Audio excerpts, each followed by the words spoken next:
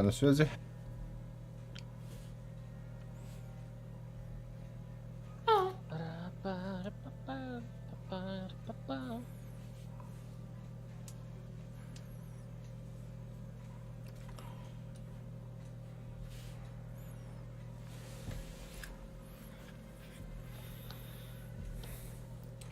Что там будете забегать вообще? Блин. Сейчас. У меня пробокс. Нормально, шницель. Чисто за лодку ворот, которые на улице. Так, кто приглус кидает? Ультима, Я наверное. беру маму. Ладно. И пополз. Щит. Иди. Тебе точно монетки нужны? Нет. Ну ладно. Ну ладно. А ты где двушник нашел? Да, на респе слева, где вышка.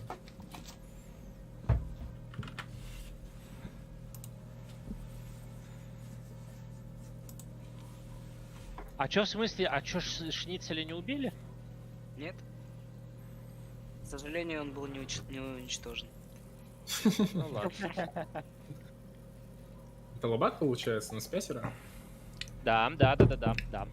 Я за мана. Школа, и я пикаю баншер. И будешь вот так делать. Данила, да, давай да, приглус давай. кидай. Давай. Сейчас. Так, Я пойду просто молочного коктейля налью, сейчас вернусь. за смазкой сходи. Кто там ёбнулся? Там смазка упала, походу. Он живой там, нет? Нет. После этого его никто не видел. Не, что-то он как-то затих сразу. Я пойду тоже чуть похавать возьму. О, угомонитесь, ебать.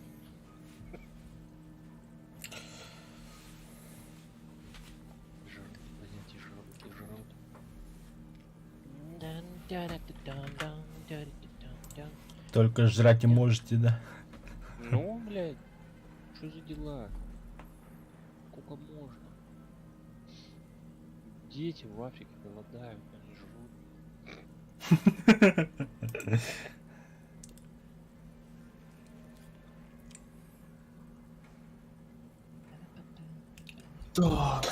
Так. Так, ну что, школа? Школа, где школа? Школа? Я за мана. В своих важных мечтах. Бля, что так холодно-то? Завтра минус 40, да ну нахуй. Нихуя себе, блядь. У вас там эти, блядь, ваши духи вас не любят, походу, блядь. Чё так холодно, реально? Груман, блядь! Госвап. Так, Грома. Свап для гея, свап для гея. Нажимаю. Свапает гей, Не гей получается, только не свапает, получается. блядь. Не, да похуй, давай. Да сука, не получается свапнуться, блядь. Да ладно, похуй, давай, игра. А как свапнуться, блядь? Нажимаю по портрету и по кнопке А хуй тебе, поменяться. потому что все. Потому Аня, вы что... чё? Пиздарики, чекирярики. Я хоть за него попробую. А дальше Как запускаем играешь? шарманку.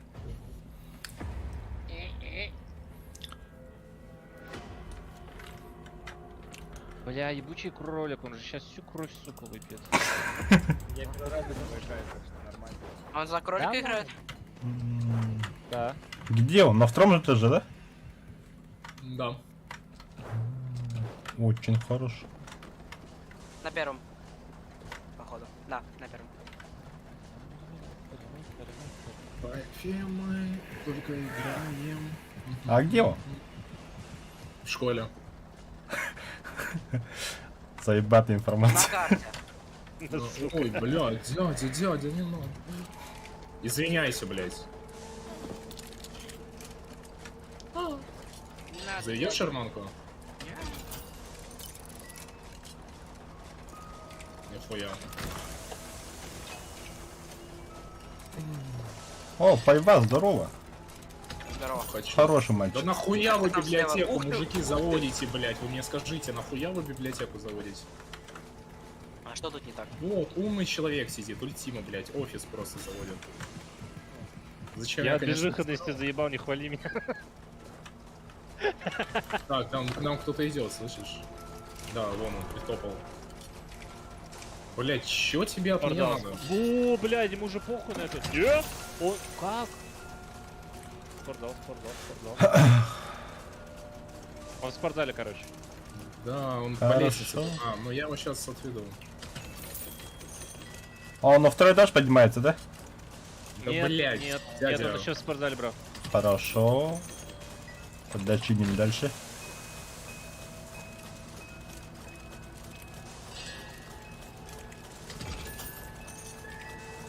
Ну где?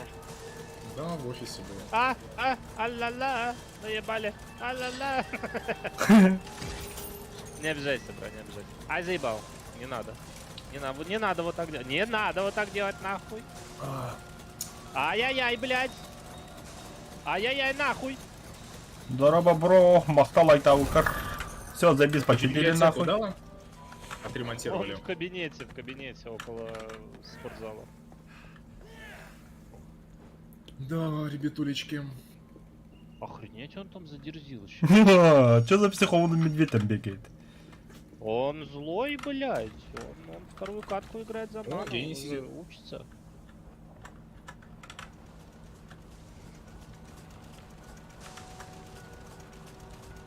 Так, он в спортзале, по коридору куда-то дальше пошел. По коридору какому? Ну где спортзал есть коридор, с левой стороны. Понял. Молодец. Бля, думал, гранату у нас уже Салам висит. алейкум. Бабовочка. Он Ой, рядом, бля. Пизда, прям рядом. Вот Да прям нахуй. пиздец, как рядом. Дай довести, А. блядь! Да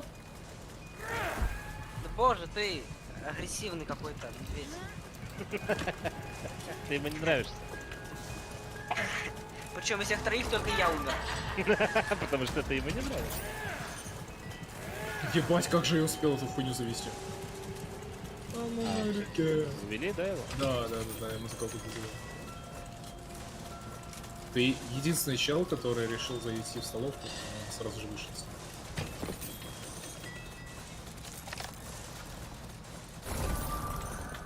Я спасу нашу полезную Мейбл. О. Да. Кто-то заводит еще. Блять, другалечек! Другалечек! Другалечек!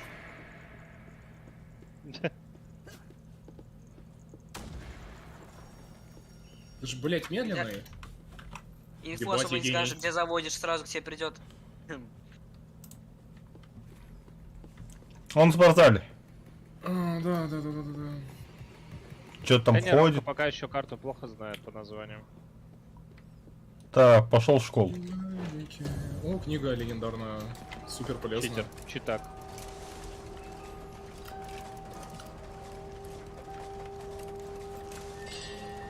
Ай.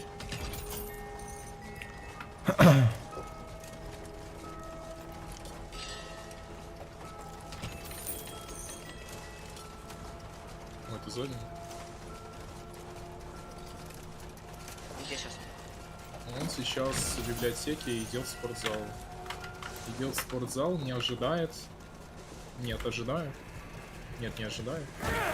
Блядь, меня поймали.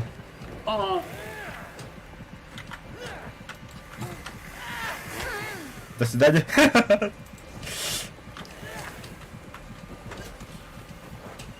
Ты нахуй его сюда привел? Ребят, чините, я в спортзале с ним. Ай, бля. Ой, Долго бегал. Не, он все еще в спортзале. Иди отсюда, пожалуйста. Ага. Все. Красавчик. ебой. Ага, спасибо.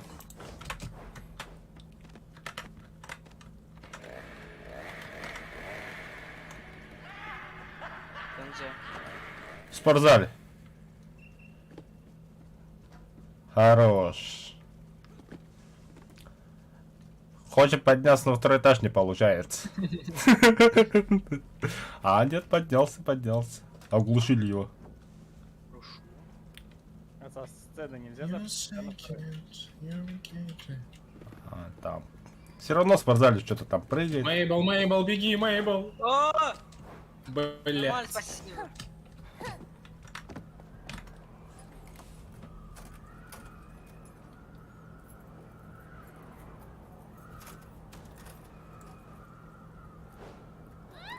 Блять, тычка, оно ебаная. Ребят, спасать надо.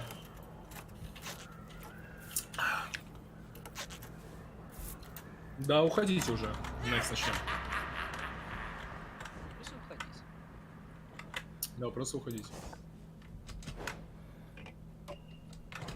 Только не одновременно, а то у меня отмычка не сработает. Он в спортзале где-то бегает.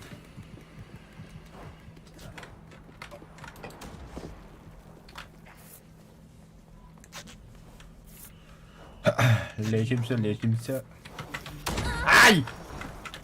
Ладно, я убежал, короче.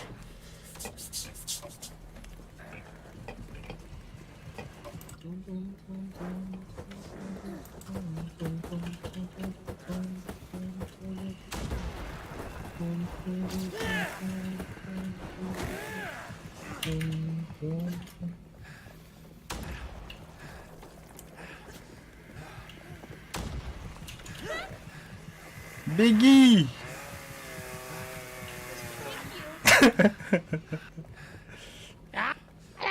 Педами бежит. Да. Нет, Данил убежал. Мона Лиза. Французский боевой клич.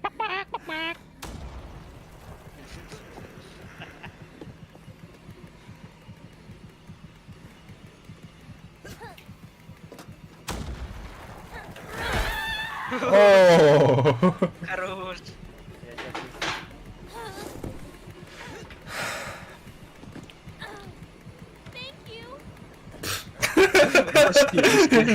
Беги, да? В дверь его воткнул, блядь. Нормально. Хорош. Хороший медведь. Хороший Игорь.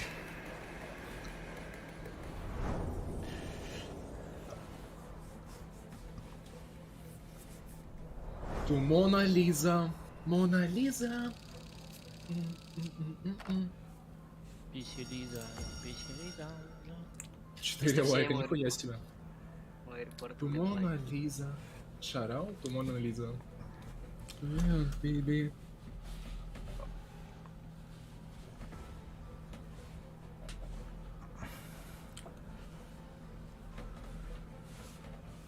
Блять. Так, теперь давайте убаймство. Давай ферму, и ты будешь маньяк.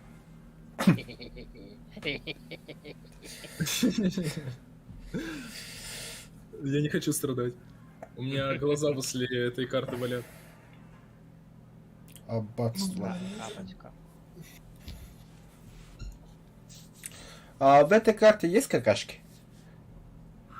На всякий случай. Хорош. Не, у какашек заебатый это звук. Кто-то дрочит. мне Грома. кажется. Да, такой. Да, да. Ребят, я стримлю, если что. О, господи. Ну окей. Кто хочет по... Ладно. Не, давай не импостера, пожалуйста. на кого? Да не, ну блядь. Банша заебала, Игорь тоже. Бабка, ну, впадлу. Давайте импостера. Ну, а Каши мусор. Но я бы... Подожди, а Груман уже 2 игры подряд, кажется. Ромчик, ты не устал? Если Он- хочешь, свапнись с кем-нибудь. Да, лучше Да не, свапнись. нормально, да нормально. Он 3 Ну, игры помни, подряд свап уже для играет геев. за мана. И касается это, если ты будешь меняться с Хасик Хай на нату! Хинанатау. Вы чё, немцы? Блядь, да, это охуенно звучит. Осуждаю. Хай на натау. Хай на нату.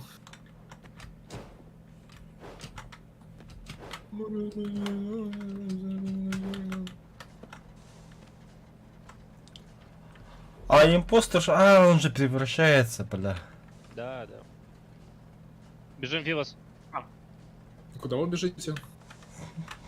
Подальше от импоста. Нет, Влево пройди. от респа, лево от респа. Ай-яй-яй, а зачем ты кнопочку Лево от респа. нажал? Он бутылка, он за мной бегает. Я не бутылка, он другое существо. Я Или так. Садись на бутылочку, бутылка. садись. Стань в одном месте и просто садись на него. Отстань от меня. Блять, что Отстань происходит? от меня. Отстань от меня. Отстань Ну, от он меня. хочет сесть на бутылку. Отстань от меня. Отстань от меня. Отстань от Что меня. происходит? Нет, отстань от меня. Как Отстань ты от меня. не Отстань от меня. Отстань от Бро, за Черную бутылку. Ой, Ты бля. живо за что? Че ты делал, Жесткое Рома? бля, импостера и человека. Рома, ебать, все, я с тобой больше не дружу, бля. Ультима, а как ты умер? Да, блять, он сзади подошел, как человек, который подходит сзади, блядь. О, пошел ты нафиг, импостер. Пошел ты нафиг. Пошел ты нафиг. Help, help, help, help, help. Да мне хелп, блядь. Блять, импостер, сука, ты меня испугал. Хватит, бля, это мне помощь нужна, вы предатели, Да блядь. спасите человека, пока он Помоги. забегает. Да подождите, я же почти начинил уже. Да спасут его, не волнуйтесь. Спасибо большое. Ебать, ад за первые 15 секунд, блядь, был. Да блядь, да ебаная игра нахуй. Не играю руки в живот. Изи. И Ай, бля. А я просто... Блядь, да что ты от меня Шуганулся. хочешь нахуй?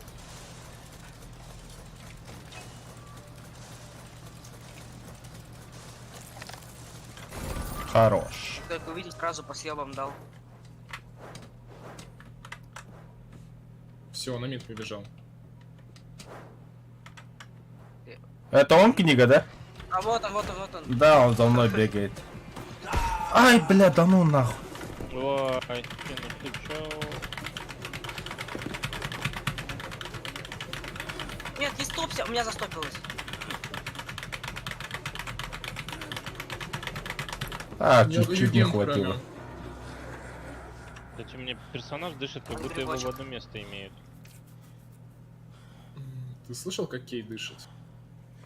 Ага, Стонет, да, я да, бы да. даже так сказал. Хорошо, я в наушниках. их. Он в церковь пошел. Соседи не поняли. Спасибо. А может жена? Нет, Когда нет. поженишься, кстати? Да, заткнись, блядь! Сука, вот так вот рассказывай людям, нахуй, о своей личной жизни.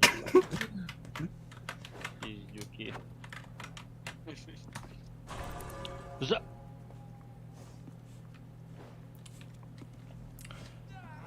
А почему ты не Нихуя застой? это- Ты читак? Ты читак? Ты читерила? Да, Он ты читы читер. скачал, я говорю. Читы, блядь, этот, блядь, аимбот, ВХ, блядь, и не знаю.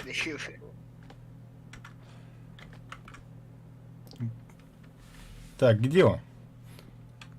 Он слева от аббатства, Он если кемпит. смотреть с респа. А, он грибочек. Он около замка. Не, он там этот.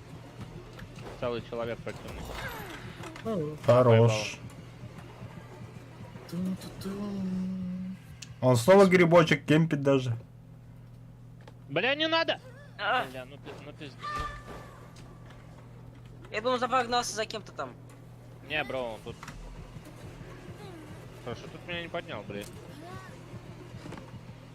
Не, давай ты не будешь. Давай, подниматься. АД, давай, АД. Я успею. Спасибо, да. Катюнь. Спасибо. Пожалуйста.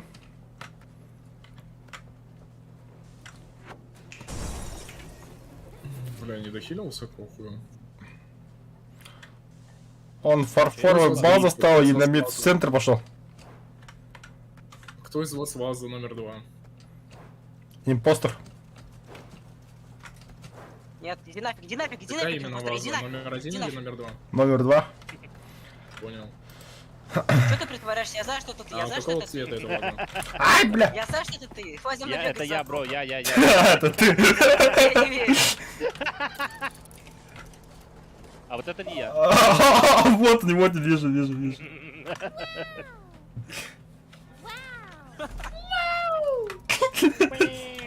Вау.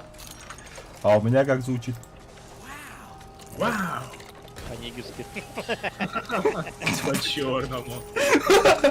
Иди нафиг, иди нафиг.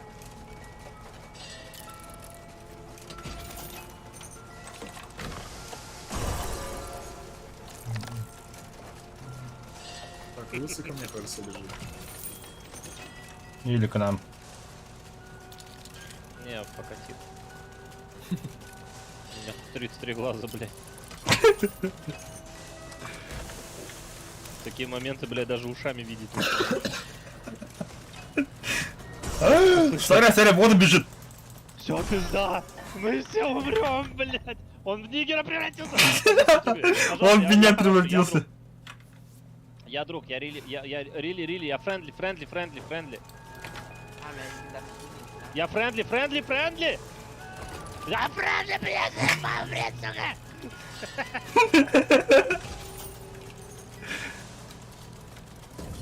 О, блядь, сколько у меня аптечек. За Ёбаный что? рот. Вот он издевается, блядь, он меня положил и ушел. Самоутвердился, да? Самоутвердился, да? Он у меня тут. Ай, бля. А ты где ты лежишь? Возле от церкви с правой стороны. На, слышишь, на, похилься. Ты пидорас, конечно, блядь. Похилься. Ну ты шутник, нахуй, ёбаный. Я тебе, сука, я тебе, блядь, в следующей жизни, блядь, стану резиновым. Бля, он меня положил и в церковь пошел. А, нет, мид в центр ушел. Надо спрятаться, надо спрятаться. Подними Подожди, меня, надо сука. медицинскую Почему ты обработку. ведёшь себя Подожди, как, надо сука? антисептик, Почему антисептик. ты тварь, блядь? А ты видел, уже сейчас сам встану, блядь. О, отлично, ебать, От- антисептик сработал. Сука, отстань, блядь. Ебать, Нет, это иди банда, нафиг. охуй, банда это в сервере, я говорю, блядь. Животное просто, блядь. Все За надо что? мной издеваются, меня никто не любит, блядь. Фу, вот этому повеселю. А вот это уже инвалид. Да, Это уже инвалид. Не Сука, сажай так, меня, ребят. сука! У тебя деньги я тебе клянусь, блядь. Блядь, я только, сука, начал в себя приходить. И начал, блядь, ты, сука, сзади опять подполз. Он в церкви. Ой же падла, а. На, поебало. Да, убей его, убей. На. Ебать, я ошибку только что На сделал. стул нахуй его, на стул его, блядь. Давай, F бочонок, нажми, давай! F нажми. Хорош. Расписай, Пизди, расписай, до пизди, связи, вот. до связи. Пизди, хуя, Нет, не хуя. надо меня пиздить. Не надо меня пиздить. Егор, давай. Ай, бля. Давай хуярь его, брат, хуярь! Давай, хилится. Отхилился. Хуй тебе. Бля! Ё-моё. Спасибо. Сладкий запах пиздюлей, блядь. Там стула нет. Там стула нет, бро, в другую стула сторону. Да, нету! К Респу, иди к Респу, к домику, там стул есть. Ебать, Нет, я далеко выжил. идешь, далеко, назад. А, ладно. Все, я победил. Поднимай, пока он не видит, поднимай.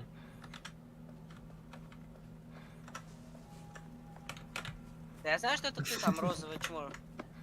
Розовое чмо. Это Тяжело китайский? такой. Там смотрел, забыл кого. А где он? Возле Я церкви, Ну, да? это пингяй, Он блядь. ваза, А, беги, беги. а, А.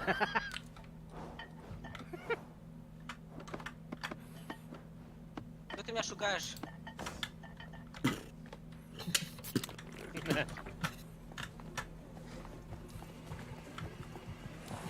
Этот почти вылечился. Он почти Я вылечился. Беги курю скорее к нему. героин. Беги скорее к нему через Вот аббатство. Беги забыть, через что я аббатство. один. Он машина. Он машина. Он Я гриб. гриб. Он гриб, блядь. Он на зеленой изгороди. Он собака ебаная, он бежит, не знаю. А ну Монеты не трогай, собирай. блядь, это не твое. Опа. Положил на место, блядь. Он хлебом стал. Вор ебучий. Опа, кто-то уже Деньги фолловый. спиздил, падла. Не деньги. А, лекарство было, это самое главное. Денюшка. Денюшка, бабохи. О боже, у меня есть крышки.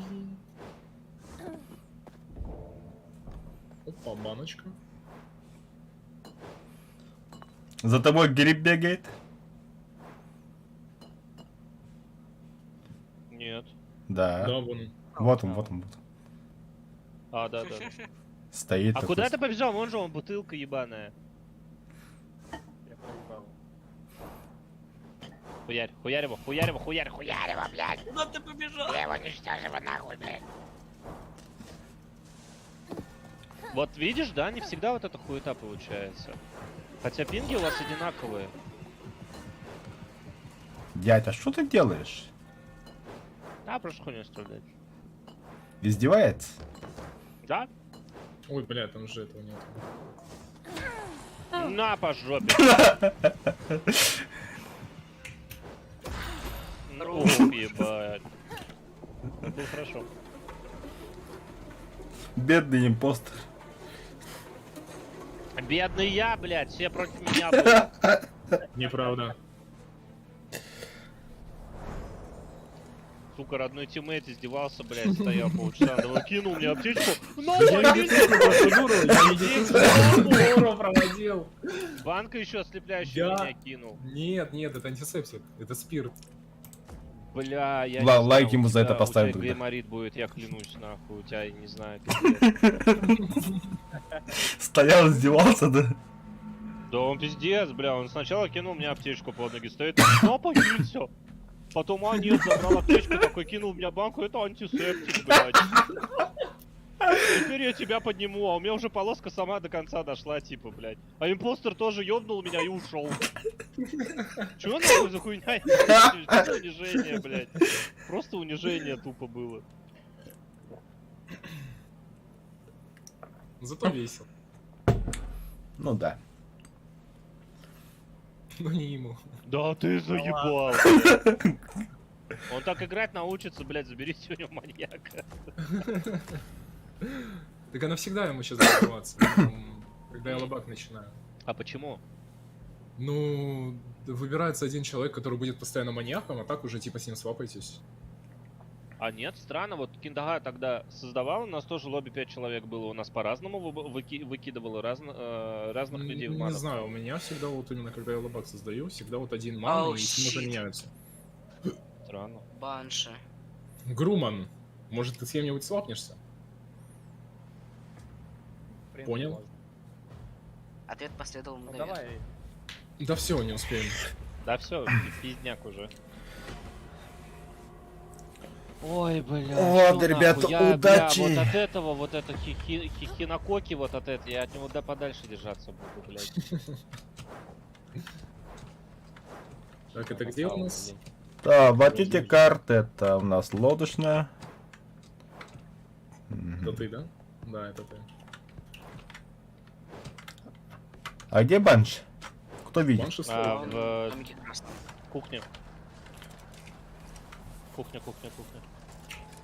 Ну спасибо, блядь! Ой, пиздюк, сука. Вот же пиздючела, блядь. Вот стопудей у тебя дома стоит шкафчик, в котором есть дилдо, блядь.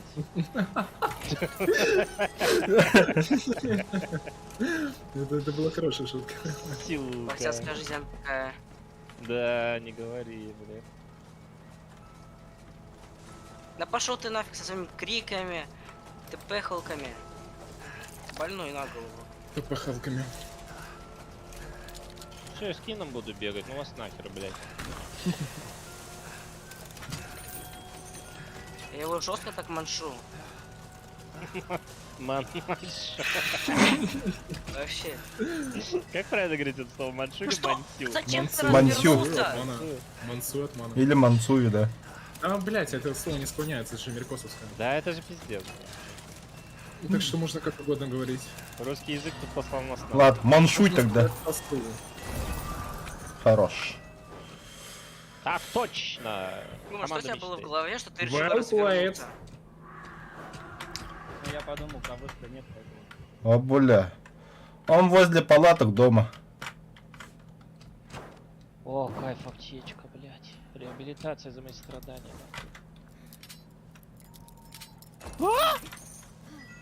Сука! Я только лечиться встал, блядь. В тебе бога нет, блядь. Тебе демоны в голове совокупляются. Блять, ебать ты меня обосрал, ты же за челом бежал, какого хуя? Вот это карма, Да блядь. бля, вообще. пустите меня, ёба. Где? Нихуя меня ты пыхнул в туалет. Всегда бы так, да, захотел посрать. Оп, такой. Не, дело в том, что я... А, возле меня бегает, возле автобуса он. Меня ищет, походу. А я за ней бегаю. Ё-моё. Во, улетел куда-то Улетел в в угол, лодочную. где лодочная. Понятно? Ой, сука.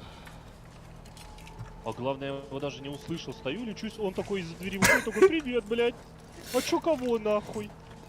Здравствуйте, я из компании Рафлейм. Покупать что-то будете, да? Он из палатки. У нас тут новая коллекция членов для вашей жопы, блядь. Не хотите примерить, блядь? Да ну нахуй. Размеры. А, Кин, кстати, смотри, тут же говно есть. Смотри, смотри, короче, идем. Охуенное место, просто у меня братишка недавно нашел. Подожди. Он возле туалета летает. Да, да, да. И тут какашки летают. Хоп, хей, ла-ла-лей. Ломает, что-то там делает. Нас ищет. Выйду ночью в поле с говном. Ночка эти. А как тут нас залез-то, да ну нахуй. Ладно, Во-во-во, пошли, давай короче. показывай, где это место. Кин, Кин, Кин, смотри, смотри, охуенное место. Смотри, видишь вот этот висячий?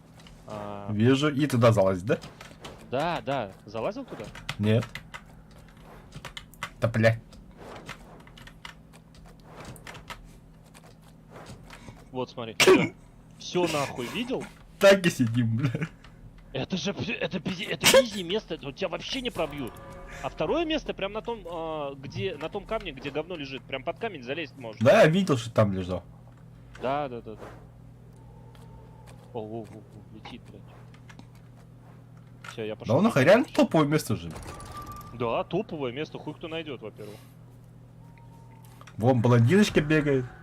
Посадник. На нахуй! А что меня это пыхнуло, я не понял. А, такое, кстати, иногда бывает. Физика. Ебущие физики, которые нет. Учить. Суета, суета. Он в туалетах.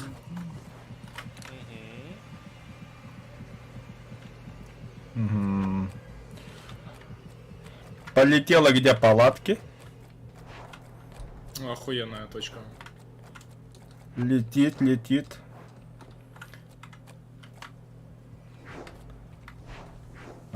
Что-то психует возле дома. В центр пошел. Меня там не было. Выходит из дома. В центр идет. А, да ёбаный В зелёном рот, домике. блядь.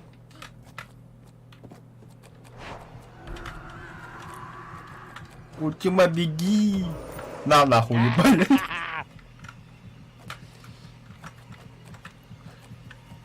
В зеленом доме. Вышла. О, бля. А, Всем чё, будет кого? А ничего. где? А кто? Слово в зеленом доме. И так, нахуй пойми. Ромка опасный, Ромка молчит, бля.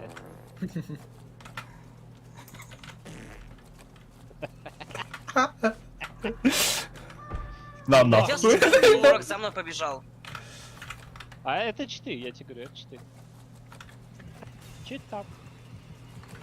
Не Прощай, надо. Файвас. А! Это неправильно, монашка, Пока, нахуй, ребят. она не контузится. Её хуй набухаешь и хуй выебешь. Отстань, блядь! Отстань!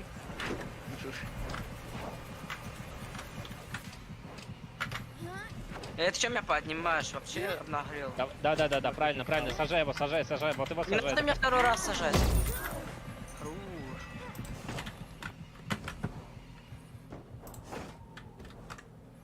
Отстань, блядь! Лучший. Да, блядь, отстань, пожалуйста, блядь.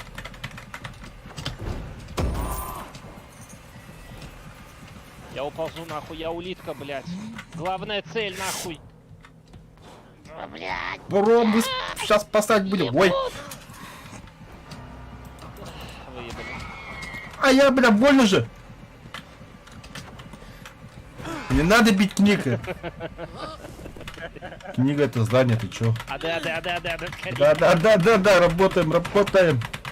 До стула далеко еще. Спасибо, брат. А, не, вот рядом. Сука. А, не успею, братцы. Там 3 миллиметра только А оставалось. ну-ка, братцы! На, А нахуй. в смысле, Чё все начали нахуй? помирать, мужики?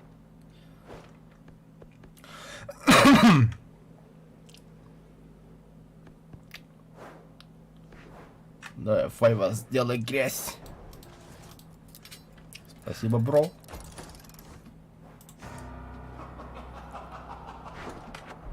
Я, короче, не понял. Ну ладно. Я ж только после воскреса был.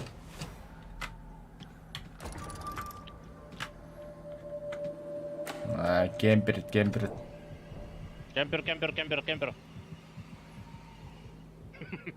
Чем, сука, так течь? Кемпер. Фу.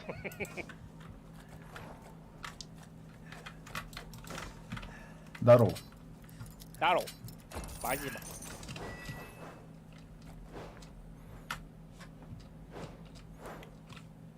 А, уже выходи ищем, что ли? Ни хрена вы быстрые. Да, отлично. Пока нас убивали, Хинокока там, блядь, разъебывал генераторы. Он еще и дверь умудрился открыть. Охуеть. Блять. Когда пил правильный кумыс.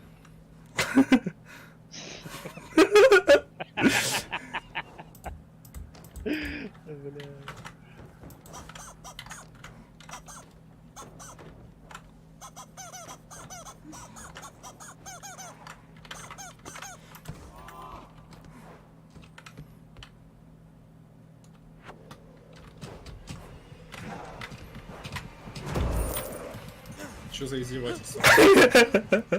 Буллинг.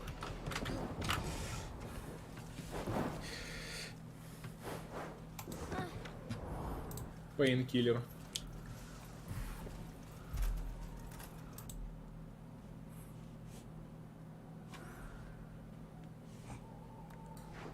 Не понял, это ты где сидишь? Это что за место? Нахуй еще клеем кинули, бля. Съебался. Хорош.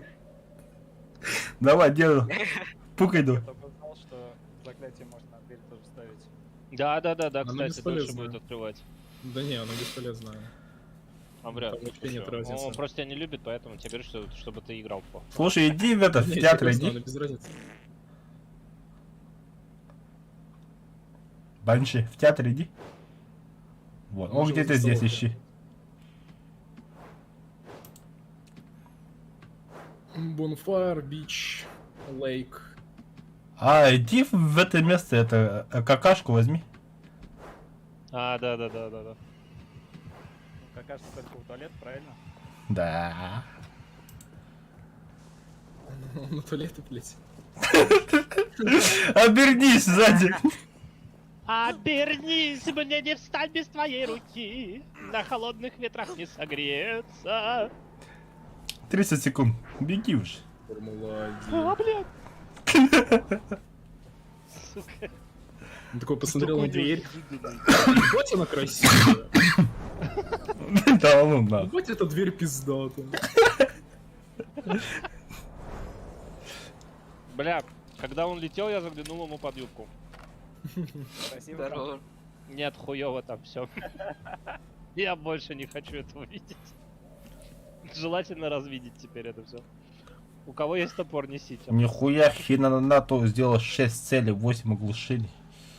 Мгм. Пиздец. Человек без личной жизни. У меня 30 часов в этой игре.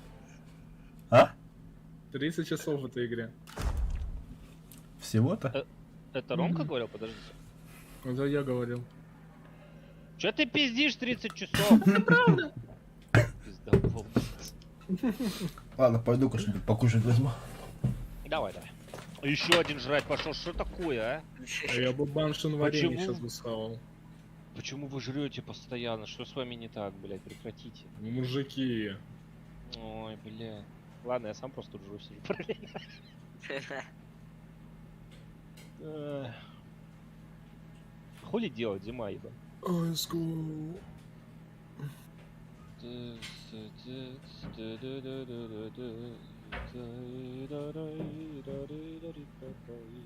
Сима, слышишь, а когда я вот зашел с вот таким детским голосом, ты сколько, ты вообще подумал, это девочка или кто это? Когда это было? Ну, когда я только-только зашел на дачу. Нет, ты с нормальным же голосом зашел. Ребят, Ой, блядь. Нет. Нет. Ща. слушайте, ребят. Мне вот с завтрашнего дня сказали, марафон будет, да? Ну там, худеть будем, там, Гербалайф, туда-сюда, да? А я тут, Да. бля, в час ночи булочку ем. Да Нихуя, ладно, вы да. вчера до скольки часов гуляли, блядь, ты лучше расскажи. Вчера мы в 2 часа ночи пошли гулять. И бухали до 7 утра. Пиздец, блядь, просто люди нахуй вообще Мужики, а на учебу когда? Ну какого Какая нахуй учеба, блядь? Ну как понять учебу, блядь? Знания. Я работаю. Мы уже знаем, ебать, мы уже умеем, нам можно. Мы же учились. Да, да. Ну что, погнали? Кого-то ждем? Погнали. Нет. Ждем хоста. Замок. Хихинакаку ждем. Давай замок. Давай. На кака. А, в замке же импостер имба, да? Или Акаша. Игорь. Акаша, заяц. Банша. Банша, Какие? сука. На всех Ой, картах. Банша не Акаша, Акаш говно. Да что ж такое, почему не Кто маньяк-то Да. будет? Роман. Ром. Игроман, блин. Громан. Давай меняться, Ромчик. Чего бедный заебался уже? А как меняетесь? Правой кнопкой мыши на иконке игрока поменяться там будет выскочить. О, ультима. Ультима, Сейчас фотографировать тебя будем. Вот такие вы, друзья, я понял. Тебе кидать аптечку? Когда я тебя застану? Ну-ка, я тебе первый. А ты сейчас На, первый на каждом из стан я буду кидать тебе Сейчас я тебе, аптечку. блядь, кину в жопу свою Да, давай проверим, кто... Либо я первый застану тебя. и буду щекотать тебе. Я аптечку не забрал! Сорян. Блядь, ну... Как Аптечка говорят у заруинила, нас, аптечка в заруинила, районе. аптечка заруинила, блядь. Сать. Надо, ребята, спасательная операция. Я, сука, все тайминги поломал из-за этой ебаной аптечки. Лох. Да это, блядь, хуже, чем лох. Захватите мою аптечку, когда ко мне пойдете. Она сифозная, не трогайте.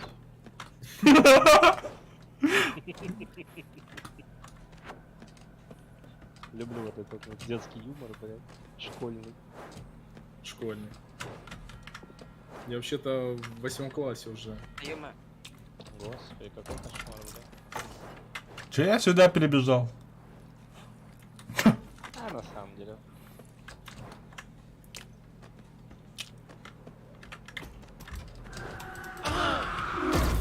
Сдайте! Вы собрали мою аптечку? Ладно, я пойду Да, забирать. да. Я бы знать, где она была. На воротах.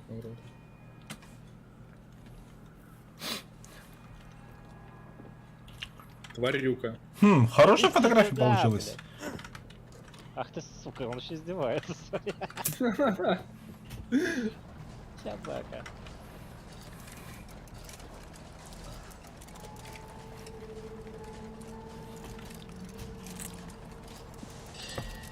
Хорош. Если бы фон- Заебали, фотокамеры, ёбаные фоторепортеры.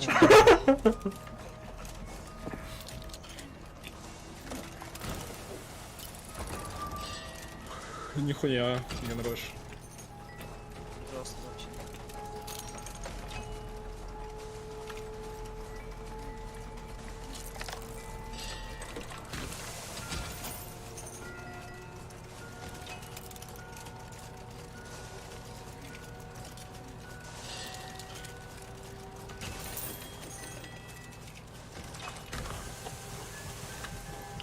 Ой, бля! Извини, что не Чё сказал. там? Фотоаппарат, блядь. А? Как тебе, блядь? Фото там у людей. А шо? А ой, блядь, он упал, на, оказывается. блядь. Ой, упал, оказывается. А шо? А шо такое? Они Ты спасли. читер, что ли? Конечно. А вы подняли?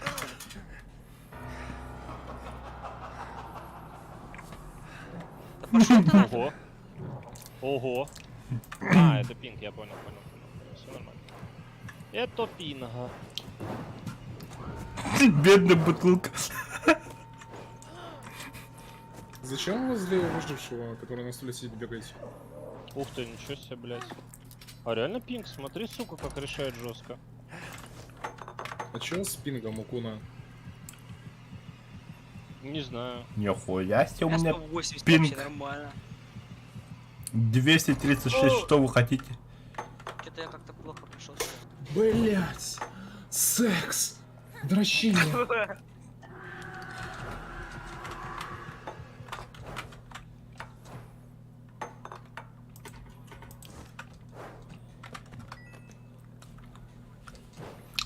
Ладно, я халявной монете буду собирать тогда. Хорош. Тимплей. Ой, иди сюда, пожалуйста. Положи меня сюда, просто положи. Отпусти. Нет. Отпусти и забудь. Отпустил. Всё. Ты попросил, я сделал, запомни это на будущее. Попросил это? отпустить, я отпустил. Все. Ты меня посадила просто.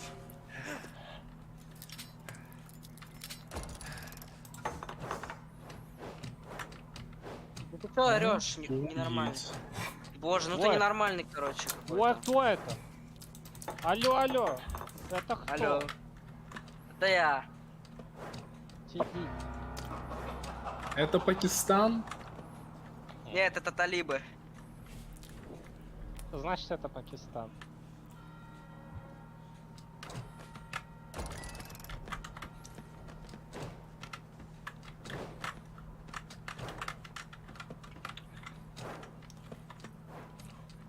Да пошел ты, не надо, пожалуйста. Дядя. Пожалуйста, не Дядя, надо. дядя, Не малой, надо. сиди на стульчике, отдыхай. Дядя, блядь. Племянник, ёбаный рот. Дядя, блядь. Дядя, не надо.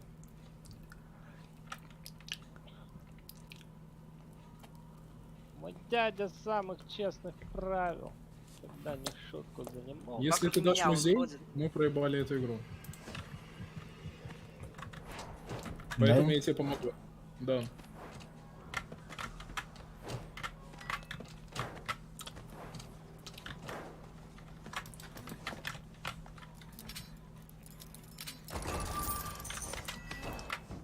Беги, пельменник. Пельменник. Пельменник. Все. Хороший мальчик. У тебя теперь новый ник. Пельменник. Мачеха. Этот ник и был. Пельмень.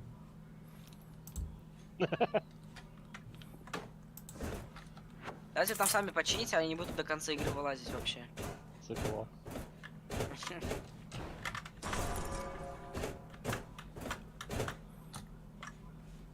Все, так и было. Да что-нибудь эту столовку? Рома, Рома, Роман, мужчина всей моей жизни. Петух? Петух? Да, Я видел да. петуха.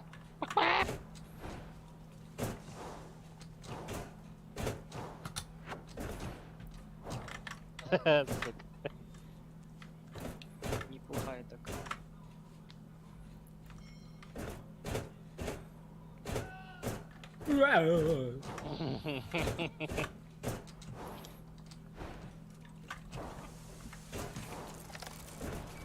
Рыцарь. Нифига себе, какой молодой мужчина пришел. Хватит камера. Короче, дочиним, мы сейчас зайдем. Я его за контролем. Блять. Уебываем. Нет, нет, нет, не уебывайте. Просто дочинивайте, дочинивайте. А, понял. Понял, ребята. Я лучше вот это буду чинить. Да, окей.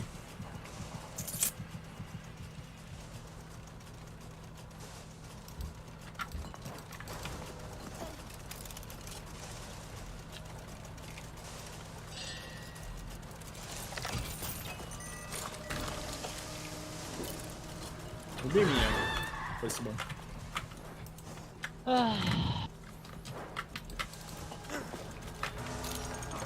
Блять. На. Трехочковый. Слушай, давай, ну, как-нибудь договоримся, может. Хорошо, давай, короче, с тебя 10 тысяч долларов.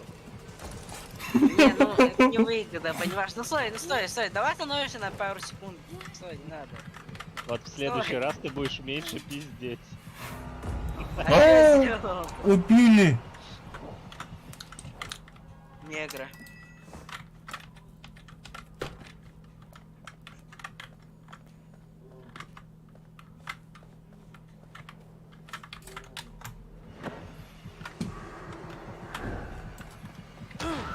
Хорош.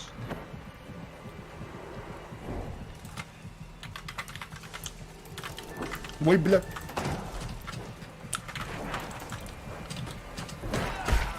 А, все поймали меня. Красавчик.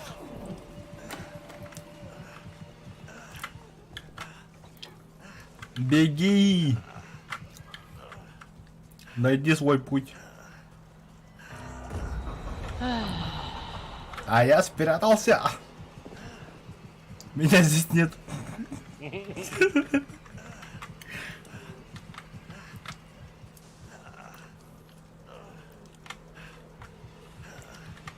Меня тут нет. Пойдем.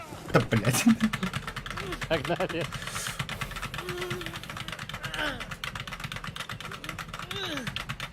А, не успеешь.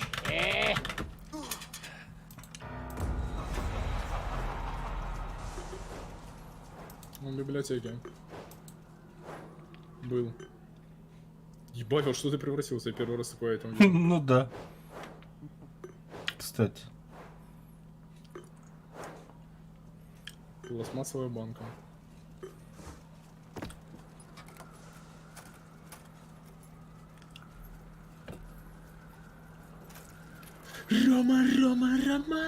Роман. Все, попрощайся. ГГ. Спустя каток 5 он наконец-то выиграл. И то не за мана.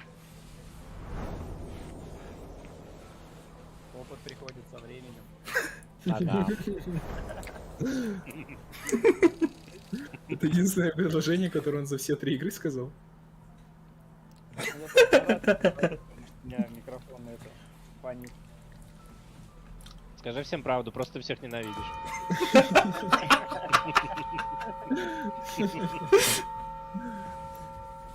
Чё, какую карту? Да без разницы. Дом? Давай, был, да. Нет, не надо. Да погнали Хочешь дом, что? что ты... Нет, нет, нет. Ну дом, блядь, Погнали лагает. Ебаная дом! карта. Вонючая Дом, ебаная. блядь! Я уже запустил большой дом. Это мое место обучения. На данный момент. Школа, что ли? А, Ну, конечно. Скул. Не понял. Дедушка. Давай я же обещал за банши в школе. Почему я нажимаю, блин? А, все. Возьму негра вообще. Все, давай. Первый раз Ультима. все катки. Нет. Я одна девочка Ой, буду. а я не могу. Женщина! Такое вообще бывает? Роман! Мужчина всей моей жизни. На респект. Какие все Где? талантливые Идет люди. кабинет рядом с спортзалом. Блять! Читеры ебаные! Кто это сделал, блядь? Гей, Кто гей, это гей, сделал, гей, гей. блядь? Гей, гей, гей, гей, гей, гей. Кто это, блядь, был?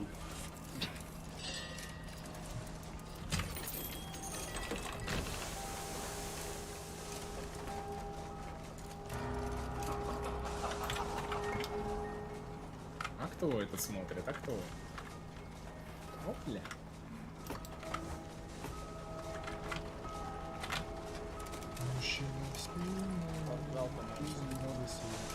Да, не, я в офисе, я его кемпил. Я играть не умею просто. Так, блядь. Наконец-то ты создался. Я же тебя сейчас найду. О! Кто по масти? Кто по жизни? Ведьма. Кто по жизни? Малый блядяк вспомнил. Уже блядь. Так, быстро спасает.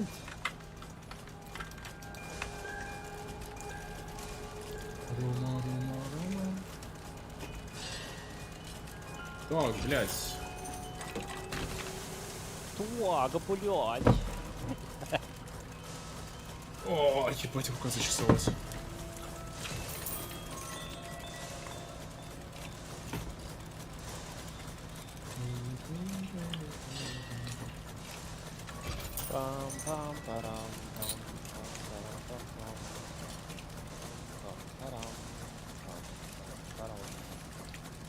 Ебой. Здорово, мужики, блядь. Че у вас? Вечериночка?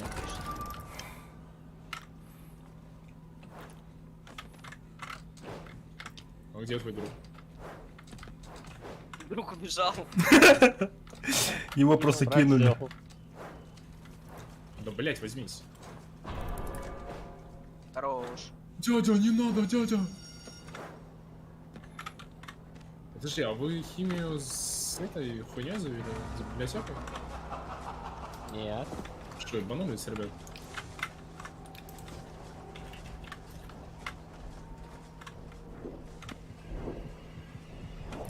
Она на первом этаже. Я чувствую это. Я тоже.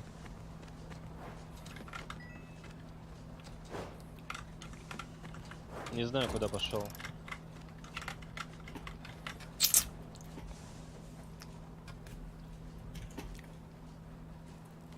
Бля, тут на каждую полочку можно спрятаться, охуеть. Там вот это место имба. Там и еще в кабинете рядом с Да учительской. там одна граната Игоря, блядь. Ну, ну, понимаешь, там иногда не регает вообще дамаг. А охуенный баг есть, если ты, например, на этот ящик сверху запрыгнешь, тебя убьют, тебя выкидывает за текстуры под крышу, прикинь. Нормально. Трахал, блядь, это хуйко. Отстань, блядь. Так. Чисто Турской берет, бежит. Вообще на все похуй. На каком Вообще этаже бегают? Вообще, я сейчас в географии. Хорош. Блять!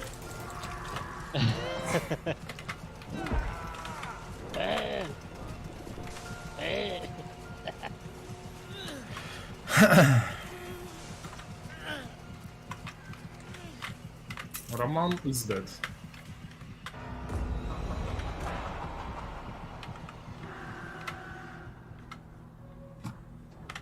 Ой, блядь, руинер ебаный на банш. Лох. Ебать, вот это реально лошадь ебаный.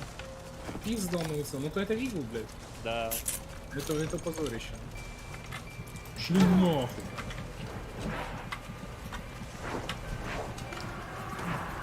Блядь, стоп, не Пока.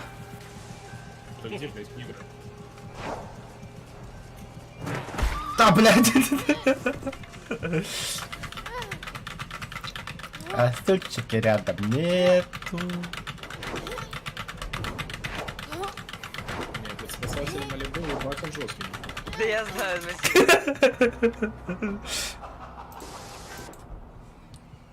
Хорош.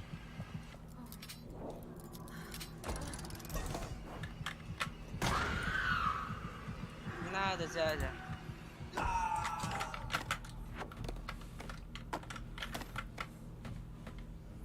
Вы очень агрессивный.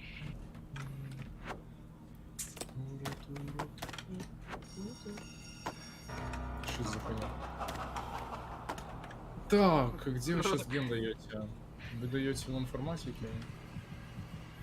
Офис вы даже не помню.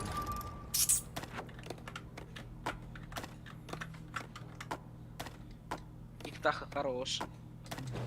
Лучший.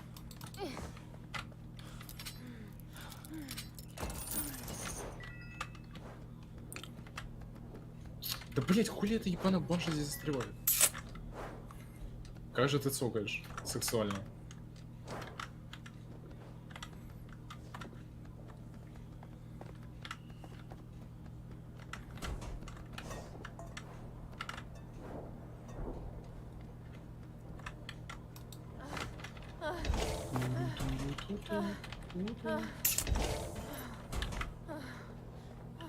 О, отмычка.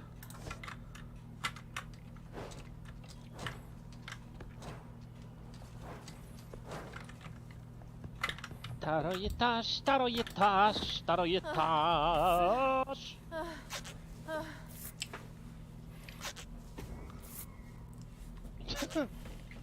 Второй этаж. Да, ну блять, да ебаный перила. Спортзал съебался. Да я на первом, я сейчас в офисе.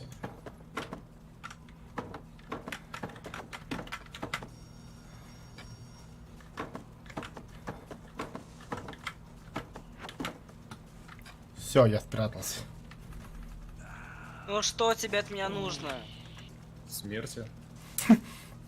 Откуда Очевидно ты же, да? появился? Воу-воу-воу-воу. Чел. На нахуй.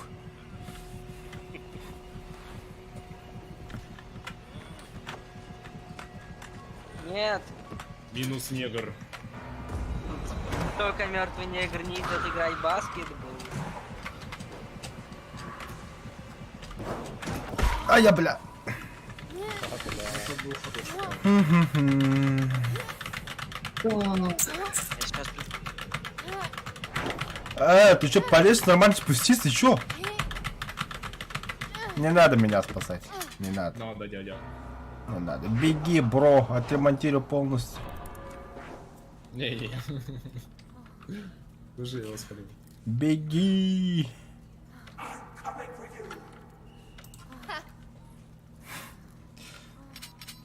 Все, хорош, я сбежал. Ах ты гей ёбаный, как ты, блядь, меня увидел, ты пиздобол? Охуй ты пердишь, блядь. Да ты пиздобол, блядь.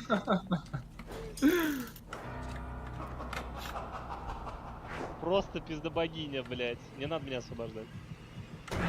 Да ну как? Не получится. Я говорю пиздобогиня, блядь. Читер, блин. Ну? Хорош. Блять, как вы заебали.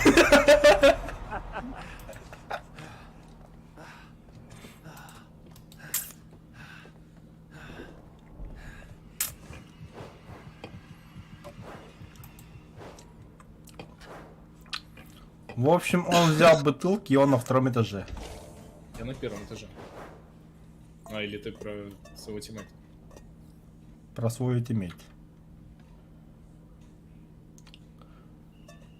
Подсказка. Глобус.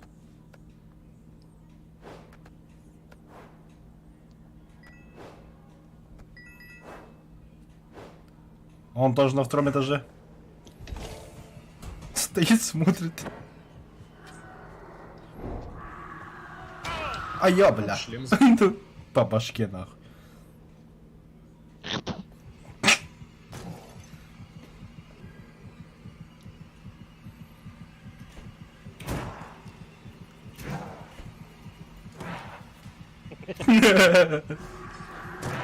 На, нахуй. А вот это хуета, я не могу, по ему в лицо швыряю, он живой остается, блядь, не глушится.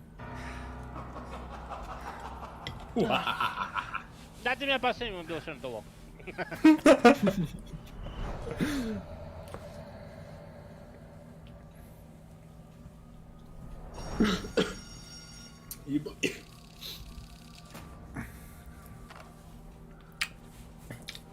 Well played, guys.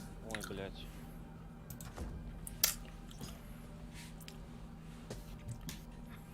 Бля, уже час ночи, охуеть. Сейчас только 7 часов. Кого-то Слушайте, парни, обманываешь. у меня что-то это... У меня час ночи. Бля. Народ, я пошел, у меня что-то у подруги случилось там дома страшное. Что? У подруги какая-то хуйня. Ой, блядь. У подруги что-то с мамой. Так, парни, ладно, спасибо за игру. Увидимся завтра, я обязательно вам еще напишу. Давай, спасибо, удачи. ребят, пока-пока. О, хорошо поиграли. Угу. Да все, рассос? Да, я сейчас тоже пойду. Да я заебался в эту игру, блядь, 0 контента.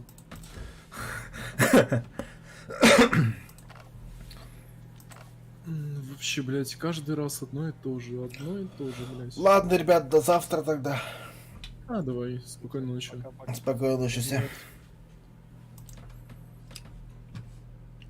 Ау, ля, ну то не отвыкать-то.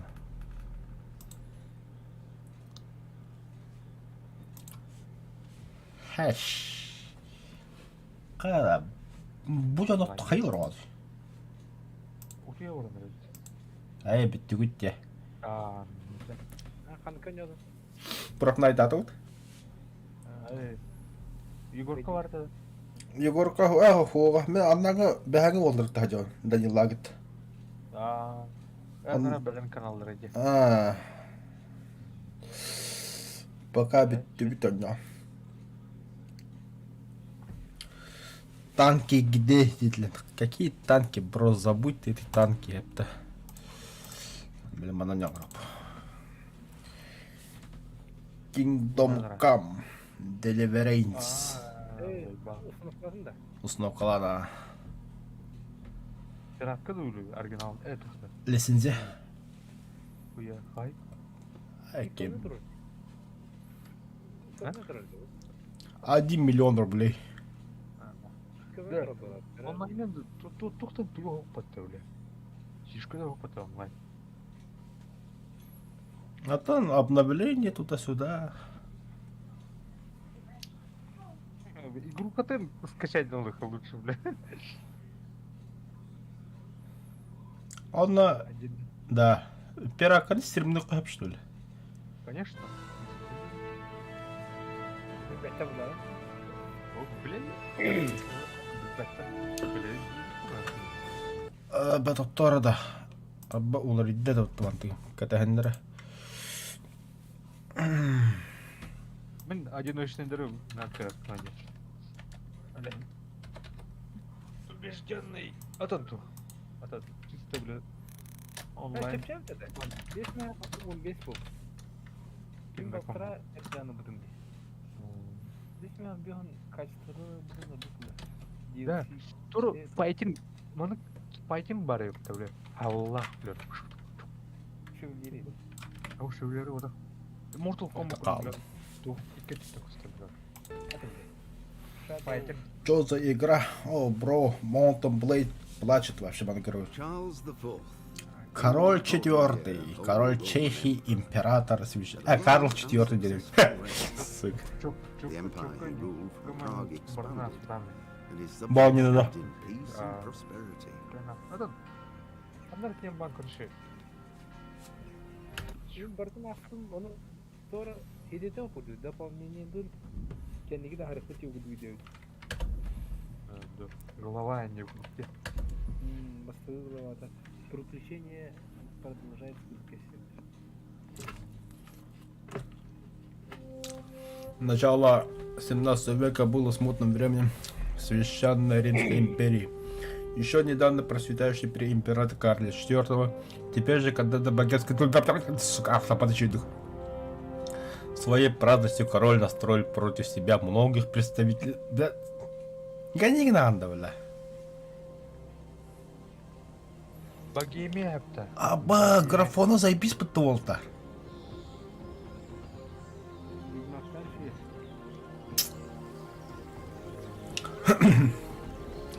Нихуя, Леха, я хамай гады такой, да?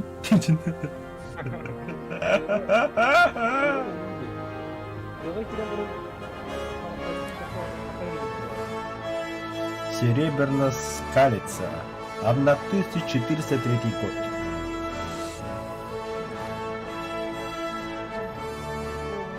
Вообще похуй какой-то век это.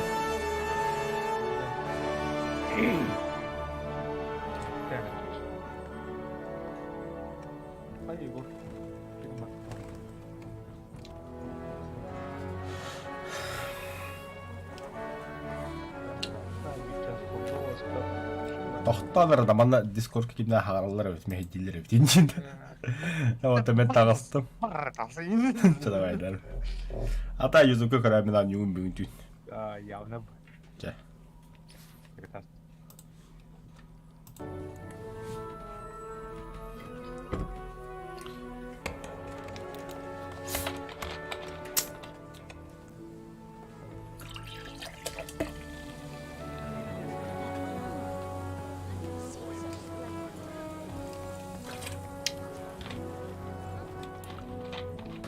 60 FPS.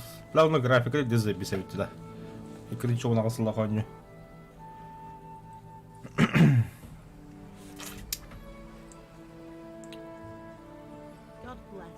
Храни вас Бог и вас тоже. Жарко сегодня, да? Жарко не что с каком-то нам говорим то.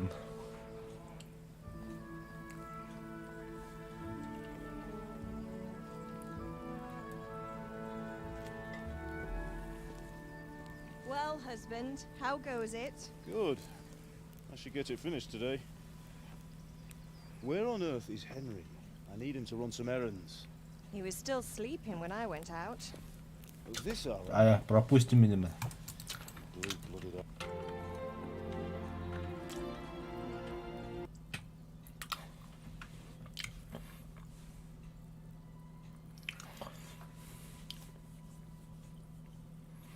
А, нет, Fine state you're in FPS. this morning.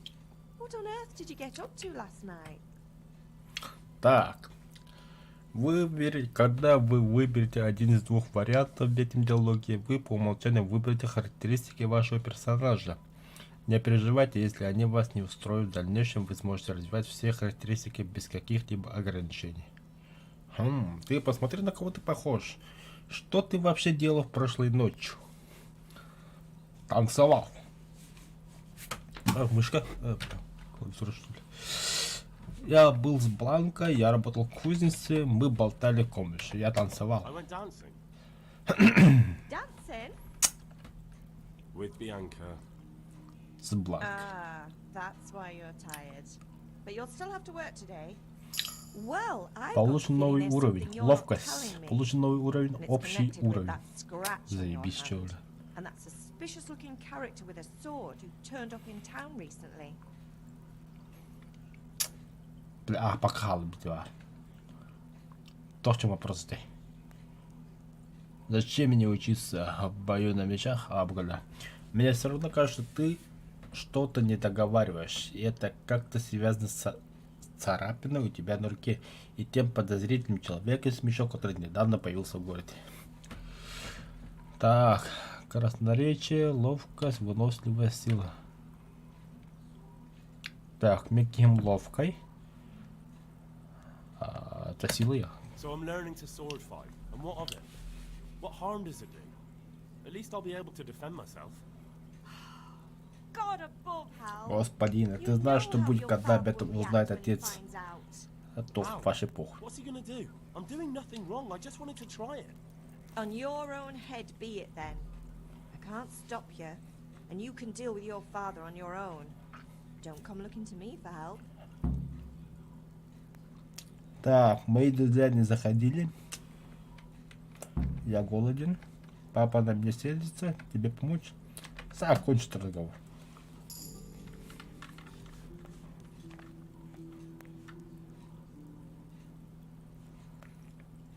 Нихуя. Ваши ты папа стоит, шатается. Сесть.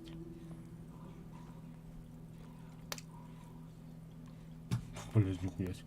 Яблоко. Чтобы съесть любую еду, возьмите ее в ваших вещах в разделе «Еда». Выберите то, что хотите съесть, и затем ешьте, зажимая «Е». Это невозможно сделать сидя, сука. Встать нахуй.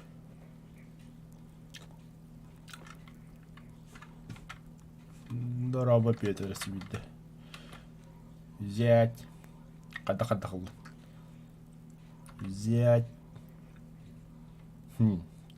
Взять. Взять, я сказал. Рогалики. Пригодится. О. Рулманами похлебкана. Пахамнем тясим. Идем. Яблокана. Все, поло. Кана. Точно зогой пыта. Азимут есть север-восток, восток, юго-восток, юг, юго-запад, запад, северо-запад, запад, север, короче. Поесть из котелка, бросить в котелок. Ага. Ага, братан. То есть, ага. Давай яблоко-то брах.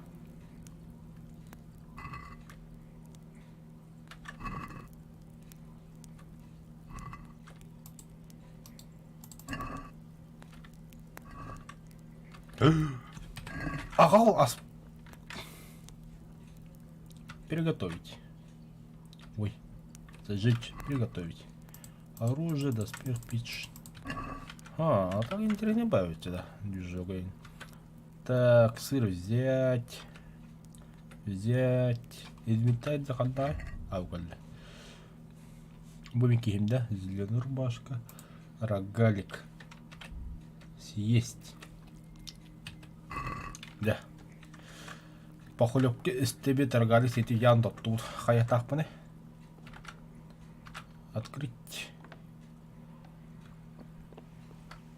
Компас. Покажет вам, куда нужно идти для выполнения текущего задания. Просто следуйте к нужной точке. Все, понял. Северо-запад.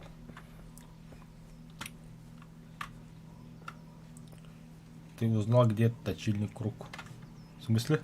Ханвар. Карта. Ага. Ебать! А нормальные, бля, волхеем году подоху, слава богу, бля. Махталитет, махтавата лайтавката. Оксе. Леха хотреми манды полу, кадара. А я хайхала.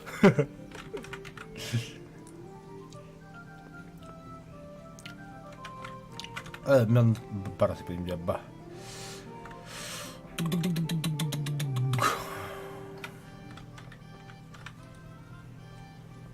А я что ли? Come here, I need your help. А я да. Поговорить. At least you're up. That's a Наконец-то start. ты встал. Уже хорошо. We've a lot of work Комнату to do. в полах. I'm Ладно, finishing у нас the сегодня sword, полно but дел. sometimes Я заканчиваю I работу need над your мечом help. для With what? пана Радик, блядь. I'm running На, out of кошек charcoal. беда, там субтитры. Run to Гатана, the подъем. market and buy a bag from the charcoal burner. I'll need some money then. А поставка ладно, что ли, не понял, The нахуй. next still owes me for an axe, a hammer, and the nails I sold him a month ago. Not to mention his debt from before.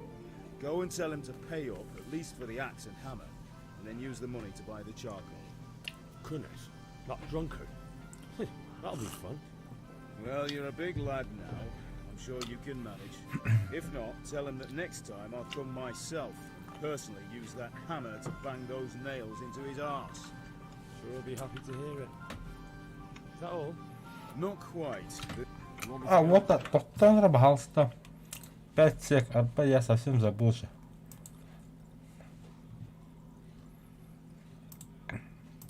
Вообще, атом как не работает. А.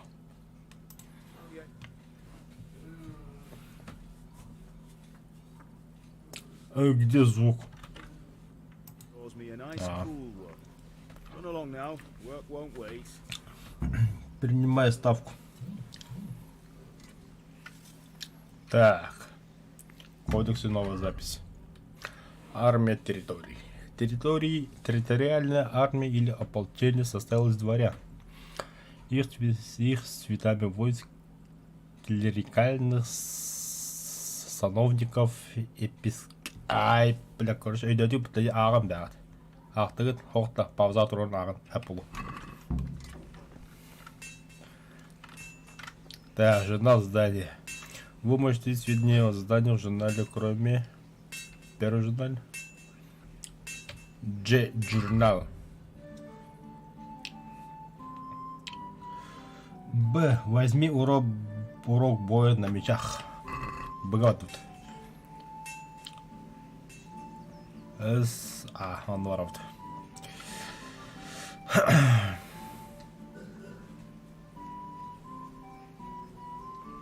Оссоға тут отыр.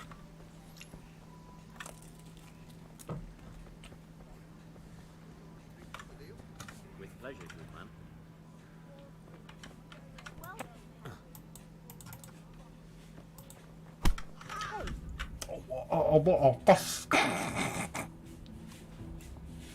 Так.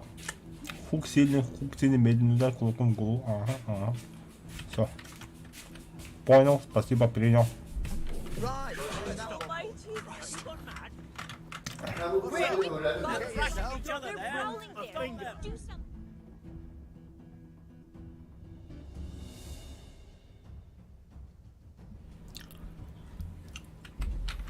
Surrender. Так. You've committed a violation. Бля, оссоқ, что ли? Серьезно, да? А я, бля. А сгонить надо. Surrender. Да. А чё толпой, я не понял. Да.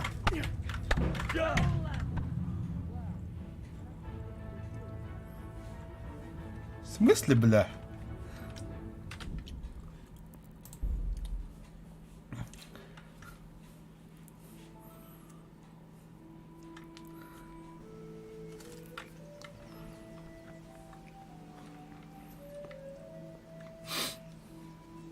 Хуй куда гоня.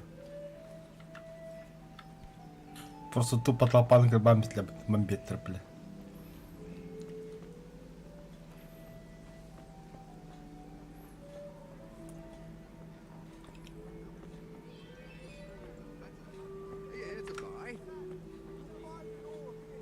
Henry, I'm glad you came. Hey, Pip, do you want to learn? Have you recovered from Ты yesterday? уже оправился от ужасной рады, полученной вчера. Да, если не считать того, что здравие заметила мама, мне пришлось с ней объясняться. Ни одна мать не будет счастлива, если ее сын проявляет эти оружие. Где оружие, там смерть. Вопрос о чем? Чего ты хочешь? Я не хочу вечно гнить в этой дыре, я чувствую себя здесь чужаком. Я хочу повидать мир, но мир полон опасности, я должен уметь защитить себя. Да, это дикий батл, толпа, ну, бля. Бомбить конкретно. Начнем. Alright, I wait on the ground by the sheepfold.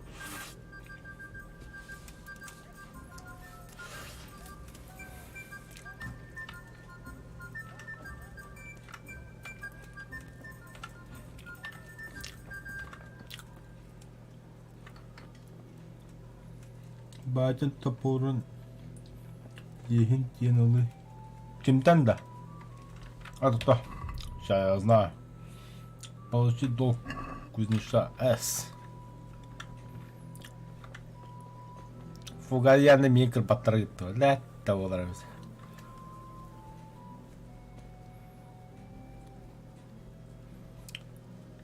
Ага.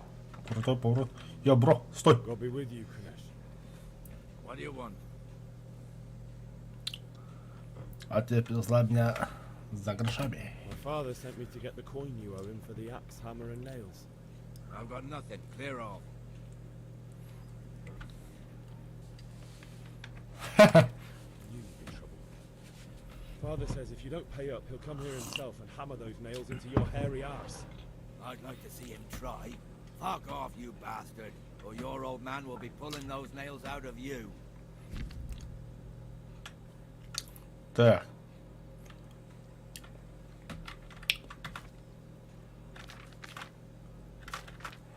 Иногда вам нужна сила убеждения, чтобы... Ага.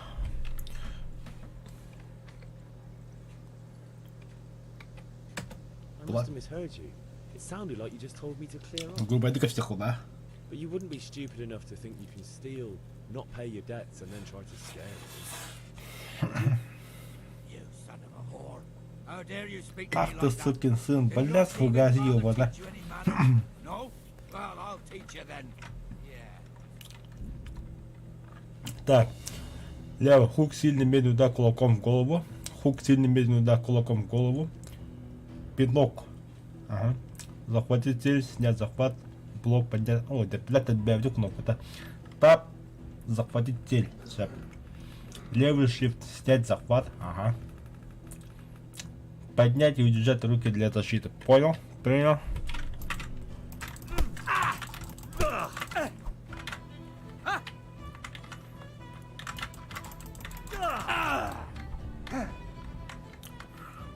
Go ahead. А я, бля.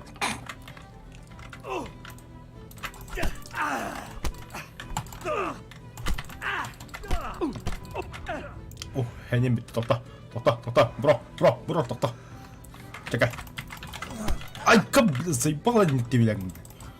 Хуя себе, бля. А я, бля. Заебал нахуй. Да, сука. Ай, ölüm.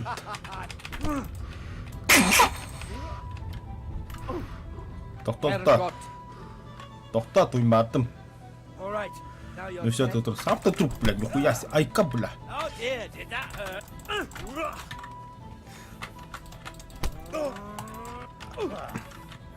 Ôi, thì block хуйта тебе бе. Ага, это меня хуйта тебе викне. Ага.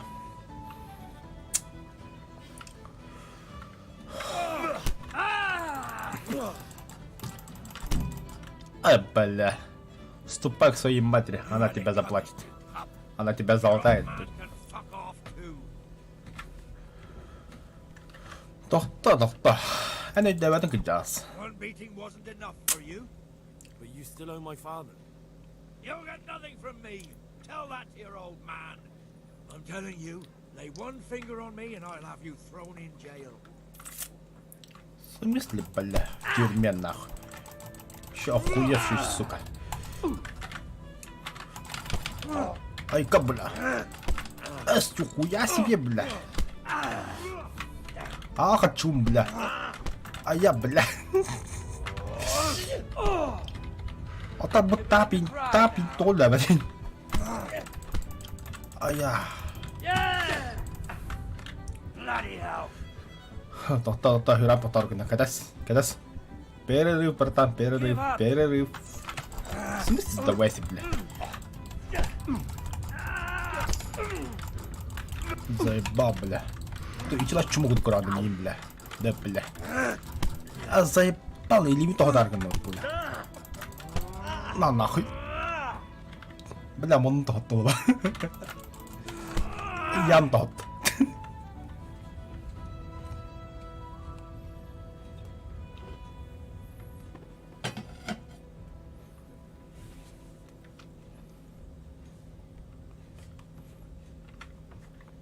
Блюдо. One beating wasn't enough for you. But you still owe my father. You'll get nothing from me. I'm telling you, lay one finger on me and I'll have you thrown in jail. Дивно хочу, ёбаный. Так-ка. В смысле, бля?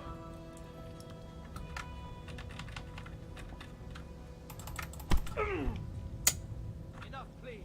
I yield.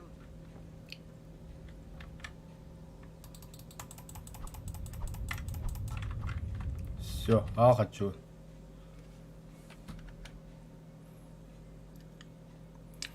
Так. You're not going anywhere, aren't? Leave your weapon on the ground and get lost. Very well.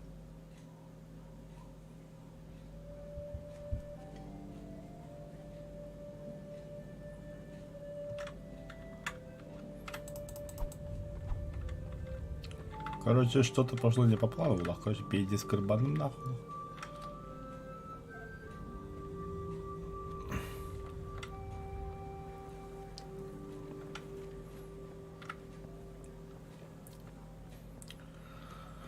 Эх. И что делать?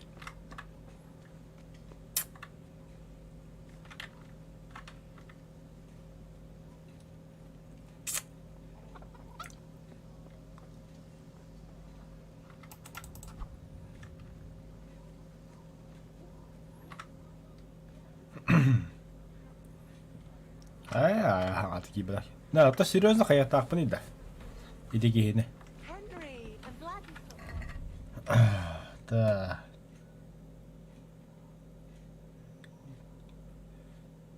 Она тебя золотая. Да. Мама, ты оборот, потом дискрибан. Да, по-любому, наверное, того нового.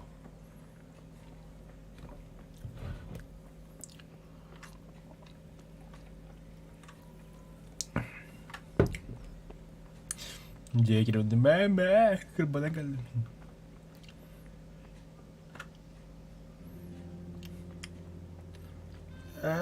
Папа я бар тут. Я мужик. Сайра папа. Кот минка басл. About time. Have you got everything I wanted? Кот бакут хири бахраппын. When I asked Kunish to pay, he fought me instead. That bastard. You don't look too bad though. Did you get the better of him?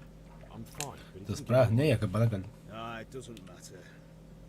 I'll sort him out this evening. I've no time for him now.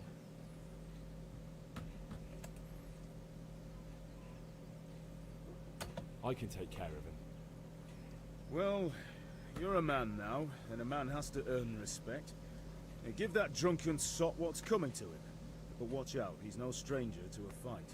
And whatever you do... Хорошо. Мама, вот это подожди. Да пох, кабама я достойно.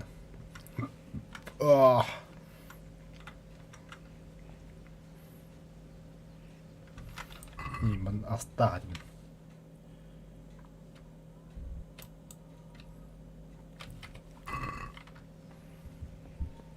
Так, Фугази, теперь подскажи-ка, хадах эмтеневин.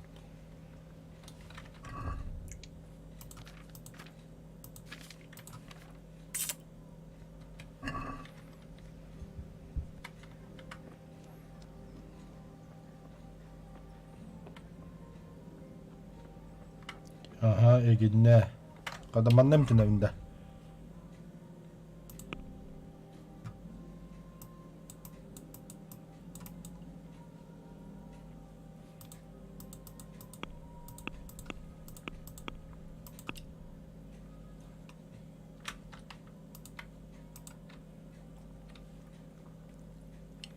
Пиццку подал.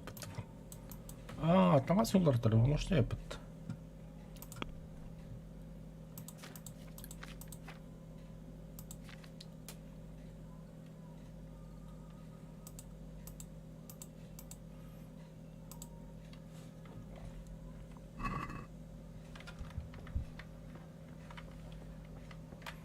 Он тоже бабухтаманна. Игрок ранением Багбо.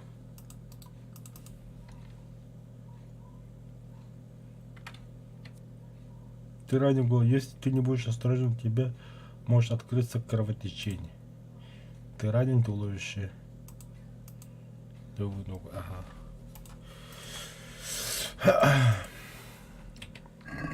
Кое-что понятно это. Бля, это ведь...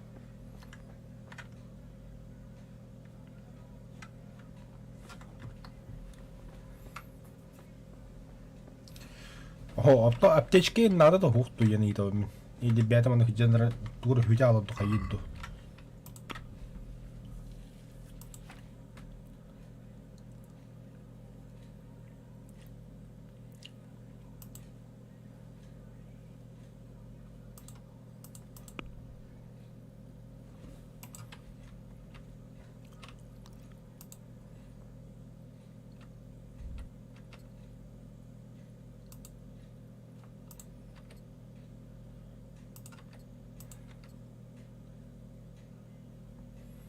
자, 다음 그러면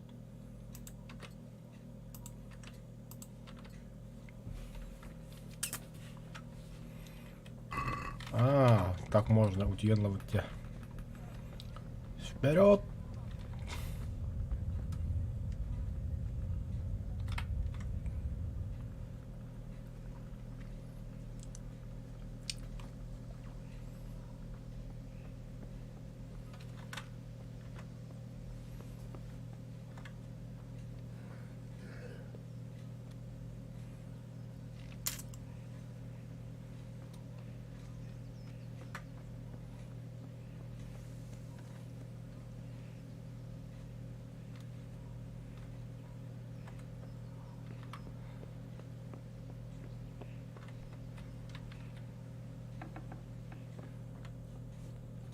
Где моя комната?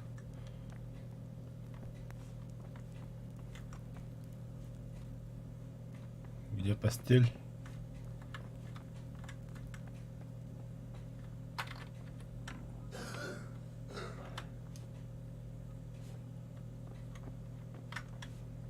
Блядь, кладовка его.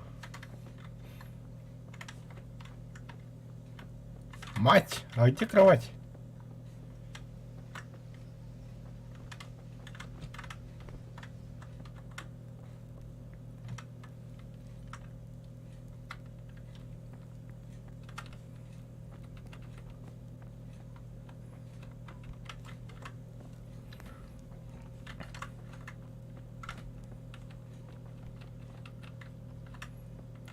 Будем бабки, что ли?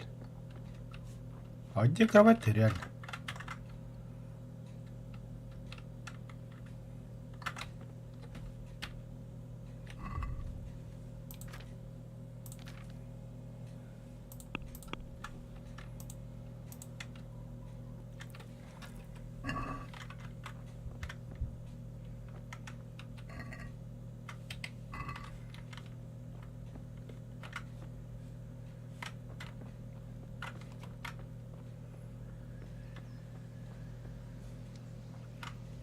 Илхандрасы bir амбадду. Так, короче, мне. Ma? Ma. I'm hurt. Won't stop bleeding. Oh, now, stop squealing like a baby and show me that. There you are, good as new. You ought to learn to do that yourself. Thanks, Ma. Задача выполнена. О, все, на. Дубль 2, вот там, суховодут.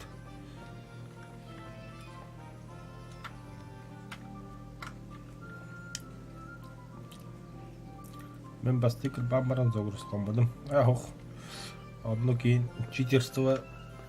Хаява команды достойно yok. Вроде карты карабух бы это пиздюк. Куниш. Куни. А, хочу. You still owe my father. You'll get nothing from me.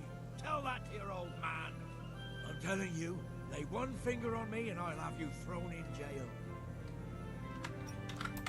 إيه بكي هني دبل أنا خدشوني دقبل.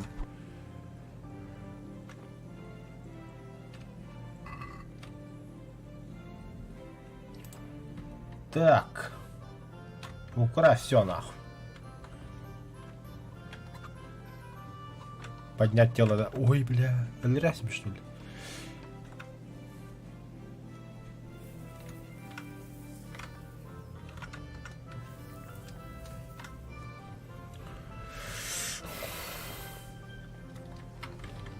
О, когда тебе тот там остался.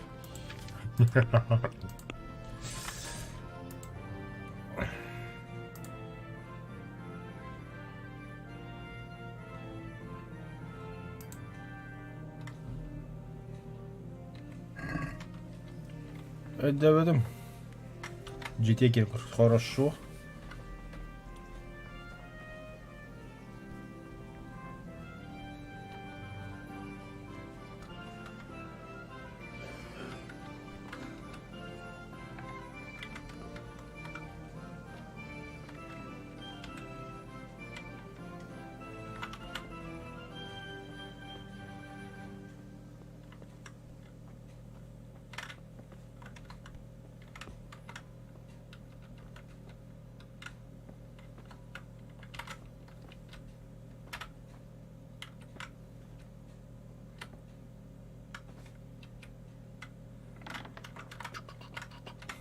Закрыть.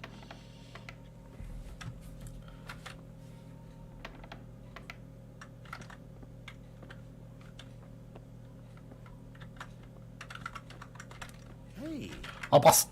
One beating wasn't enough for you. But you still owe my father. You'll get nothing from me. Tell that to your old man. I'm telling you, lay one finger on me and I'll have you thrown in jail.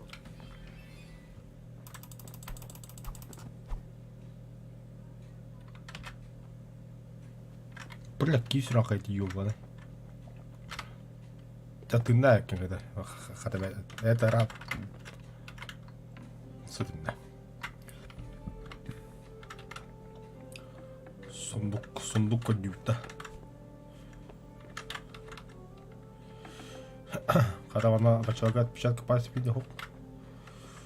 Так. Обо. A locked chest. I'll need a lockpick to get into that. Сундук. Fritz might have one. Вскрыть замок легко.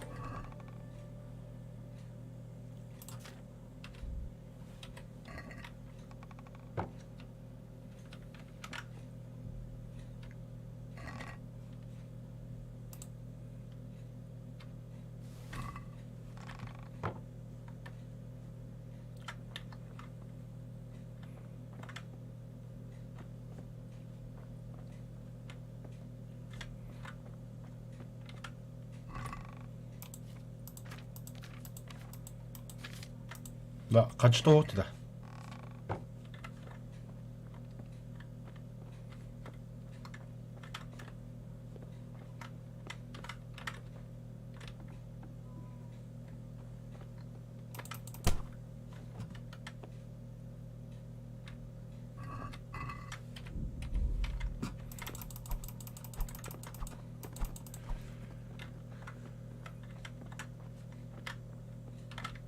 Тоқтойда качыланыш ли чё дейде бедим.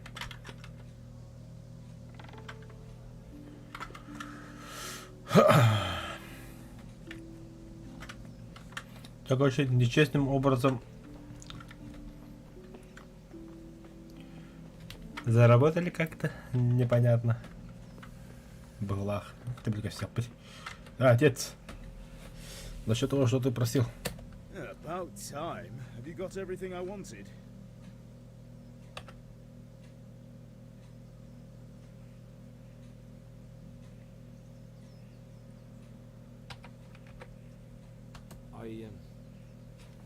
Actually, there's one thing I forgot. Just give me a moment. Get a move on. We have to finish the sword today. Короче, бро, иди в этом. Иди сундука качто хух.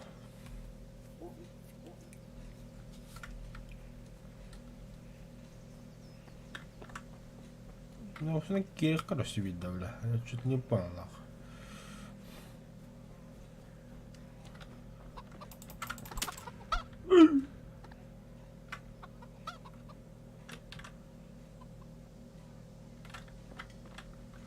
Нормально.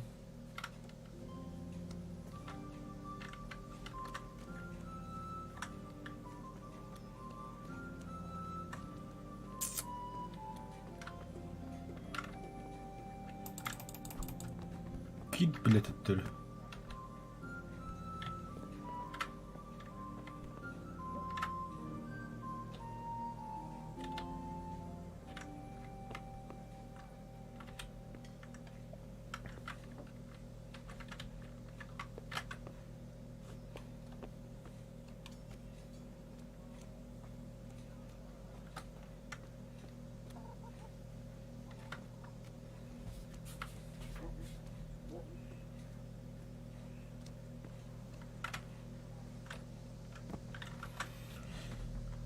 Топор барбглах. Топор, да.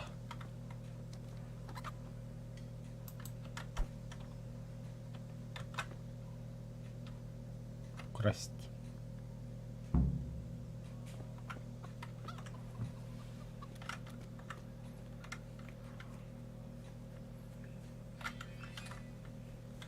Все. Отец, мы богаты.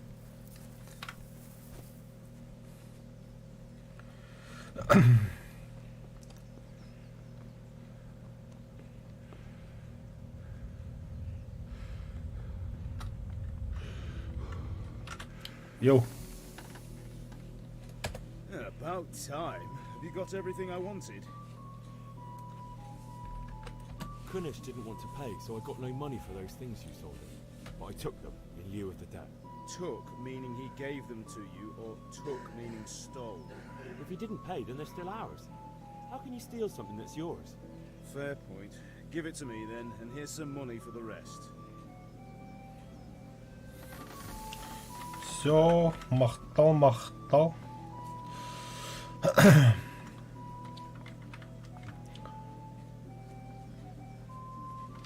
Так, Рохара дальше. Какие там у меня задания дальше? Так. Д. Возьми крестовину замки. Ропа замка. Достойно.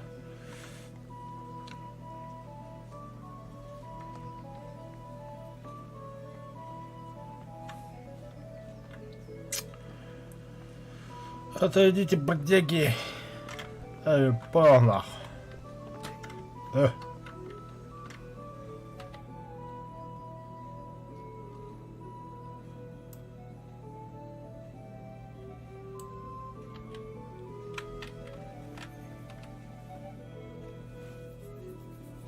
with you.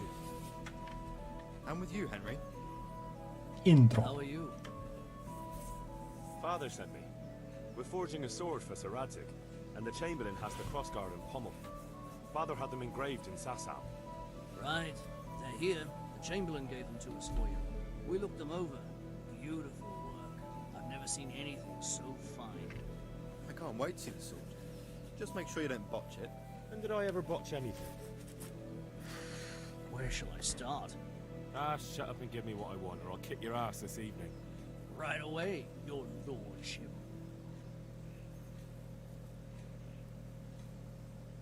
Magnificent. Shame I can't keep the sword for myself. Well, I better go if we're to get the job done by this evening. Godspeed. See you later in the tavern. Certainly will. After today's work, the ale might even be on me. Угу. Новое знание. Охрана города. Бе, чугас тагада өттеген. Дагат таган бери кыдын буккеддер.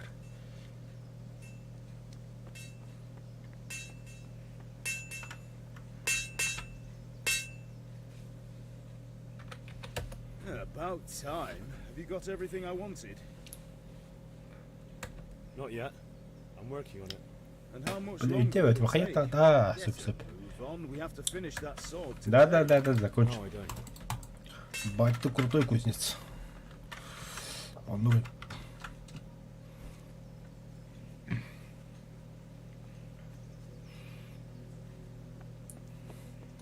А так, физика-то пиздец без пыгалахте. Ол чего-то было, да. Я всегда был тут.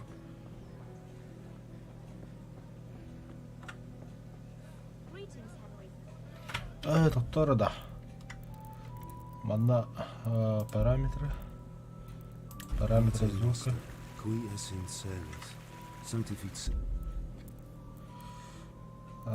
Параметры игры. Хе-хе-хе, немецкий. Да. Heinrich, schön, dass du da bist. Wow, temu ollut. Hara. Gott sei mit dir.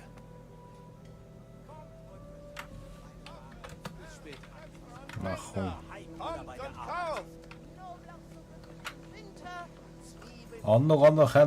Хэнда хохин. was dabei.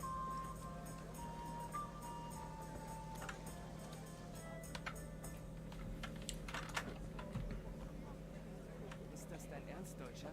Beleidigst du gerade unseren beleidige König? niemanden, ich sage nur die Wahrheit. Siegesmund hat getan, was getan werden musste.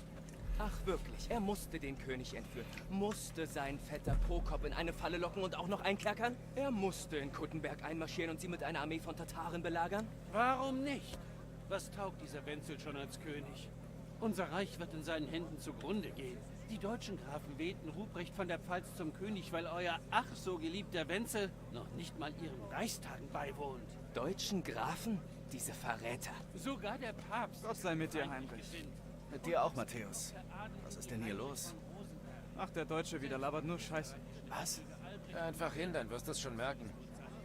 Irgendjemand muss für Ordnung sorgen und das Reich wieder vereinen. Was kümmern mich bitte die Österreicher? Und heutzutage kommt nicht mal mehr der Teufel persönlich bei all den Päpsten mit. Welcher ist denn der Rechtmäßige, der in Rom oder in Avignon? Hör auf mit der Blasphemie, Ist Alex. doch wahr. Wenzel ist schließlich der König von Böhmen. Und der böhmische Adel hält zu ihm. Zur Hölle mit Rosenberg und seiner Kabale. Herr Ratzig ist Wenzels oberster Kriegsherr und blieb dem König gegenüber loyal. Wenn er hören würde, was du gerade sagst, würde er dich wie ein Hund verdreschen. Dein Reichstag wird bald nichts mehr zum Regieren haben. Jobst musste Luxemburg verkaufen, um deinem König zu helfen. Südböhmen gehört Sigismund Mein Lieber, du solltest Kuttenberg nicht vergessen, wo Deutsche wie du Sigismunds Füße küssten, um ihre Köpfe behalten zu können. Ja, aber... Werter Herr Deutsch, das ist doch sinnlos. Lass uns über angenehmere Dinge sprechen. Genau meine Rede.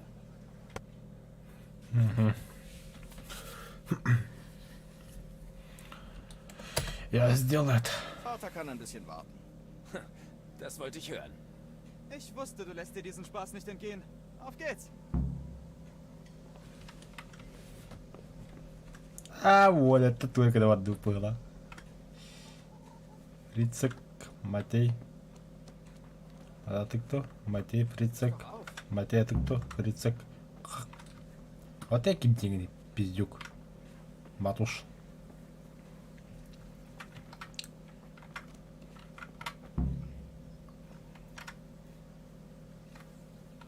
План нападения. Ziehen wir das jetzt durch oder nicht? Warte. Wir müssen nachsehen, ob die Luft rein ist. Warum? Der Deutsche ist in der Schenke. Hast du nach all den Jahren nicht bemerkt, dass er eine Frau und einen Sohn hat? Und? Ist das ein Problem? Ja, ist es. Heinrich, geh und lock sie irgendwie weg. Warum ich? Weil du der Schlaue bist. Genau.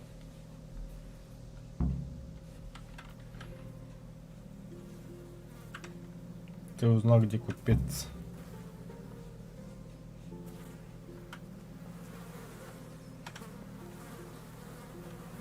Туй да бля. Съди будата. Was willst du, Junge? Ich kam gerade am Wirtshaus vorbei und ein Gatte redete Unsinn. Ich dachte mir, dass ihn besser jemand nach Hause holt, bevor er Ärger bekommt. Was für Unsinn. Nun, dass Sigismund im Recht wäre und König Wenzel ein Säufer sei, sowas in der Art. Ein paar Leuten hat das nicht gefallen, also dachte ich... Gott allmächtiger, dieser Narr. Als nächstes fängt er noch mit den Päpsten an. Kann gut sein, dass er auch Päpste erwähnte. Danke, dass du mich gewarnt hast. Hoffentlich erwische ich ihn, bevor er wieder in eine Schlägerei gerät. Так, пацаны, грабим дом.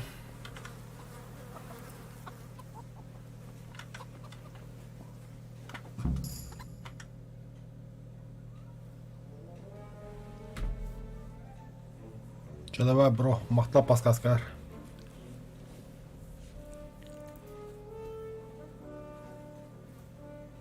Worauf wartest du, Soldat? Feuert den Triebock ab! Für König und Vaterland! König und Vaterland am Arsch. Häuser einsauen macht einfach Spaß. Das ist fast so gut wie diesen Verräter am Pranger zu sehen. Aber nur fast. Also das wäre wirklich herrlich. Das ist für Sigismund! Woohoo! Fresst Scheiße, Deutschlinge! Ihr Bastarde! Was zur Hölle glaubt ihr, was Курва, ihr какое же вы творите? du schlecht? Wir verpassen deinem Haus einen neuen Anstrich. Es ist genauso wie das, was dein alter Herr in der Taverne über Sigismund erzählt hat. Wir tun nur, was wir tun müssen. Hurensöhne! Ich werde euch verdammt nochmal den Arsch aufreißen! Oh, interessant. Das will ich erst mal sehen. Und was machst du hier eigentlich, Bischek? Mit diesen dreckigen Deutschlingen Händchen halten? Sag mal, möchtest du vielleicht die neueste deutsche Mode ausprobieren? Na, nach. Arschloch! Das wirst du mir büßen! Ступай и отомсти немцу.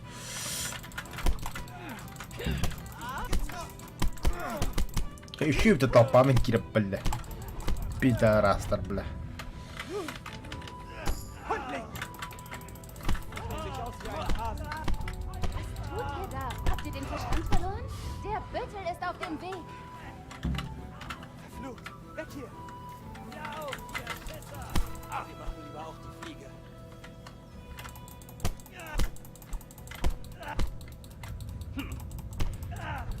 Oh Gott! Oh Gott!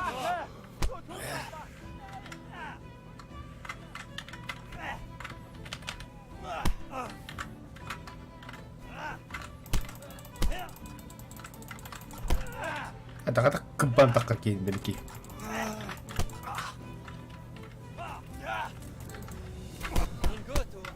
Чё?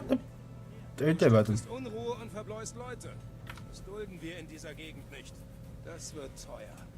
Du wirst lernen, dass Verbrechen sich nicht lohnen.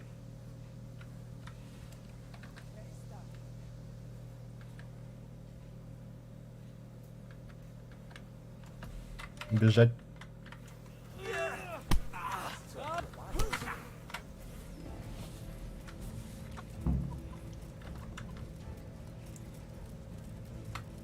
Ich schlachte dich ab. А вас уже кали, что ли? Полдруга где?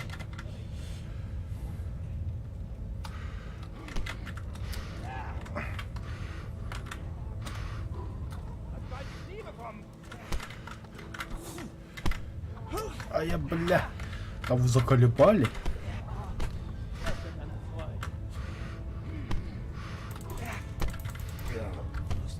Тя-тя. Бля. Взяли и сбили.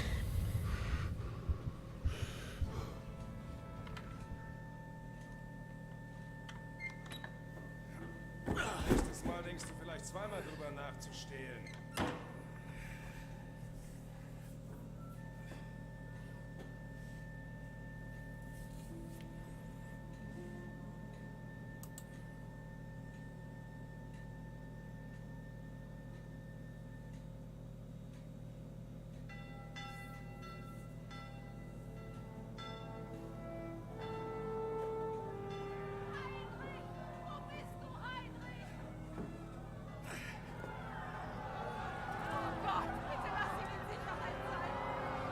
Hey!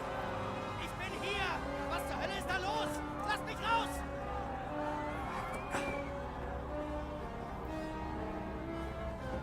Um Gottes Willen, mach die Tür auf! Lass mich raus!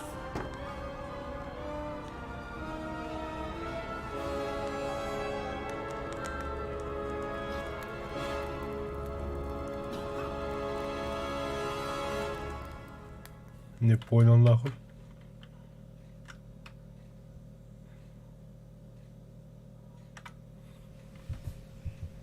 В смысле, поджигатель? Меня убили, что ли?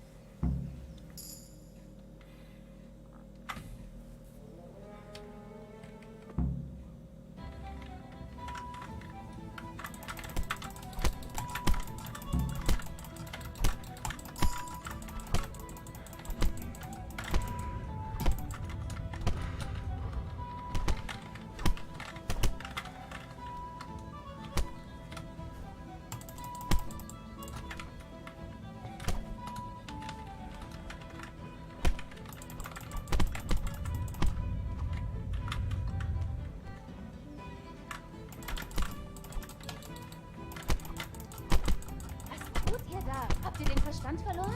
Der Büttel ist auf dem Weg. Verflucht! Weg hier! Lauf, ihr Schisser!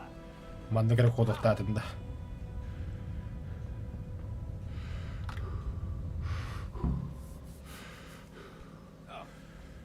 Gott sei mit dir, Heinrich.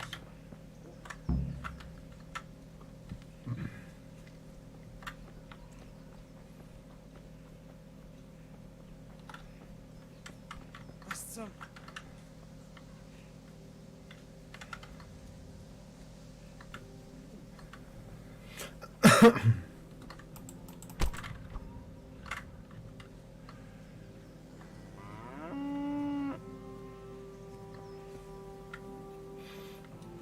Охотник и запись тоқ болақы тоқсады аню. Тара қайыққанна серьезный сие кирик қара сюжетін аға ағайын құдды.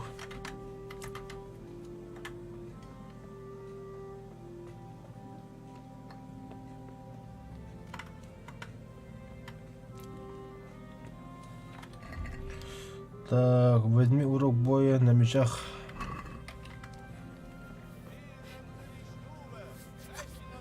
Für den Acker. Was braucht man mehr? Kommt und seht euch um. Vielen Dank. Ich hoffe, du begehrst mich bald wieder. Dickes Leinen, weicher Saft, bequem und schön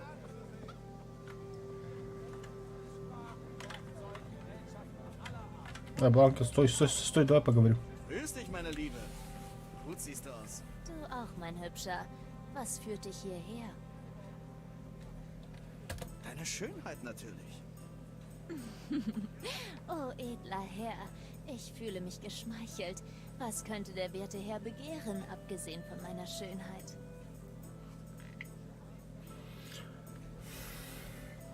Так, покупки-продажи. Ловки вы сначала должны сложить свои покупки в корзину, а затем и подтвердить их. На вклад корзины или попробуй поторговать. Сумму, которую вы должны будете заплатить, всегда указывается в верхней части экрана.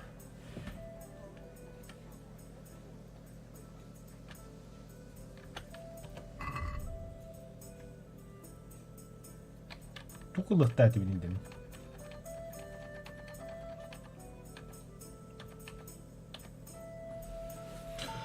Так.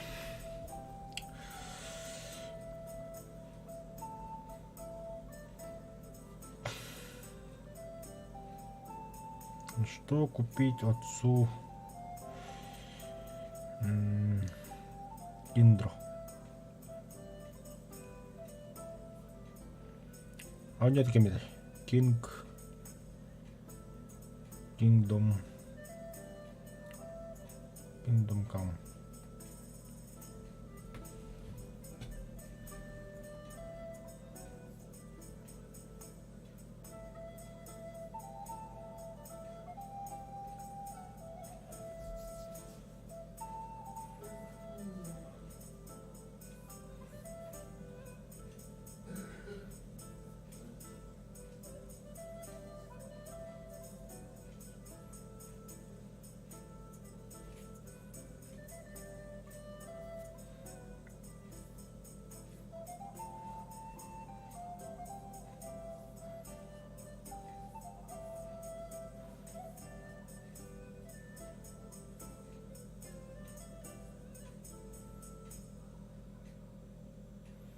Купить у нее пиво, затем возвращаться к отцу, пообщаться обо всем. Пиво рэп. Да, простите, когда Google ладно.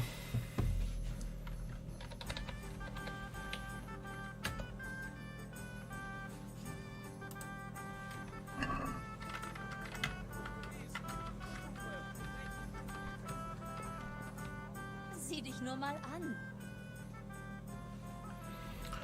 Купить пиво для пары. Ich brauche Bier für Vater. Ein Krug wie immer? Jawohl. Einen kalten aus dem Keller. Aber natürlich. Lebe wohl. Ja, bitte. Danke. Das geht auf mich. Du kannst es am Abend wieder gut machen. Ausgeschlossen. Hier. Und heute Abend habe ich noch etwas für dich. Kannst kaum erwarten. Danke. Du kannst dich schon auf heute Abend freuen. Du auch. Übrigens, dieser zwielichtige Kerl hat nach dir gesucht. Maniac? Schätze ja. Bestimmt ist er einer, der ehrliche Wandersleute bestiehlt. Ich bin froh, wenn er verschwindet. Was in drei Teufels Namen hast du mit dem zu schaffen? Er versprach mir, mich im Schwertkampf zu unterweisen. Was würde dir das nützen? Ach, hör auf. Du klingst ja schon wie Vater. Chrisata. Heinrich, ich habe da etwas Spezielles für dich. Ach ja? Und was könnte das sein? Dein Lieblingstrunk. Retterschnaps. Ha! Du bist ein Engel. Hoffentlich bedankst du dich später entsprechend. Das werde ich.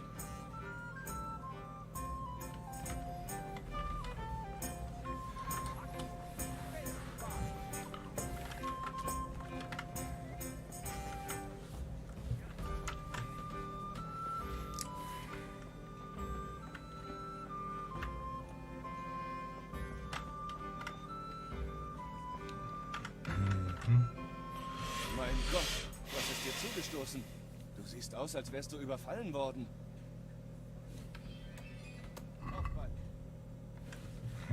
Уголь.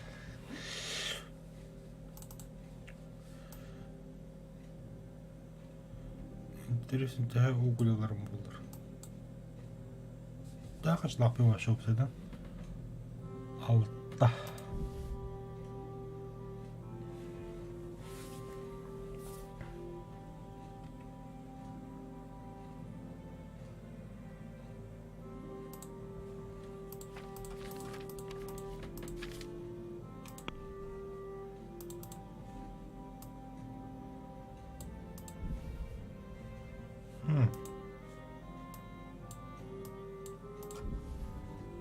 Да ну нахуй.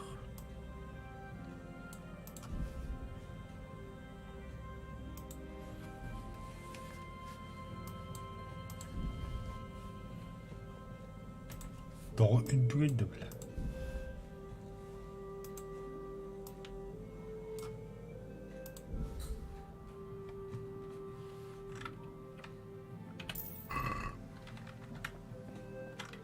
Да, собирал тебя. Ай.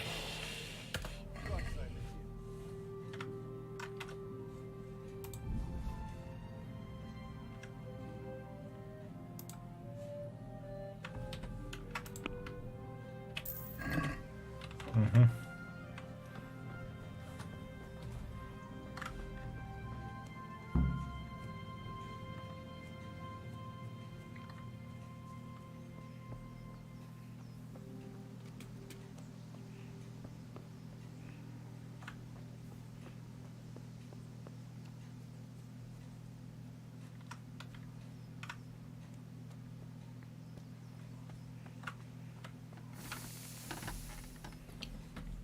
Wurde auch Zeit.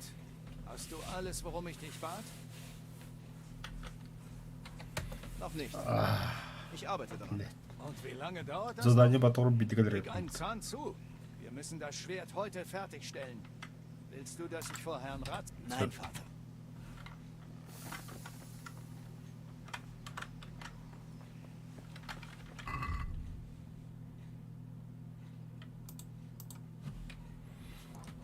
С.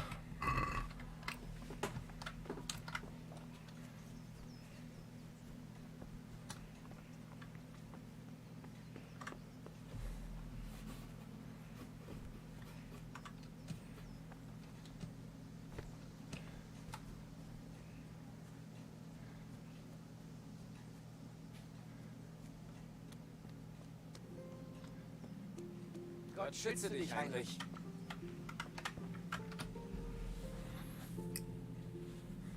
Kackdeutschen haben wir es gegeben. Das war ziemlich knapp, was? Der alte Sack hatte keine Chance. Ja, aber hoffentlich verpfeift uns Hans nicht, dieser Scheißkerl. Lass ihn doch pfeifen. Was können Sie denn schon groß tun? Nur weil wir ein bisschen Mist geworfen haben. Ein wahres Wort. Den Deutschling kann sowieso keiner gut leiden. Jedenfalls saubere Arbeit mit dem Haus. Mit euch wird es nie langweilig.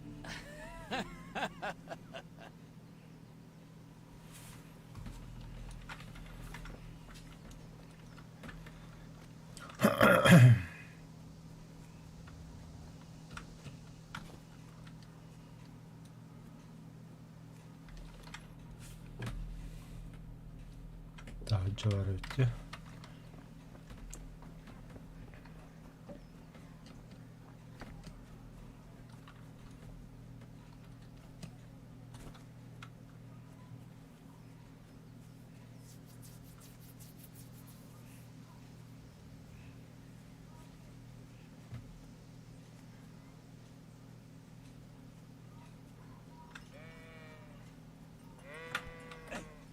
Na, kann's losgehen? Ja. Gut. Und da heute unser letzter Tag ist, wirst du mir alles zeigen, was ich dir beigebracht habe.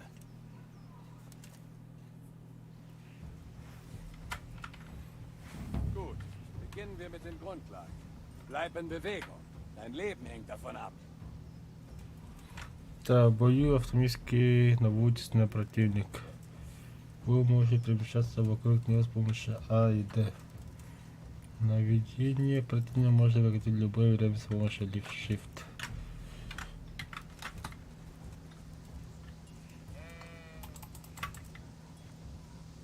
Gut, versuch jetzt mich anzugreifen. Du musst dein ganzes Gewicht in einen Schlag legen. Halbherzigkeit bringt dir nichts. Schlag aus verschiedenen Richtungen zu. Unberechenbarkeit ist der Schlüssel. Wiederhole dich nie. Ведь удар можно так.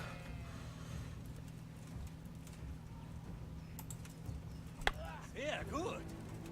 Угу. Sehr gut. Ендік стрелкалап болады. Genau so. Sehr gut. Das spitze Ende ist zum Stich. Versuch es mal. Так, колющий удар, слабая атака. Genau so. Jawohl. Genau so. Gut, sehr gut. Probieren wir etwas anderes. Einen Schlag abzuwehren ist ein Kinderspiel. Viel schwieriger ist es, eine Kette von Angriffen zu parieren. Sobald du einen Treffer landest, hol gleich zum nächsten Schlag aus. Несколько ваших ударов можно объединить в связке, выполнять следующий удар сразу, да? Старайтесь нажимать левый или правый сразу же, как только ваш меч ударяет по врагу. Это нужно успеть сделать между ударом по противнику и окончанием взмаха. Genau so. Jetzt kapierst du's. Sehr gut.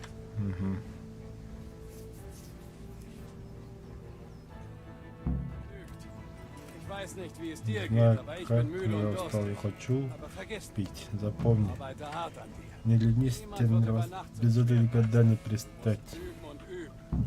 Das Wichtigste ist, in echten Kämpfen gelernt hast. Nichts bringt mehr als Ладно, братан, удачи.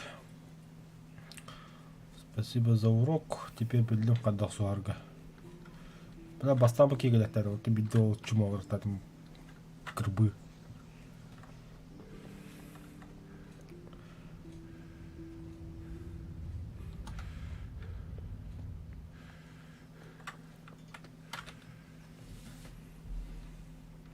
Wurde auch Zeit. Hast du alles, worum ich dich bat? Ja, Kohle, die Parierstange und Bier. Wir können anfangen. Gut gemacht. Packen wir es an, Junge. Gut gemacht. Alles klar. Dann lass mal sehen, was der Meister in Sasau da für uns gemacht hat.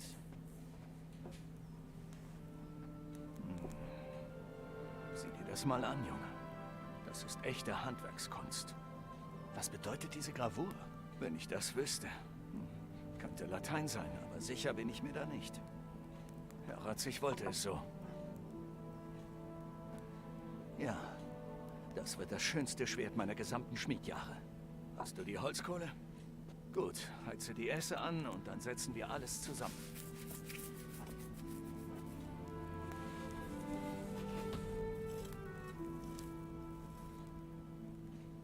Ach, übrigens, mir hat jemand einen Besuch abgestattet. Und ich vermute, du weißt ganz genau warum. Nein, weiß ich nicht. Wirklich? Ich bin mir nämlich ziemlich sicher, dass du und deine Freunde Dung auf das frisch gesäuberte Haus des Deutschen geworfen habt.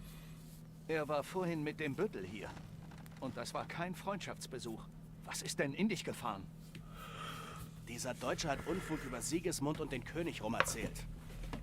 Er hat bekommen, was er verdient hat. Bekommen, was er verdient hat, ja? Du wirst diese Sauerei beseitigen, hörst du? Und dich bei ihm entschuldigen. Ich muss hier ein Geschäft führen und der Deutsche zahlt verdammt gut.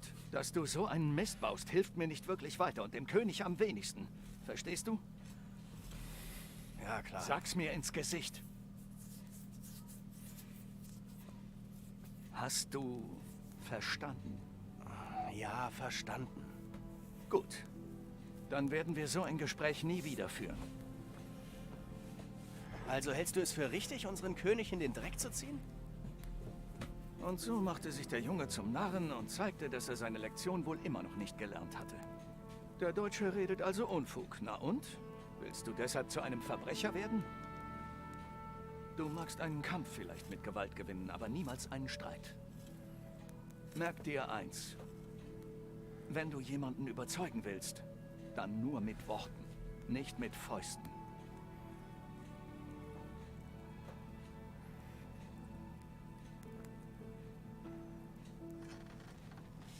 Der Ofen ist soweit. Gut, dann machen wir den Griff.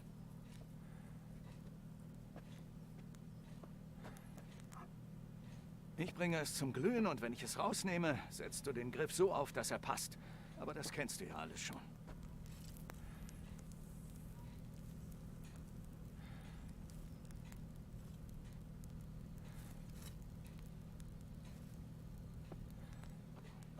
Dann mal los.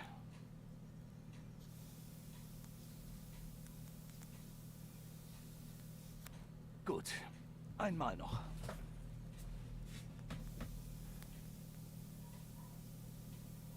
Das war's. Fertig. Schleif ihn ab, bis er gut in der Hand liegt. Ich bereite die Parierstange vor.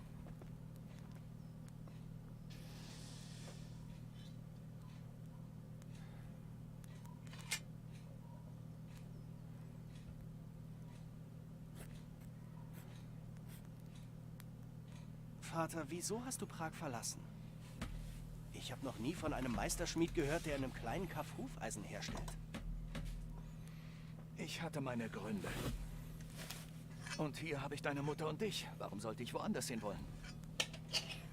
Erinnerst du dich noch an König Karl? Natürlich.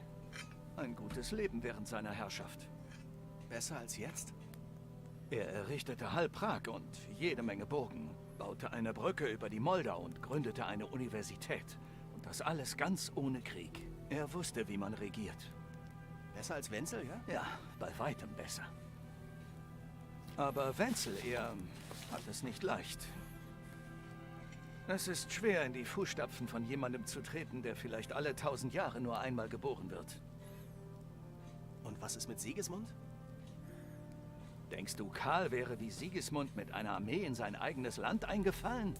Nein. Wenzel mag seinem Vater nicht ebenbürtig sein, aber Sigismund, der entehrt die königliche Familie. Wie kommst du voran? Gib mal her.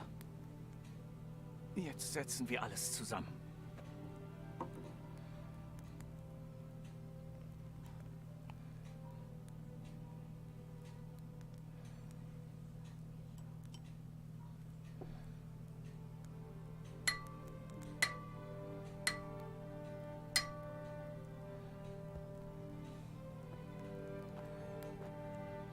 Es ist wundervoll. In der Tat, das ist es. Gott segne euch. Mein Vater schickt mich wegen der Nägel. Guten Tag, Theresa. Sie liegen bereit. Würdest du sie bitte holen, Heinrich? Sie liegen in der Truhe in der Stube. Mhm. Иди меч.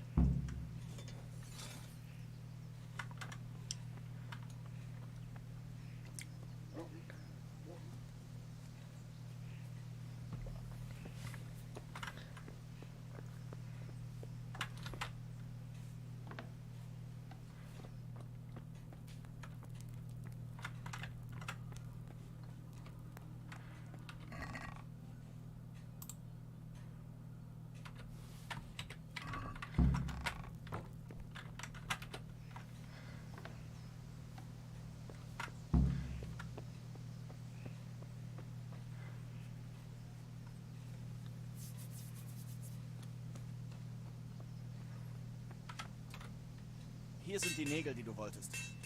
Danke. Und wie geht's Bianca? Gut. Warum fragst du?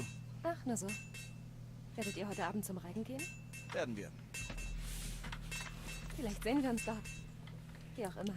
Ich will dich nicht aufhalten. Das reicht. Das Schwert ist wirklich schön.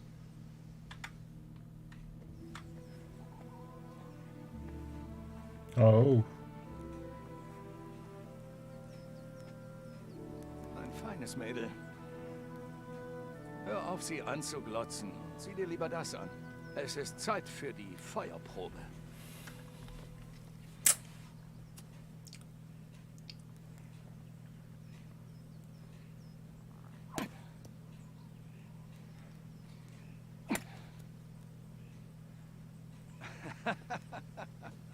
Wir haben ganze Arbeit geleistet. Wie nicht anders zu erwarten von solch einem renommierten Schwertschmied. Diese Tage liegen hinter mir, Herr. Doch dein Geschick ist dir geblieben.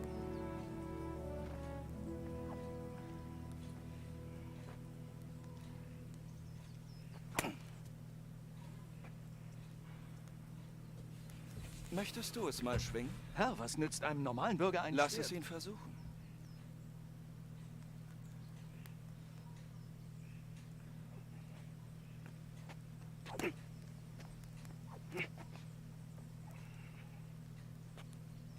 Du hast noch viel zu lernen. Frag deinen Vater, ob er es dir beibringt. Er weiß, wie es geht. Sein Handwerk zu erlernen wird ihm wesentlich mehr nützen. Ja, möglich. Aber wer weiß schon, was die Zukunft noch so alles für uns bereithält. Wie ich sehe, ist es beinahe fertig. Ich muss es nur noch polieren, dann wird Heinrich es dir bringen. Exzellent. Ausgezeichnete Arbeit. Wirklich schön. Ein Schwert wie dieses wird seinem Träger wahrlich Ehre bescheren, Herr Istvan. In der Tat, Herr Ratzig. Hätte ich so eines in Nikopolis gehabt, wären die Dinge vielleicht anders verlaufen. Es ist wirklich seltsam, einen derart fähigen Schmied an so einem Ort anzutreffen. Ein Mann mit seinen Fähigkeiten könnte ohne Probleme in Prag oder Wien sein Geld verdienen. Das stimmt. Aber das ist eine lange und sonderbare Geschichte. Ich würde sie mir sehr gerne bei einem Kelch Wein anhören, aber die Pflicht ruft. Und ich muss leider weiterziehen. Bitte sehr. Lerne von deinem Vater. Er ist wahrlich ein Meister seines Fachs. Gewiss kreuzen sich unsere Wege erneut. Da bin ich mir sicher. Sobald es fertig ist, soll dein Sohn es zu mir bringen. Gute Arbeit, Martin. Herr.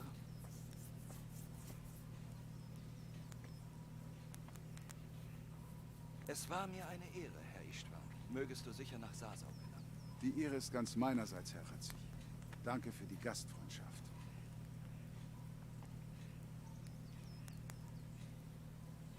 Eine lange und seltsame Geschichte? Seither ist viel Zeit vergangen. Vielleicht erzähle ich sie dir mal, aber heute noch nicht. Bringst du mir bei, es zu führen, wie Herr Ratzig sagte?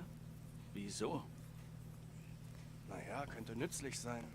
Vielleicht bereise ich die Welt, bevor ich sesshaft werde. Ich würde gern mehr sehen als nur die Schmiede und die Schenke. Weißt du, was der Haken am Abenteuerleben ist? Es könnte vorbei sein, bevor es anfängt. Ich kann dir zeigen, wie man ein Schwert führt.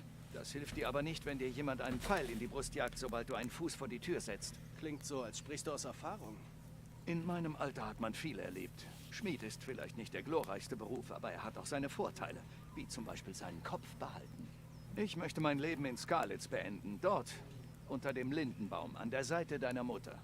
Ja, ich auch, eines Tages. Aber zuerst will ich die Welt sehen, möchte neue Menschen treffen. Treffen oder vermöbeln? Treffen. Musst du jetzt darauf herumreiten? Dann gibt es keinen Grund für dich, kennenzulernen. А что такое? Ein Bote. Er war ganz schön in Eile. Ist was passiert?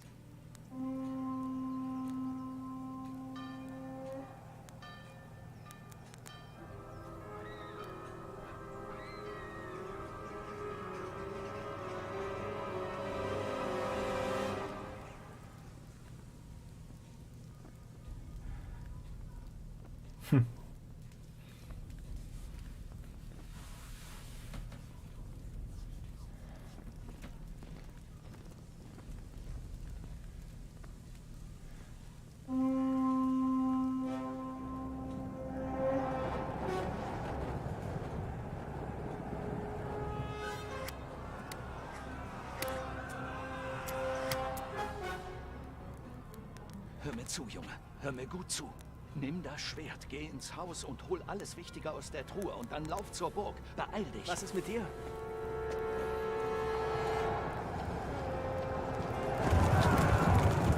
Deine Mutter ist noch im Dorf. Ich werde sie holen und dann kommen wir sofort nach. Ich komme mit. Nein, du tust, was ich sage. Keine Widerrede. Gib Herrn Ratzig das Schwert. Er kümmert sich um dich, falls uns was zustößt. Er steht in meiner Schuld.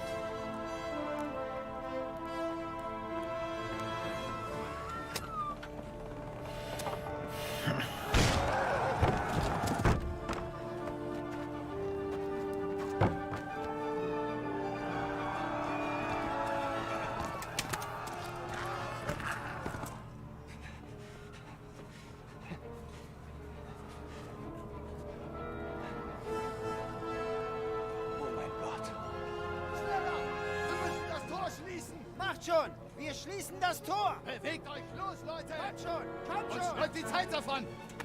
Heinrich, Gott sei Dank! Mach, dass du reinkommst. Wir müssen die Tore schließen. Bewegt euch, Leute! Na los! Passt für mich darauf auf. Bist du wahnsinnig? Du kannst nicht zurückgehen!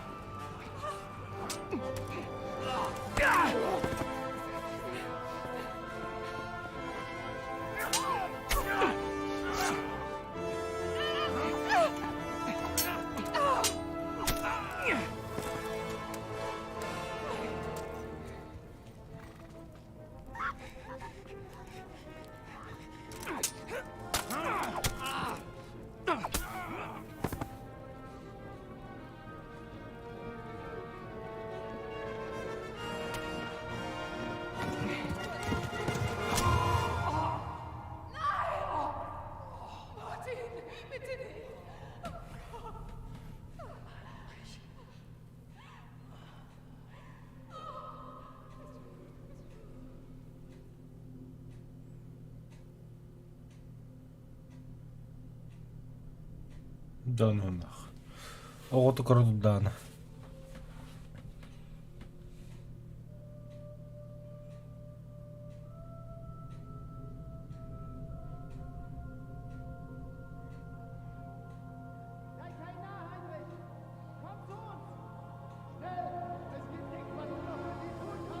Mach schon, Heinrich! Du kannst es immer noch schaffen! Lauf!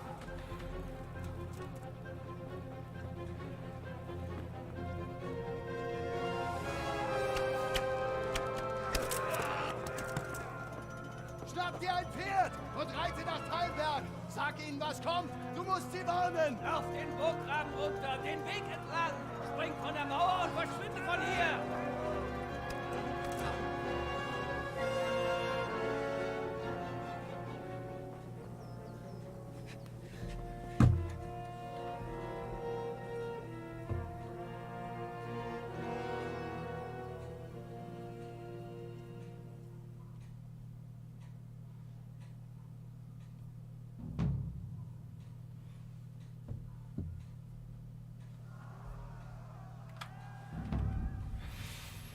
Так, давайте перекур сделаем, покурю немножко.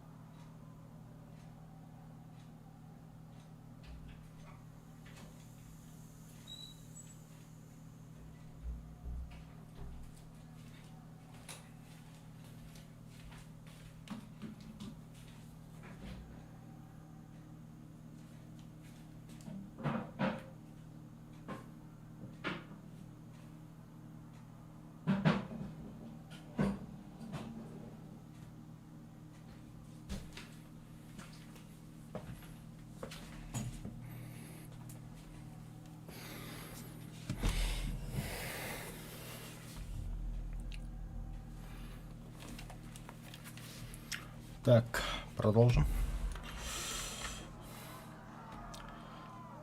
Так. Беги, Котутя.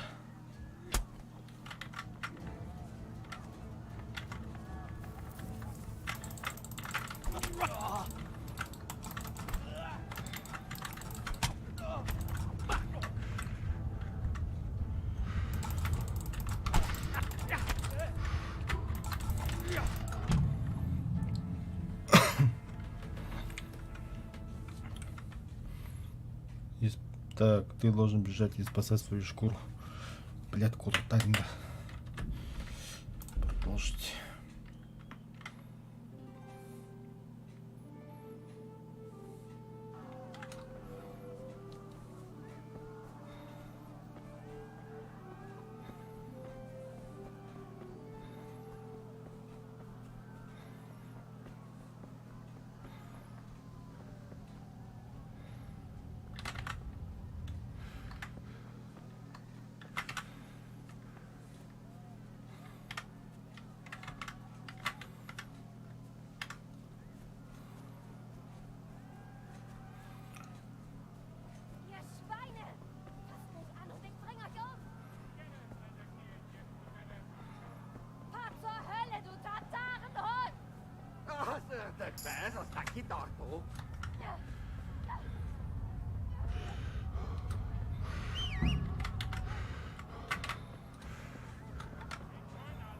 Все сверхом X.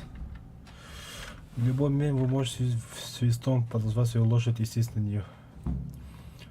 Рысь основного лишь ага, шаг. Сочетаю быстрый темп. Хорошо.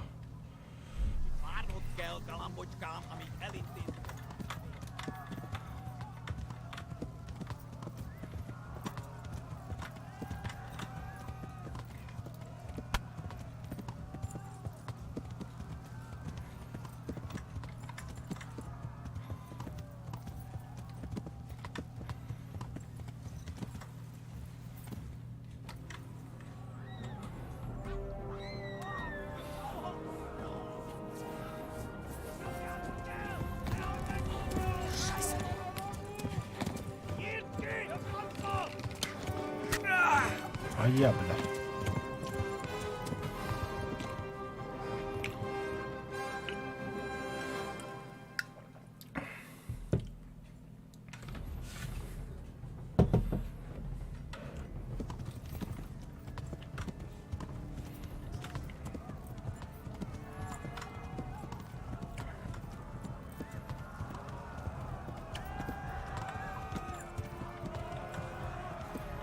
Ебать того Бельтера. А я, сука.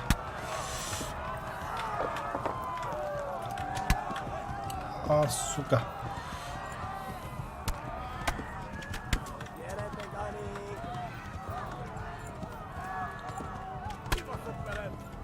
Да ну нахуй.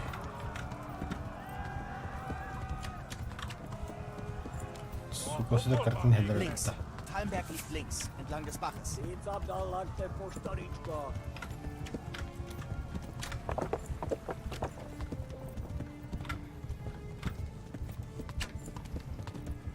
Да вы издеваетесь, блядь, что вам мне нужно-то?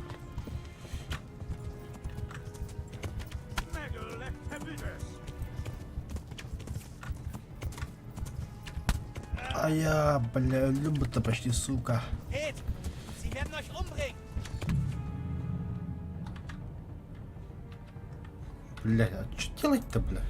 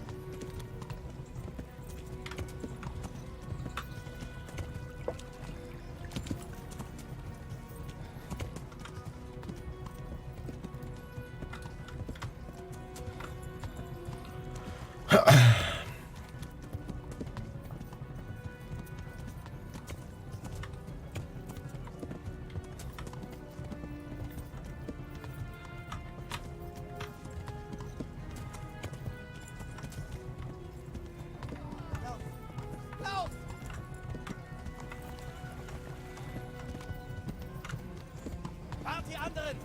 Sie brennt Scarlets nieder!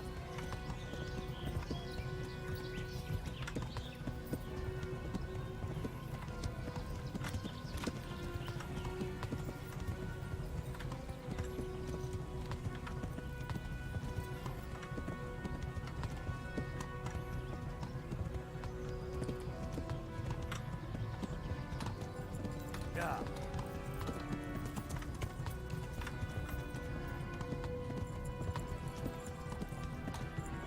Ja.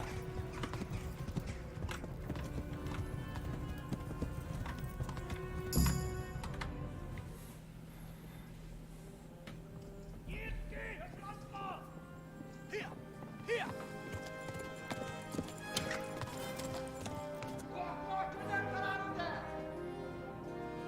Oh mein Gott! Herr im Himmel! Hilfe!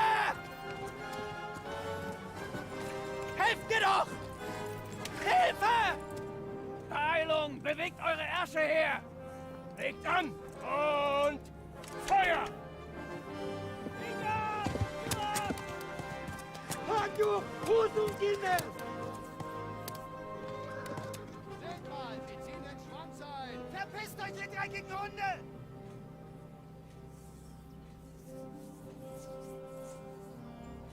Schnell, wir schließen das Tor.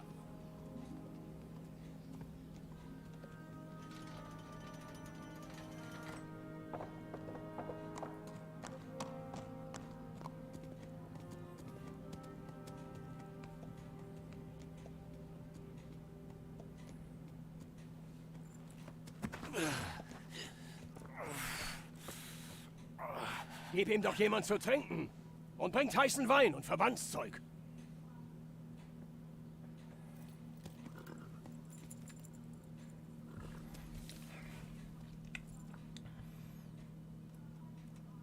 Sag mir, Junge, wer bist du? Und wo kommst du her? Was zur Hölle ist passiert? Ich komme aus Skalitz. Sie haben es niedergebrannt und alle abgeschlachtet. Wer? Weißt du, wer das getan hat? Eine riesige Armee.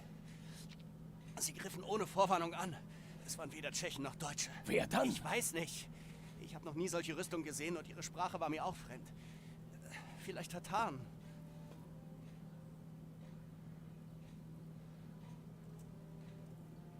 Tataren, sagst du? Darum werden wir uns später kümmern. Zuerst versorgen wir lieber mal dein Bein.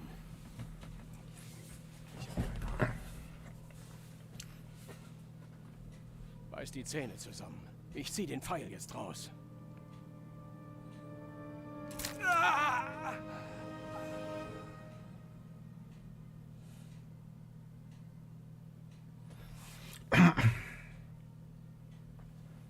Ganz ruhig. Schon erledigt. Du hattest Glück, Junge. Der Pfeil hat den Knochen verfehlt. Ich muss die Wunde verbinden, aber darin habe ich schon massig Erfahrung. Der Krieg ist ein guter Lehrmeister. Kannst du aufstehen? Na bitte, so gut wie geheilt. Danke sehr. Habt ihr nichts zu tun, oder was? Zurück an die Arbeit. Denkst du, du schaffst es, mit Herrn Devish zu sprechen?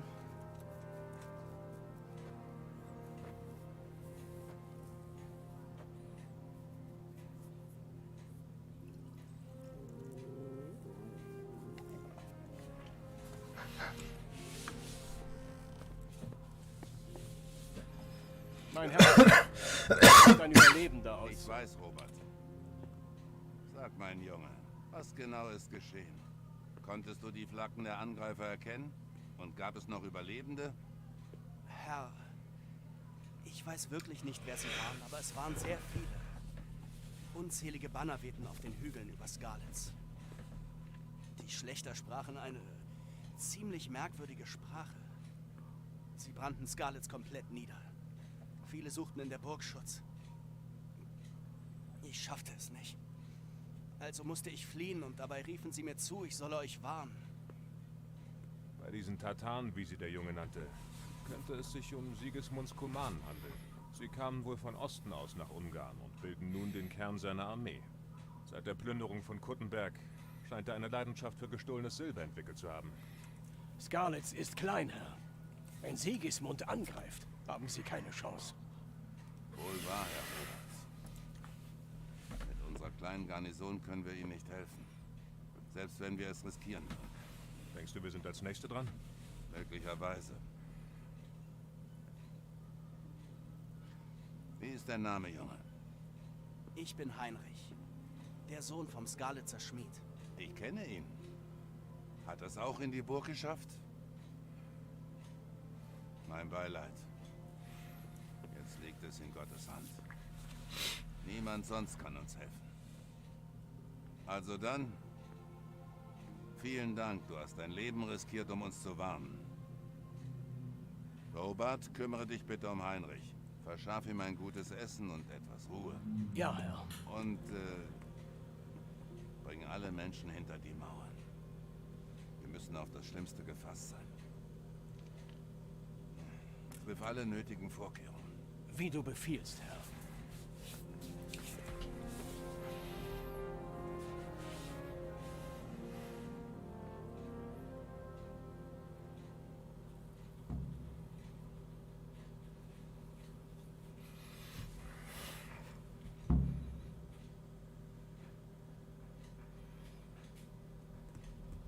Интересно, закончено тогда хаббата до губода.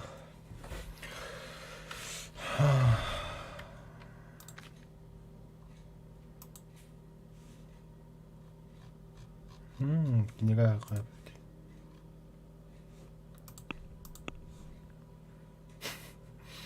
Кана хотя бы того.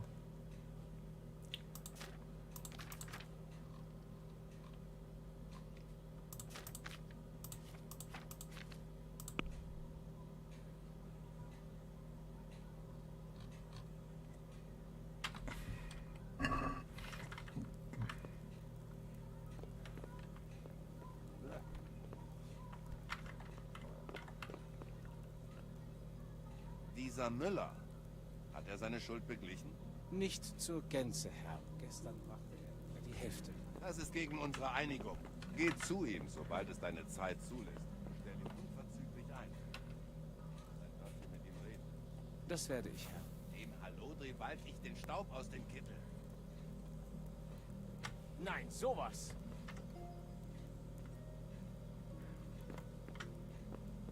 Hörst du mich?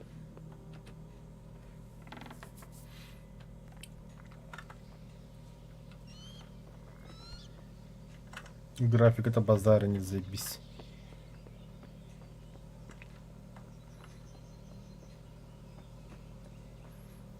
Мечта мыту.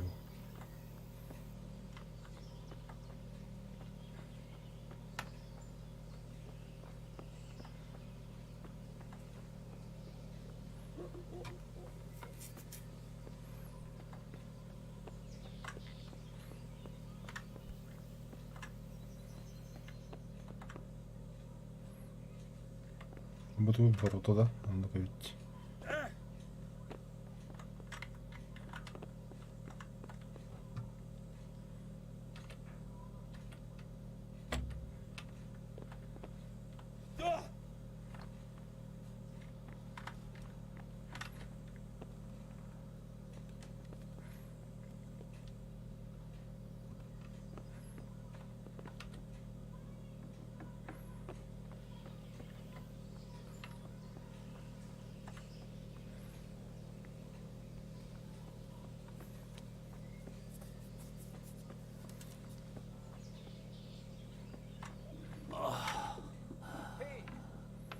Мне нужно поесть.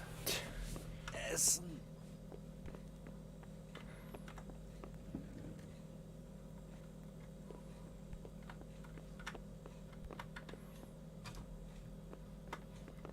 Ist da jemand?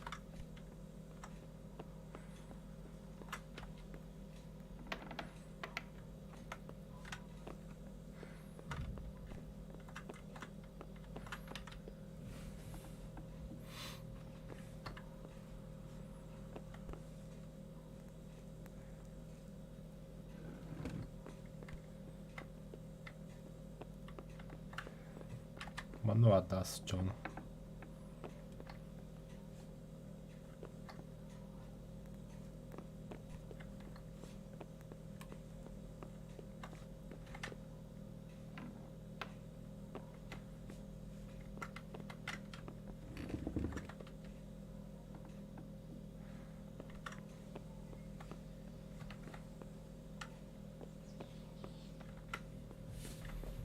Бупанту, ёпта.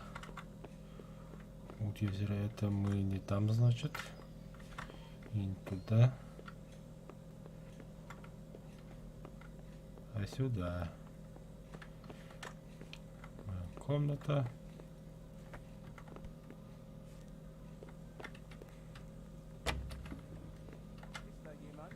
Там выход. Was willst du hier? Hau ab, sonst rufe ich die Wache. Бля. А что у меня есть вообще? Сумма, сыр. Съесть.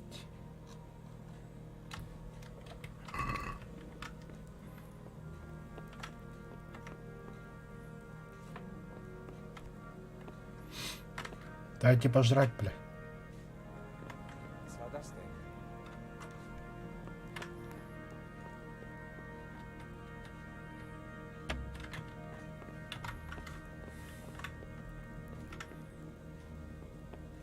Bestimmt nur ein Tier.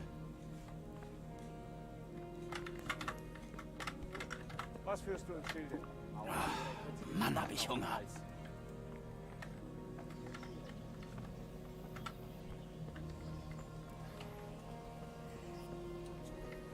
Ну, я там был.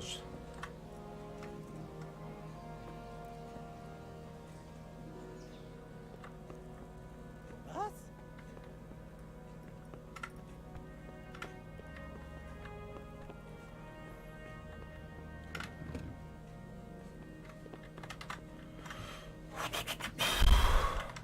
Вниз. Товаранку для котов там это.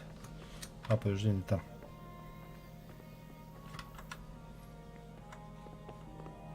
Hey, was treibst du da?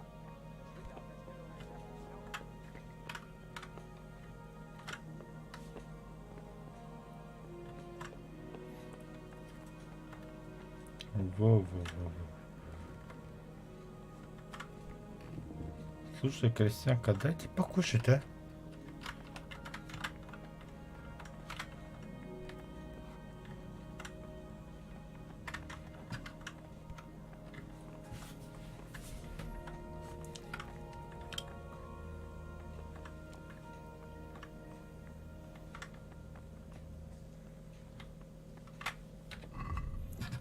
Короче, задание, что у меня там?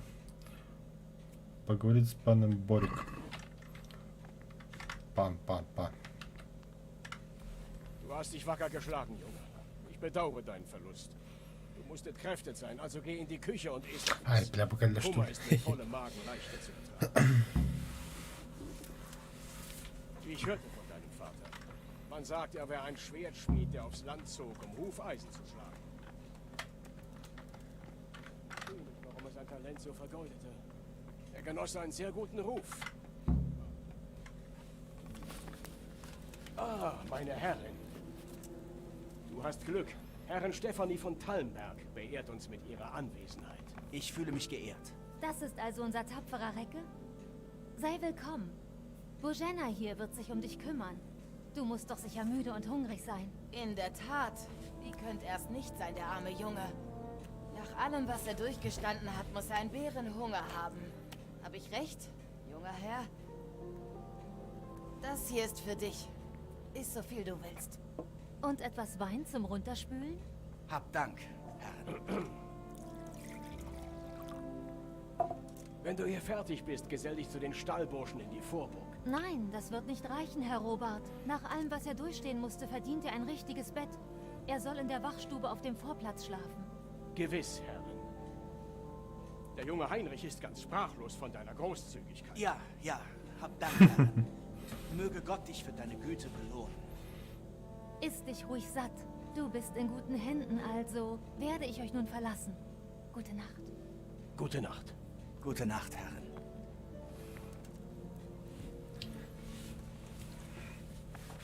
Wenn du fertig bist, kannst du dich in der Schlafkammer der Wachstube schlafen legen. Und vergiss nicht, die dreckigen Stiefel auszuziehen, bevor du dich ins Bett legst.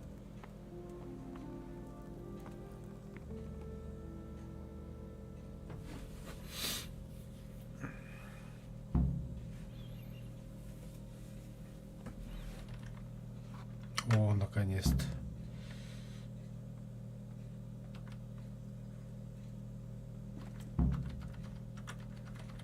Да, все убери, все убери. Это все нам надо, братан, все нам надо. Мы все будем кушать.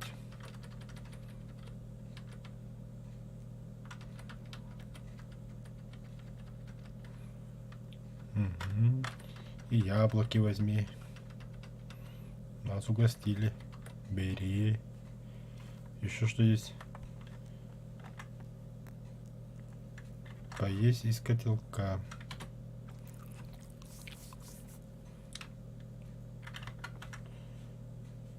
Все. И еще там что-нибудь рогалики. Съесть. Съесть. Съесть. Все, смотрим. Все, мы сыты. Теперь пойдем спать. Где наш спальник? Здесь. Потом.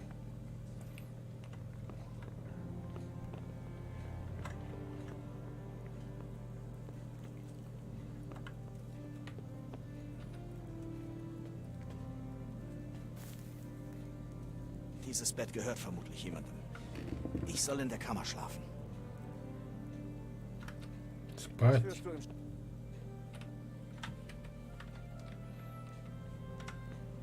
Hörst du mich? Да я не понял, где я могу поспать?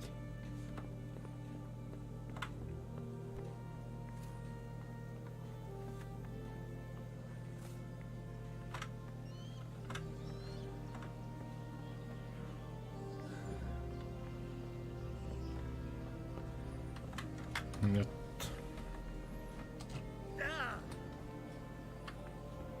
Надо киритап, что ли, чё, ну?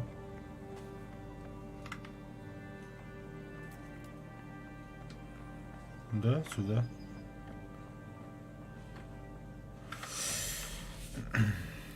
Сесть.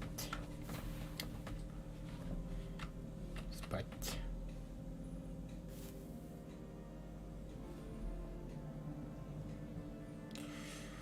Да, сколько поспать?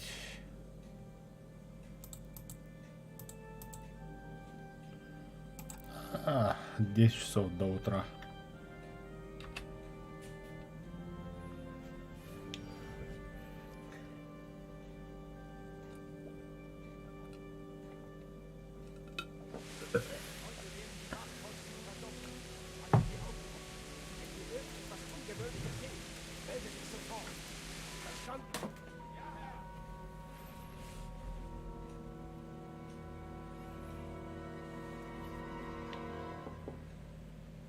Herein?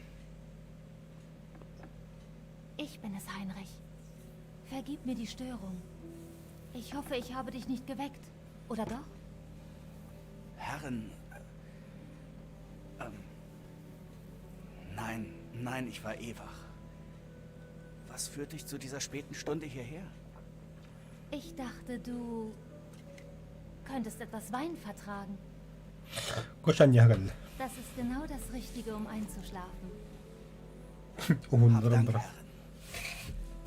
Hab Dank, wirklich. Aber das hättest du nicht... Du hättest auch einen Diener schicken können. Das hatte ich vor. Aber um die Wahrheit zu sagen, konnte ich auch nicht schlafen. Bei meinem Gebet musste ich an dich denken. Es war bestimmt schrecklich für dich. Ich kam, um dir Trost zu spenden. Um dir zu sagen, dass du nicht allein bist. Wie nett. Danke, Herren. Kein Problem. Nun, Heinrich, ich weiß, das muss für dich alles neu und seltsam sein. Aber fühl dich bitte wie zu Hause. Also sorge dich um nichts außer um deine Genesung. Nur Gott Красавчик! Перед сном. Махтал фотообработки. Suchen wir alle. kann sehr hilfreich sein, Aha. wenn dir danach ist.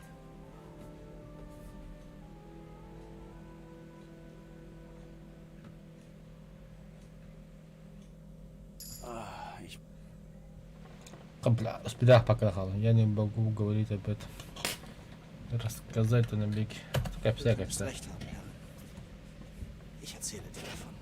Es war schrecklich, kam unerwartet. Ein Tag wie jeder andere. Vater schickte mich für Besorgungen ins Dorf. Я зашел к Крончу за Элем и встретил там Бланку, свою возлюбленную. Ein Kerl namens Kuhne schuldete meinem Vater Geld und ich sollte es eintreiben. Nur dachte der nicht daran zu zahlen. Es ging hitzig zu, wie so oft, wenn Geld im Spiel ist. Doch Kuhne blieb stur. Oh. Als ich alles erledigt hatte, eilte ich nach Hause. Ich hatte Vater versprochen, ihm bei der Arbeit zu helfen und freute mich schon darauf. Er schmiedete ein Schwert.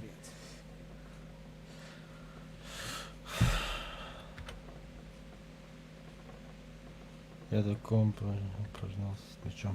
Ich übte heimlich mit dem Schwert. Als wir das Schwert zusammengesetzt hatten, schwang ich es ein paar Mal. Ein hölzernes Schwert ist mit einem echten nicht zu vergleichen. Hätte ich es nicht in die Hand genommen, wäre ich heute womöglich nicht hier. Du steckst voller Überraschungen. Aber Sigismunds Horde wartete schon am Horizont, bereit anzugreifen. Я увидел дым на гарнизе, огромная толпа нападавших полосы армии. Ich sah Rauch über einem Weiler aufsteigen, als Sigismund auf dem Weg zum Dorf geplündert hatte, das bald dasselbe Schicksal ereilt. Gott hab Gnade. Und dann brach der Tod über Skalitz herein. Попытался укрыться за. Я видел, как убили мою девушку Бланку. Немец попытался сражаться и погиб. Они убили моего отца и мать. Нападение было. Ich habe noch nie einen Angriff miterlebt und es war grauenhaft. Das Ächzen der Verwundeten, das Todesröcheln, die gequälten Schreie jener, die von Klingen durchbohrt wurden. Da war nur Chaos, Blut und Tod. Das ist traurig. Ich lief wie unsere Nachbarn zur Burg, doch ich schaffte es nicht. Ich musste einen anderen Weg finden. Die Männer auf den Zinnen riefen mir zu, nach Talmberg zu fliehen und euch zu warnen. Zum Glück kannte ich einen verborgenen Pfad um die Burg. Сыграл людей. Началась осада сказать, мне была нужна лошадь. Ich brauchte ein Pferd, um nach Talmberg zu gelangen und euch zu warnen. Und den Ereignissen zum Trotz hast du an andere gedacht. Wie ein aufrechter Christ. Dann hörte ich einen Schrei. Theresa, das Müllermädchen, war von Kumanen gefasst worden, die sie schänden wollten. Ich hatte Herrn Ratzigs Schwert, und obwohl sie in der Überzahl und gut gerüstet waren, musste ich versuchen, sie zu retten. Ich wollte zumindest irgendjemandem helfen. Und es gelang mir, obgleich ich fast dabei umkam. Und dann nahm ich eines ihrer Pferde und ritt davon. Wie ein beherzter Ritter. Ich werde das Grauen nie vergessen. Es wird mich meinen Lebtag verfolgen. Das ist furchtbar. Wie konnte so etwas Schreckliches nur passieren? Nur Gott allein weiß, weshalb er so etwas zulässt. Ach, du armer Junge. Ich kann deinen Kummer wirklich verstehen, aber Gott trifft keine Schuld am Elend dieser Welt. Das ist das Werk von Satan und seinen Schergen. Das Werk von denjenigen, die von Raffgier, Neid und Stolz erfüllt sind. Du darfst deinen Glauben nicht verlieren, ganz gleich, was geschieht. Das Schicksal war meinem Gatten und mir auch nicht wohlgesonnen, das kannst du mir glauben. Obwohl, im Vergleich zu den Schrecknissen, die dir widerfahren sind, Давай фотообработки, спокойной ich ночи. war noch sehr jung, als ich geheiratet Давай я habe. готов бля. Mein Vater wollte es so. Тетя уже Philipp war рассказала, viel älter als ich, aber als Frau muss man sich dem leider ergeben. Kurz nach der Hochzeit, noch bevor ich auch nur einen Blick auf Talmberg werfen konnte, wurde die Feste gestürmt und mein Gatte ins Gefängnis gesperrt. Wirklich? Er hatte wohl irgendeinen Streit mit Herrn Havel-Medik von Waldeck und dieser beschloss, ihn gewaltsam zu schlichten. Er stürmte die Burg, steckte Privislawitz komplett in Brand und tötete viele unserer Männer, sogar den alten Kämmerer. Er warf meinen Gatten in den Kerker und postierte dort seine eigene Garnison. Das ist abscheulich. Ich war gerade erst 18 Jahre alt und völlig plötzlich ganz allein mit Herrn Robert. Wir wussten nicht, was wir tun sollten. Wir gingen nach Prag, um den König und Divishs Freunde um Hilfe zu bitten, aber ohne jeglichen Erfolg. Jahrelang versuchten wir es. Doch es schien, als wäre ich zur Einsamkeit verdammt und mein Gatte dazu, in seiner eigenen Burg zu verrotten. Jahrelang, sagst du? 7 Jahre. Ja, so lange hat es gedauert, bis Havel zu einem Feind der Krone erklärt wurde. Und selbst dann weigerte er sich, die Burg aufzugeben und meinen Gatten freizulassen. Letzten Endes brachte ich das Lösegeld für ihn auf. Erst dann konnte ich, nur durch Gottes Gnade, endlich wieder in das Gesicht meines Gatten blicken, Heinrich. 7 Jahre.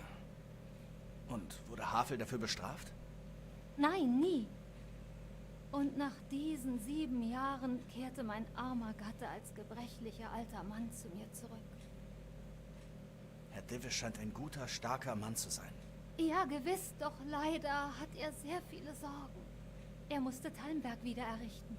Nachdem er freigelassen wurde, ernannte ihn der König zum Burggrafen des Schlosses zu Prag. Er war sehr beschäftigt. Da war keine Zeit mehr für mich.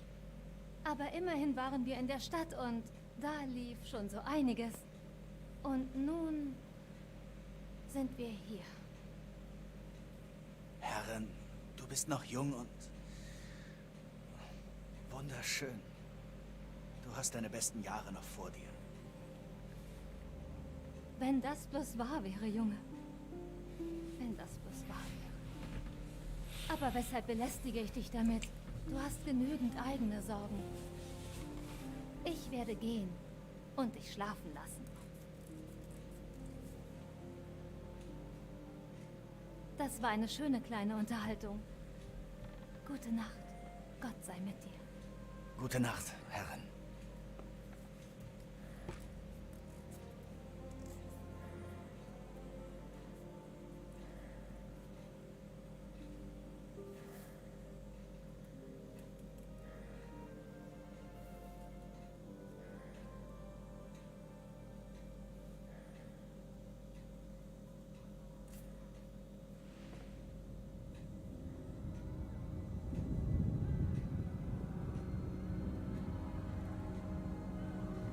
Bewegt euch! Ihr müsst euch beeilen! Schnell! Wir müssen die Tore schließen! Du kannst nicht zurückgehen! Heinrich, hilf uns!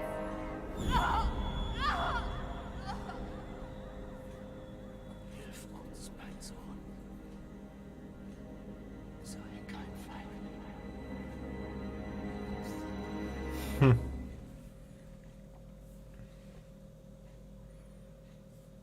Heinrich, wach auf! Das willst du nicht verpassen. Was ist denn? Ist was passiert? Komm zum Wehrgang. Die Wachen melden, es wären Leute aus Garnitz auf dem Weg hierher.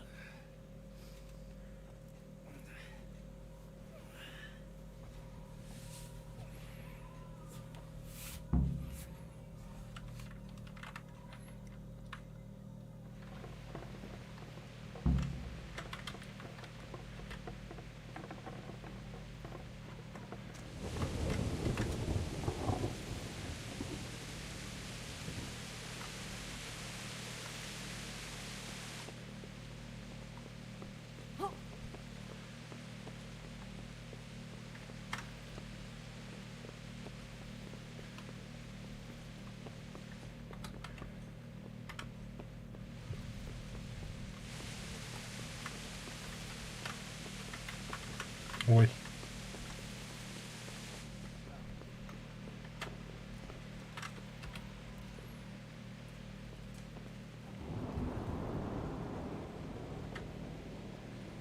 Hey, du hast hier nichts zu suchen. Stell dich vor.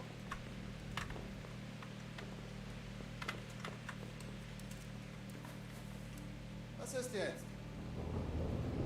Hey, du! Rühr dich nicht. Ah! Ah, Scheiße!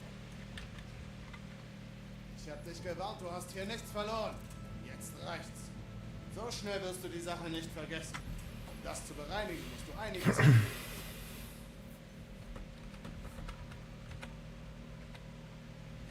Typ Typisch für mich. Also gut, nur so viel.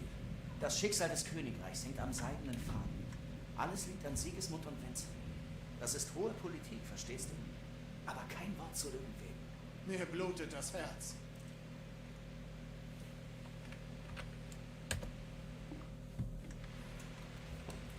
Du wirst leiden. Блять.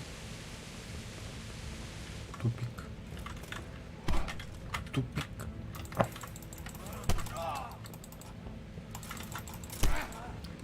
Да бля, заебал. Ай. Так это баха, заебал. Бля, мята и говорит, заебал нахуй. Ага.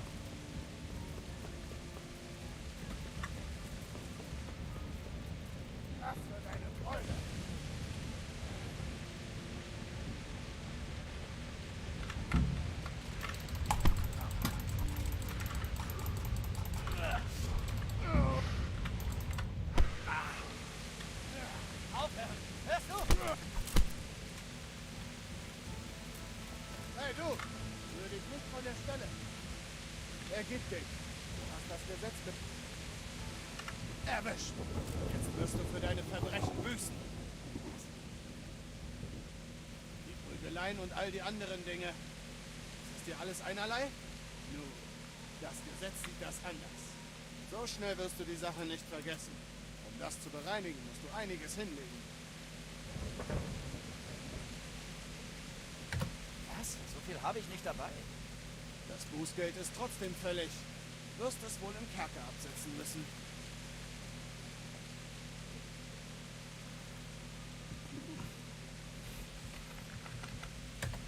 Genug, welche Unverschämtheit. Willst du, dass ich die Beherrschung verliere? Ja, natürlich. Ich habe schon ganz weiche Knie. Dann der Kerker. Bewegung. Verrotten sollst du dort.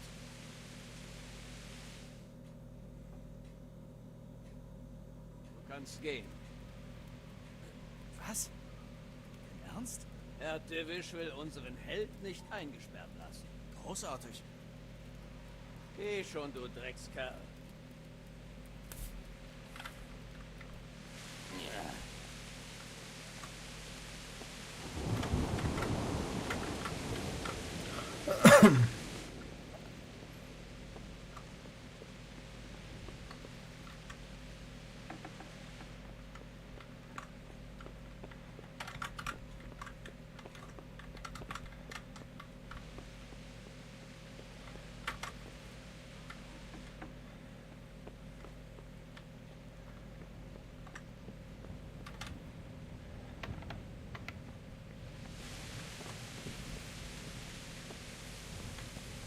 Aufgepasst!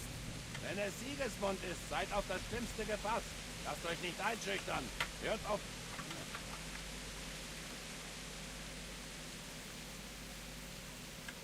Hey, ihr da! Sagt den Leuten draußen, sie sollen sich auf einen Angriff gefasst machen. Rasch!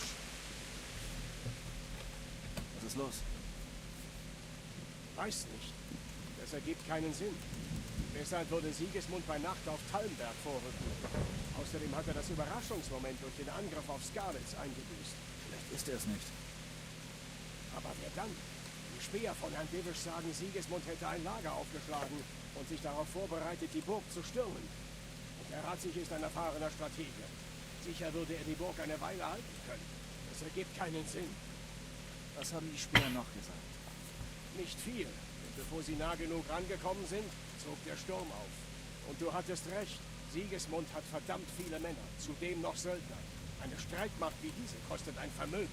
Tja, spätestens, wenn sie hier sind, haben wir Gewissheit, nicht wahr? Ja, das stimmt. Mach's gut.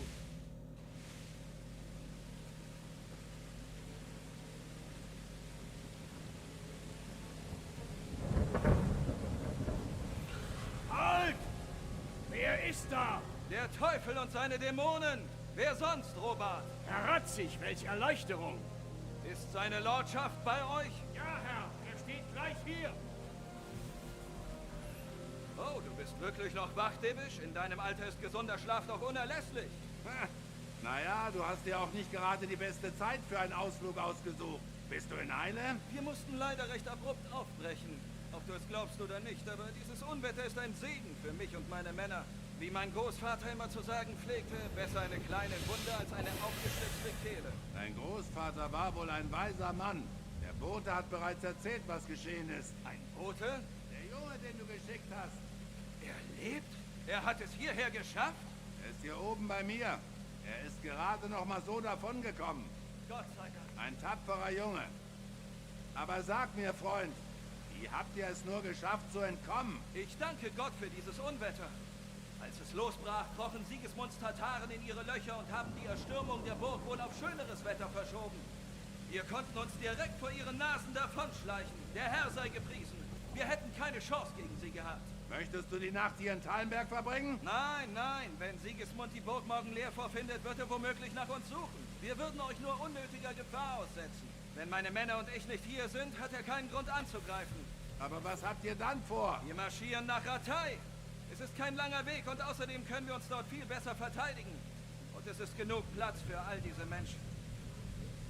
Falls Sigismund kommt, solltet ihr euch ergeben, Divish. Es hat keinen Sinn, eine aussichtslose Schlacht zu beginnen. Da hast du wohl recht.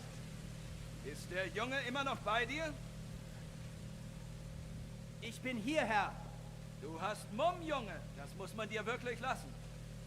Ich bedauere sehr, was geschehen ist. Möchtest du dich uns anschließen? Sehr gern, Herr, aber zuerst muss ich noch mal zurück nach Skalitz. Du bist wahnsinnig.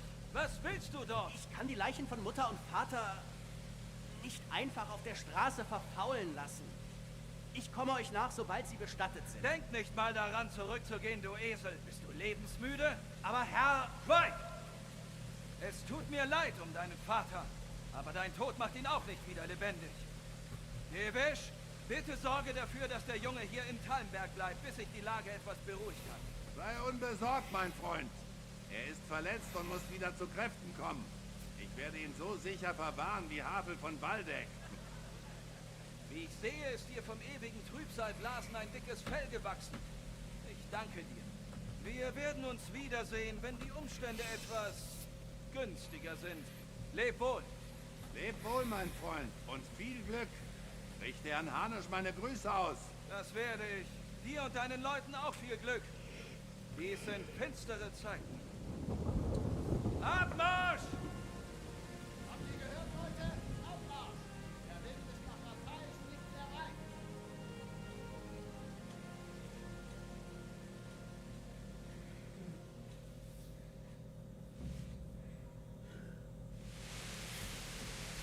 Männer, heute Nacht verdreifachen wir die Wachposten. Teilt euch wie immer auf. Und wenn ich einen beim Saufen, Würfeln oder Dösen erwische, breche ich ihm höchstpersönlich alle Knochen. Behaltet die...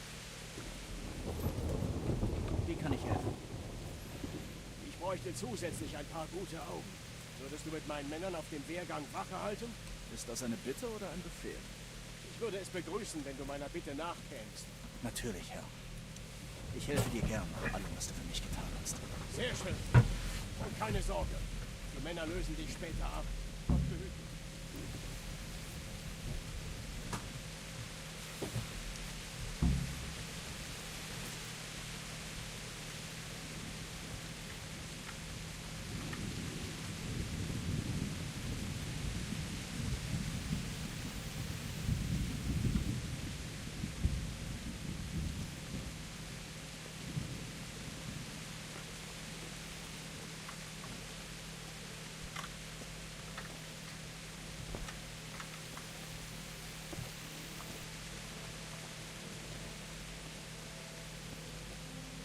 Ich könnte einen Happen vertragen.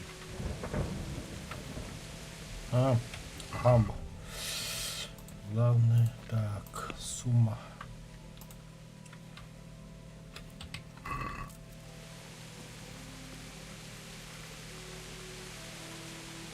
Läufst herum wie ein verlorenes Schaf. Deine erste Wache, hm? Glaub nicht, dass heute noch viel passiert. Kannst dich an die Mauer lehnen und auf morgen warten. Ich zeig dir, wie der Hase läuft. Mach ich. Danke.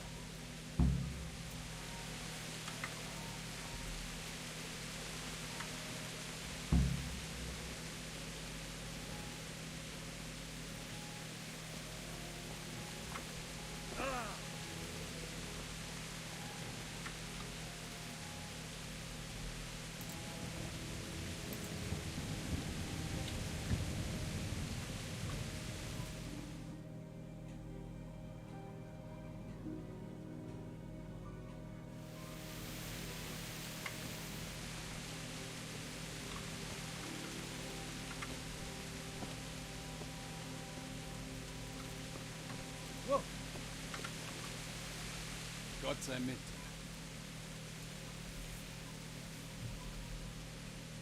Was hältst du davon, den Scarlets an die Flucht bringen? Das Glück war ihnen wahrlich hold. Sigismund wird vor Wut kochen. Ein Jammer, dass das Schicksal nicht allen gnädig war. Oh, tut mir leid. Und du kennst Herrn Ratzig Kobilla? Das wäre übertrieben. Ich habe ihn ein paar Mal gesehen.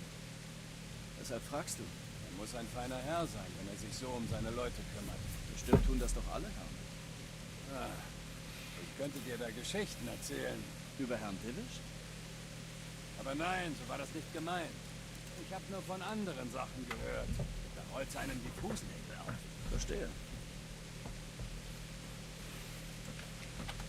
Möge Gott über dich wachen.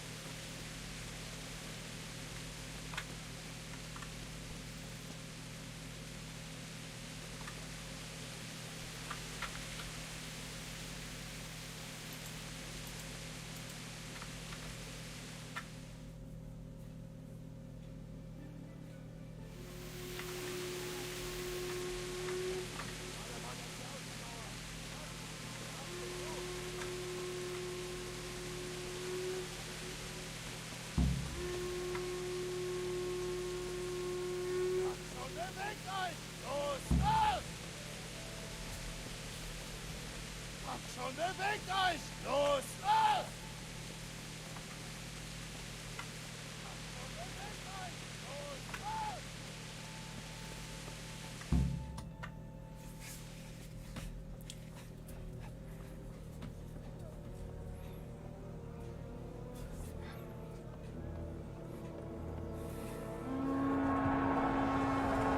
Ah, Bullshit.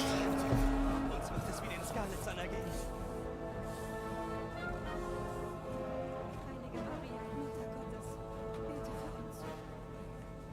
Sieh nur, wie sich dieser selbsternannte König die Liebe und den Respekt seiner Untertanen erheuchelt. In der Tat, Robert. Sigismund von Luxemburg hat ein gutes Händchen dafür, die Menschen auf seine Seite zu ziehen. Aber du wirst womöglich noch überrascht. Ich bezweifle, dass er seine Heiden heute auf uns hetzen wird. Sei gegrüßt, Herr von Talmberg. Das ist er. Das ist der verdammte Bastard, der den Angriff geführt und meine Eltern ermordet hat. Sei kein Narr. Oder willst du so enden wie sie? Ich bin Herr Marquard von Aulitz. Ich komme auf Geheiß Sigismunds von Luxemburg, König von Ungarn und Kroatien, der beauftragt wurde, gegen jene vorzugehen, die Zwietracht im Land säen und im Namen seines Bruders König Wenzel IV. Die Ordnung im gesamten Land wiederherstellt. Ordnung wiederherstellen, indem er die Ländereien des Königs plündert und verbrennt? Sei gegrüßt, Herr Marquard. Dass der Bruder des Königs sich bemüht, in diesem chaotischen Land für Ordnung zu sorgen, ist zweifelsohne löblich. Jedoch sind er und seine Truppen offenbar vom Weg abgekommen. Als Burggraf des Schlosses zu Prag bin ich dem König verpflichtet. Und hier in Talmberg herrschte bis vor kurzem noch Frieden, bis ihr eintraft. Also was verschafft uns die Ehre eures Besuches? Gestern erst ging seine Majestät gegen einen der Feinde des Reiches vor, Herrn Ratzig Kobilla. Dieser verwendete Silber aus den Skalitzer Minen, um eine Auflehnung gegen die Krone zu finanzieren. Zu unserem Bedauern konnte der Aufständische entkommen. Du weißt nicht zufällig, edler Herr, wo er sich derzeit aufhalten könnte? Soweit ich weiß, ist dieser Herr Ratzig, von dem du sprichst, des Königs Hauptmann in Skalitz. Ich glaube kaum, dass er sich tatsächlich gegen unseren König auflehnen würde. Davon abgesehen kann ich dir versichern, dass Herr Ratzig sich nicht in Talnberg aufhält. Er wäre ziemlich töricht, wenn er aus seiner Burg, die er nicht verteidigen kann, in eine andere flieht, die es ihm noch schwerer machen würde. Oder kann es sein, dass mein bescheidenes Anwesen eurer Armee irgendwie im Wege steht? Ich soll dem König also mitteilen, dass sich Herr Ratzig Kobilla nicht hier in Tallenberg aufhält und dass er deine volle Loyalität genießt? Ich versichere dir, Herr Ratzig ist nicht hier. Und ich gedenke nicht, mich in Angelegenheiten einzumischen, die mir keinen Vorteil verschaffen. Nun gut, Herr. Wie du willst. Ich werde eure Worte dem König überbringen, in der Hoffnung, dass er sie so aufnehmen möge, wie ihr es euch erhofft. Jene mit einem reinen Gewissen und einem guten Willen brauchen keine Furcht zu haben, auch nicht in solch finsteren Zeiten, wo es kaum einen Grund zur Freude gibt. Lebt wohl, Herr.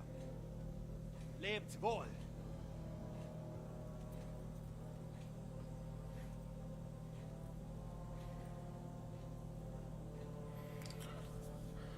Потому что немец строю, короче. Немцы, а не татары.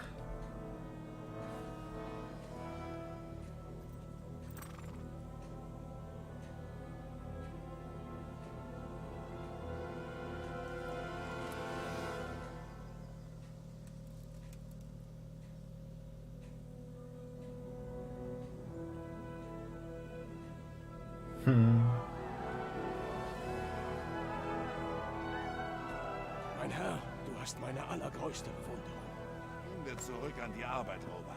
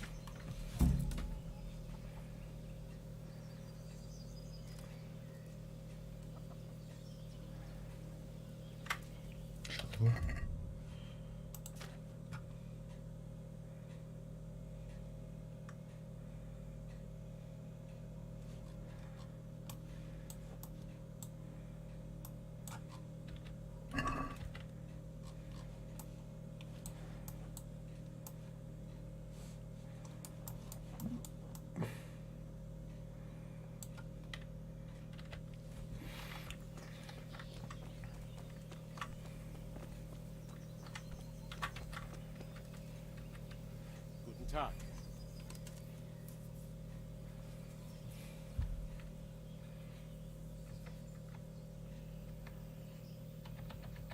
Herr Robert, ich muss nach Skalitz. Was willst du dort, Junge? Sigismund mag abgezogen sein, aber dort wimmelt es sicher von Raubrittern, Briganten, Deserteuren und anderem Gewürm. Außerdem hat dein Herr dir befohlen zu bleiben.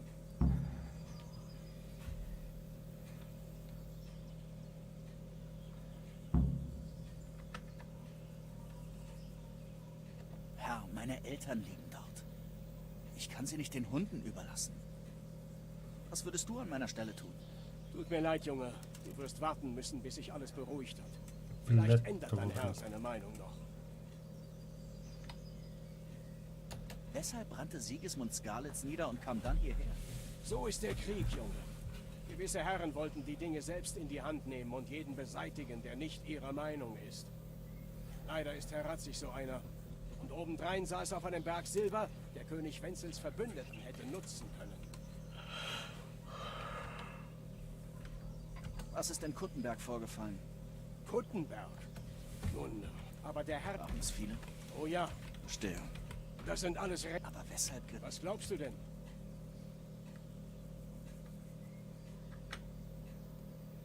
Weil sich die Herren dort... Teil war... König Karl. Also war Kutten... Langsam versteht.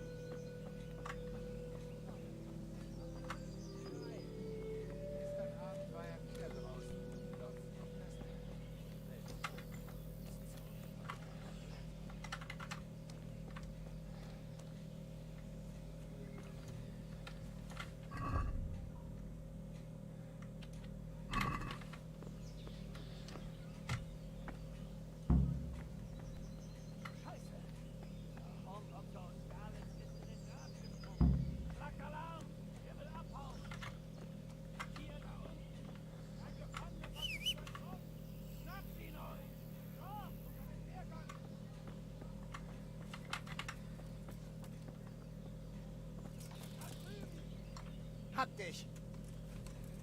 Du schickst mich von Pontius zu Pilatus. Lass mich, verflucht. Ich muss meine Eltern bestatten. Du gehst nirgendwo hin. Außer zurück hinein.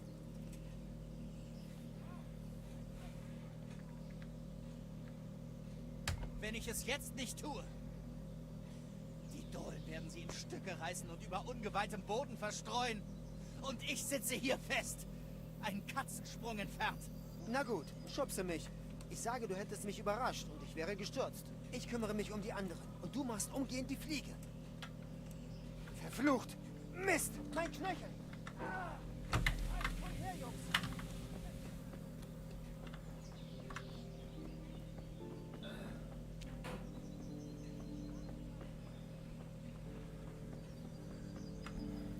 Hab dich! Du schickst mich von Pontius zu Pilatus. Du gehst nirgendwo zurück hinein. Aber ich muss... Gut, ich komme mit. So ist's brav. Ich bin... Короче, около надо, дорога.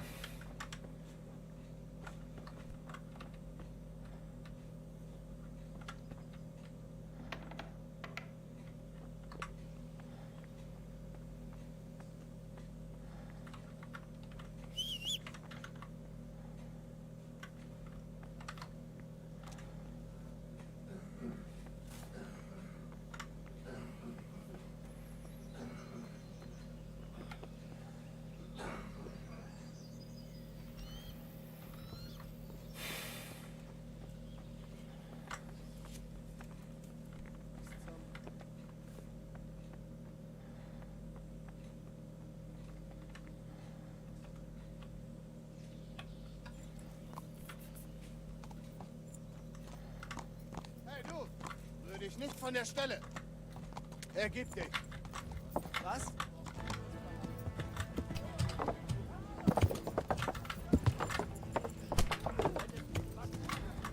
Hau dich doch!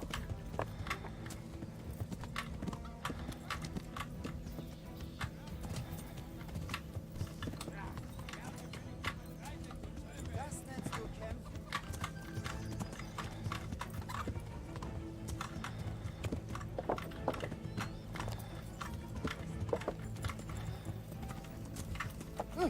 Bist du blind in Gottes Namen? Hier gehen Leute.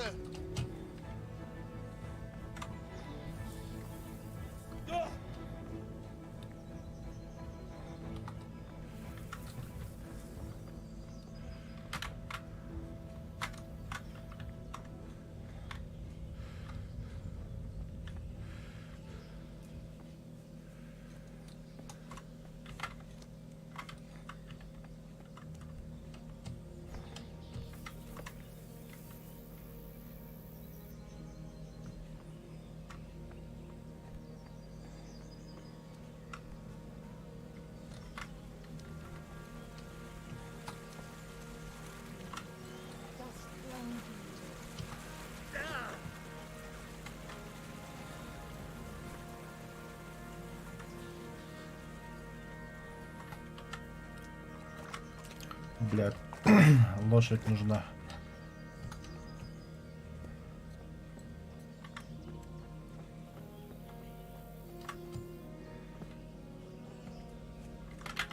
Хуя, я перепрыгнул.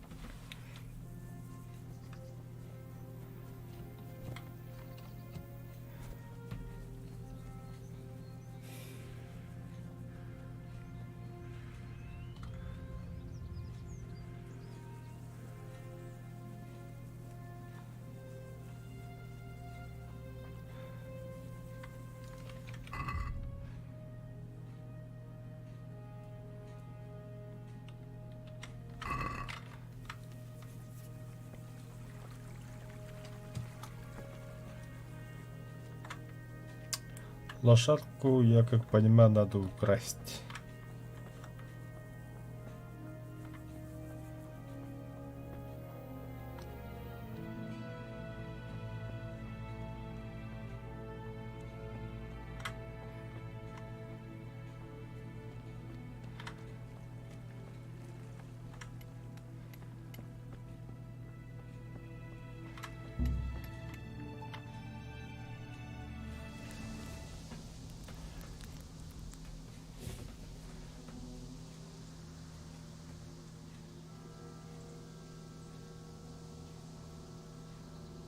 Sieht so aus, als wären sie bereits fort.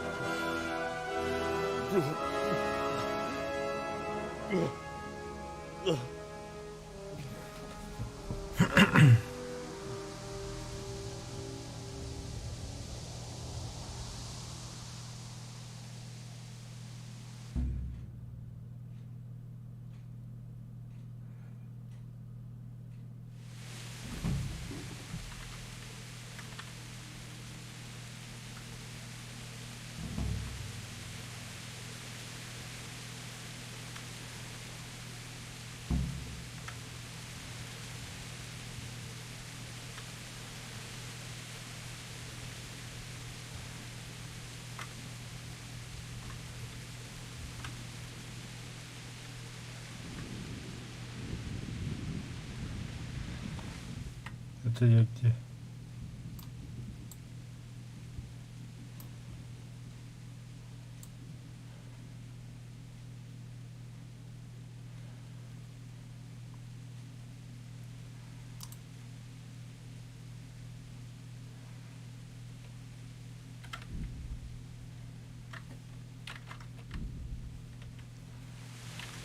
Бля, репет.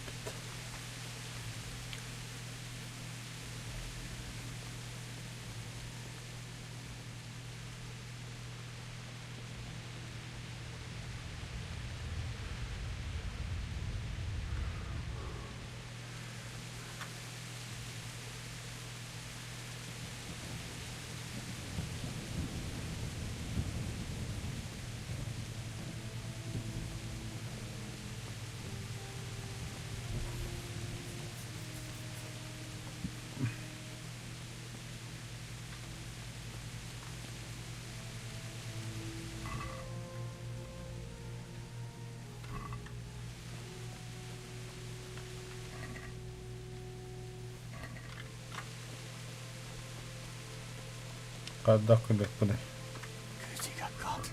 Выживать надо тоже.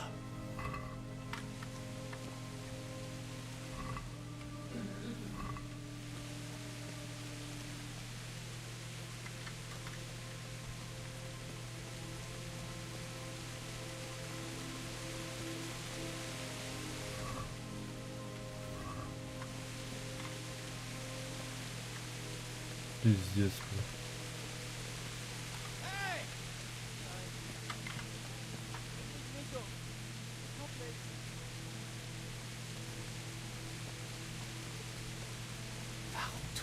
So etwas. Was haben diese armen Seelen ihm denn getan?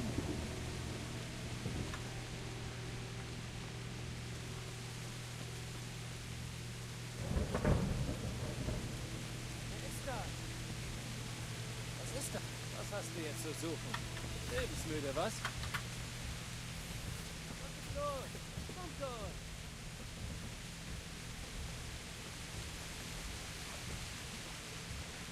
Hast du nicht drauf?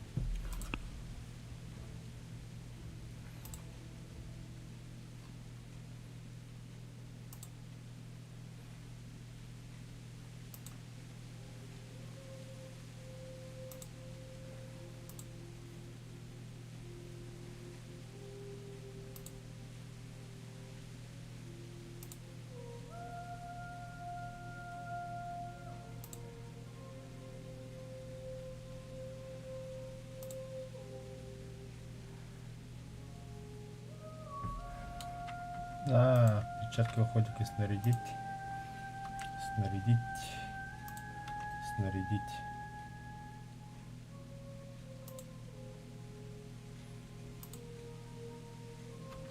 Снарядить.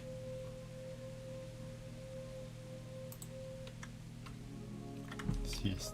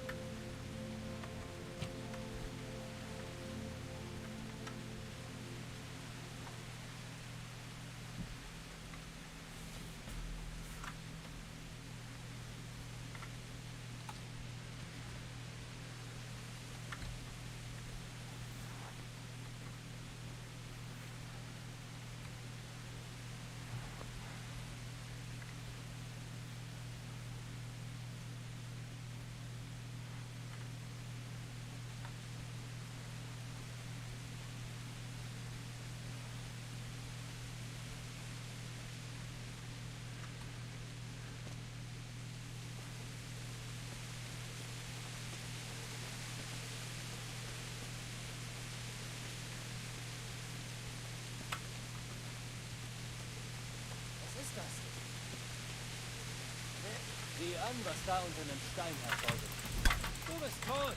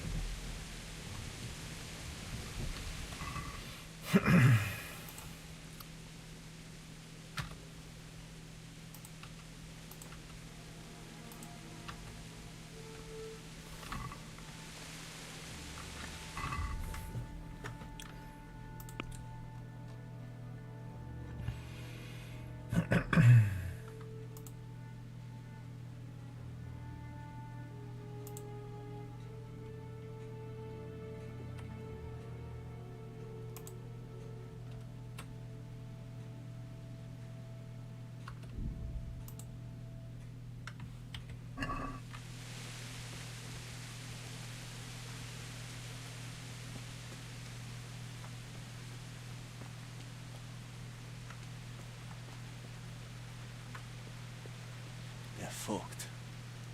Er floh nicht wie ich. Er starb mit dem Schwert in der Hand.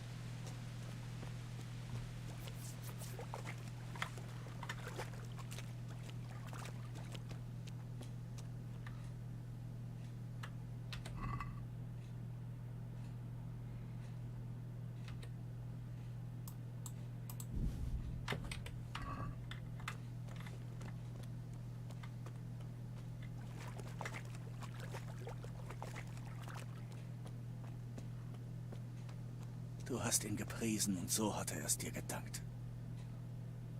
Und doch warst du ein Held. Bist nicht geflohen, hast sie nicht im Stich gelassen, wie ich.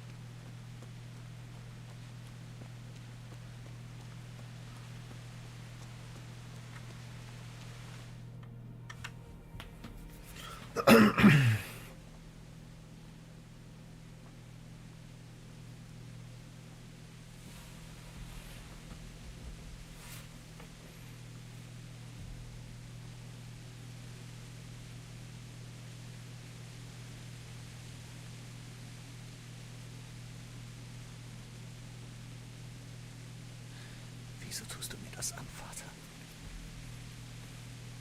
Wieso? Wieso hast du mich allein gelassen?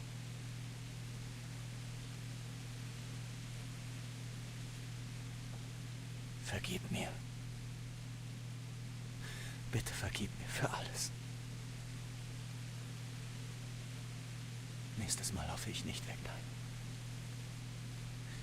Ich werde nie wieder weglaufen.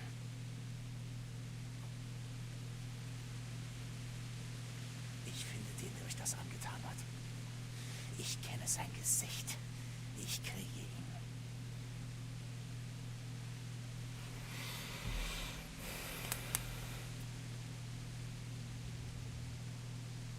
Aber zuerst muss ich eine Schaufel finden und mich um euch kümmern.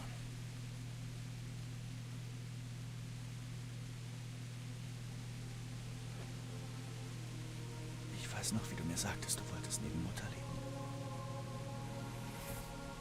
Hier. Unter der Linde.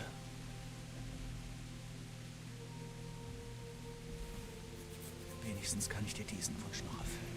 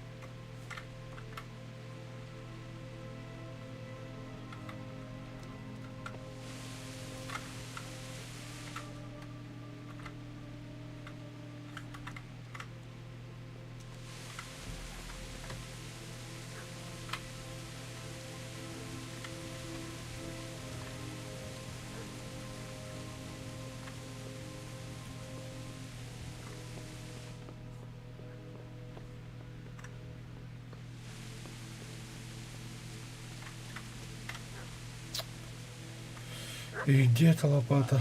Nein. Wieso? Warum gerade du, Bianca? Ich finde die Bastarde, die dir das angetan haben. Ich werde sie finden, das schwöre ich. Бланка, да.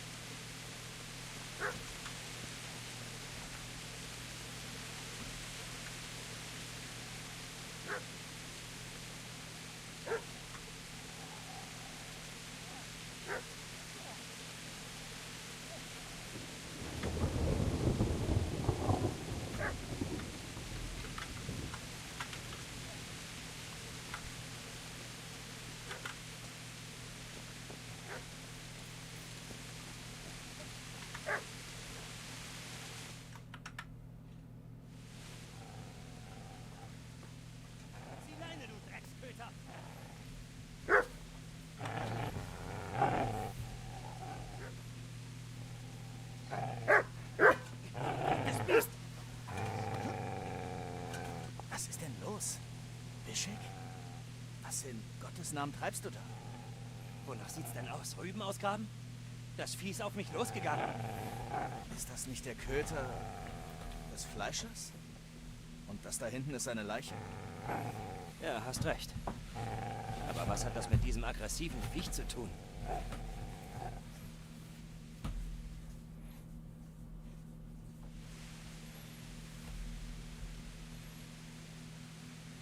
Ich würde sagen, das arme Tier bewacht sein Herrchen. Du hast nicht zufällig versucht, an ihn ranzukommen?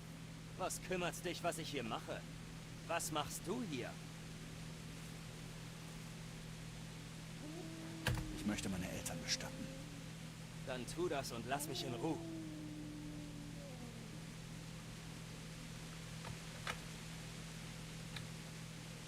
Würdest du mir die Schaufel borgen? Ich muss ein Grab ausheben und finde keine Ahnung. Was ist er dir wert? Nettes Schwert, das du da hast. Das hätte ich gern für die Schaufel. Wie kommst du überhaupt zu so einem Ding?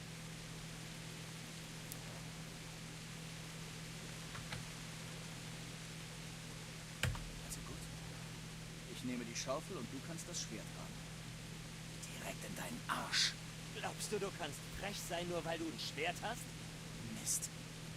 Ich weiß nicht viel über das Schwertkämpfen. Gut so. Dann schlage ich dir die Zähne ein. Mist, Mist, Mist! So ist's recht! Sieh den Schwanz ein!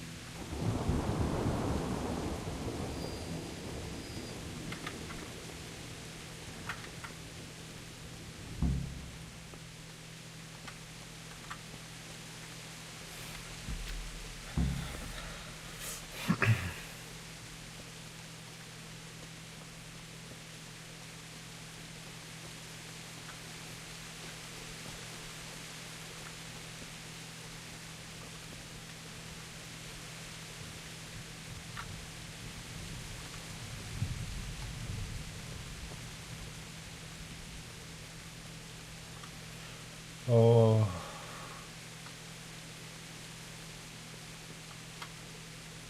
Нашу кузницу. Здесь нахуй. Я лавка вообще.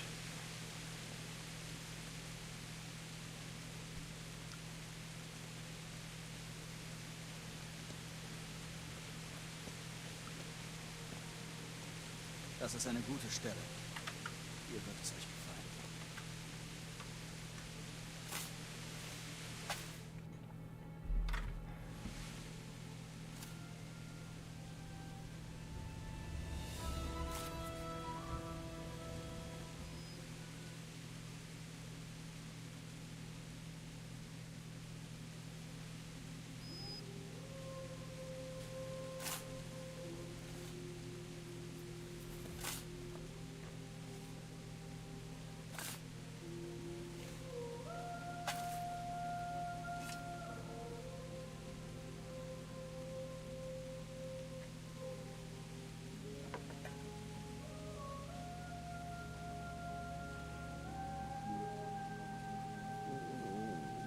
Also.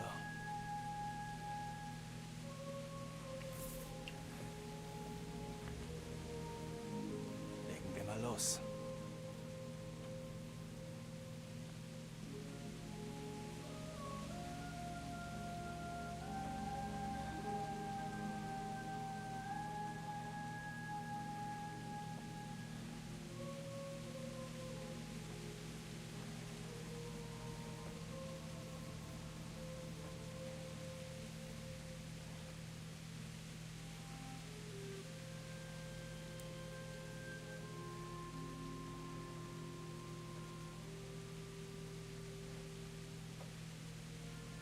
Verdammt nochmal.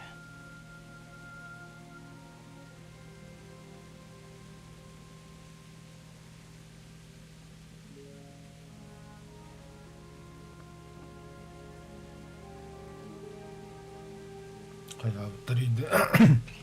Хамса стал bitte, что ли? Wie soll ich das nur schaffen? Brauchst du vielleicht Hilfe? Ist das der Typ? Ja. Siehst du nicht das Schwert? Wer seid ihr? Und was wollt ihr? Was, Bischek? Na, wer sollen wir schon sein? Franziskanermönche?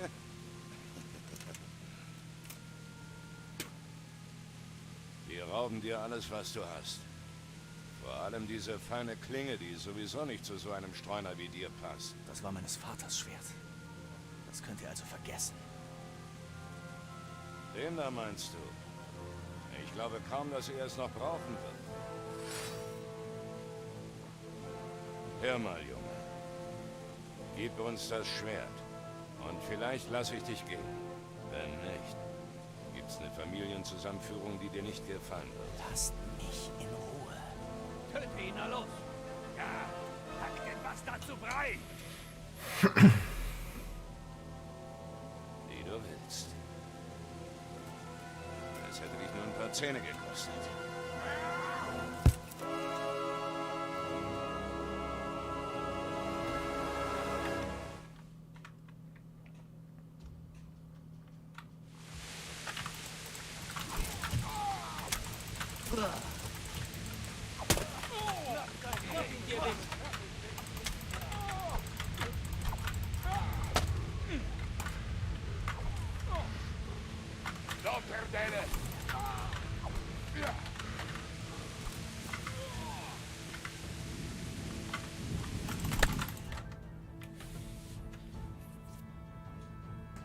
Все, да?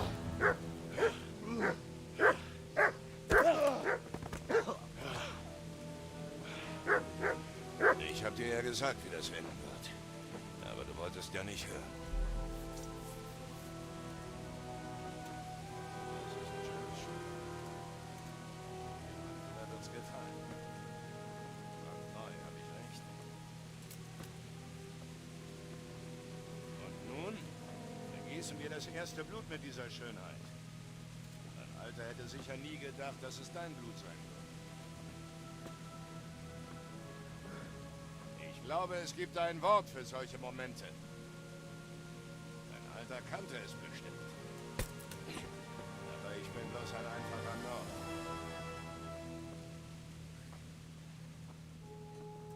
Hast du beim Schmieden geholfen? Ja, bestimmt hast du das. Was für ein Pech. Gerade durch das Schwert zu sterben. Hey, ihr Ziegenficker!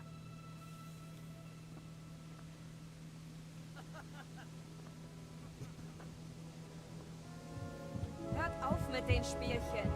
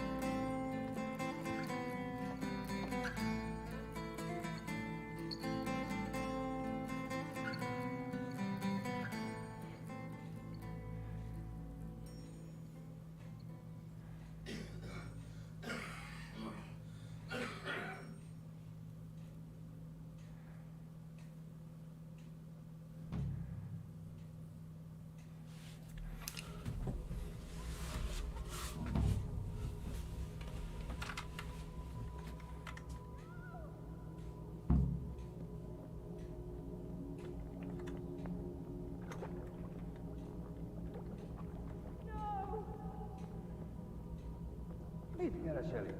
Véletlenül kibújtál anyád szoknyája alól?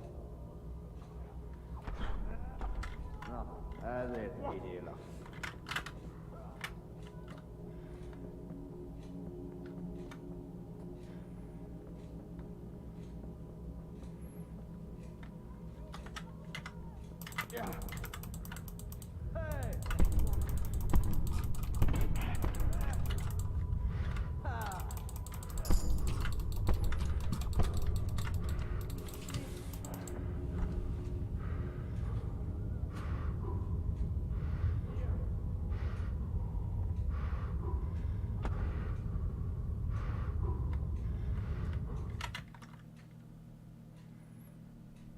Brauchst du Hilfe?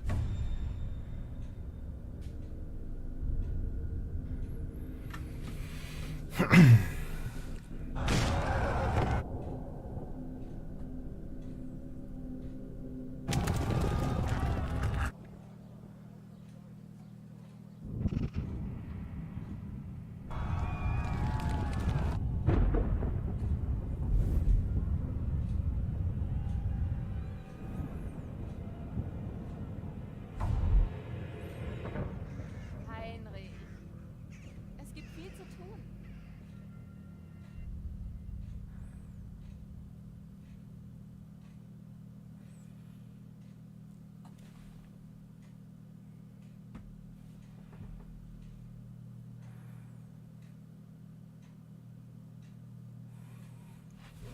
Es ist eilig der Tag. Steh auf, Heinrich. Aufwachen. Ein neuer Tag. Heinrich. Heinrich, hörst du mich? Heinrich, hörst du mich? Halleluja. Dachte schon, du wachst nie auf. Hattest du wieder Albträume? Theresa? Immer noch Fieber. Onkel wird es nicht gefallen, aber du musst noch im Bett bleiben.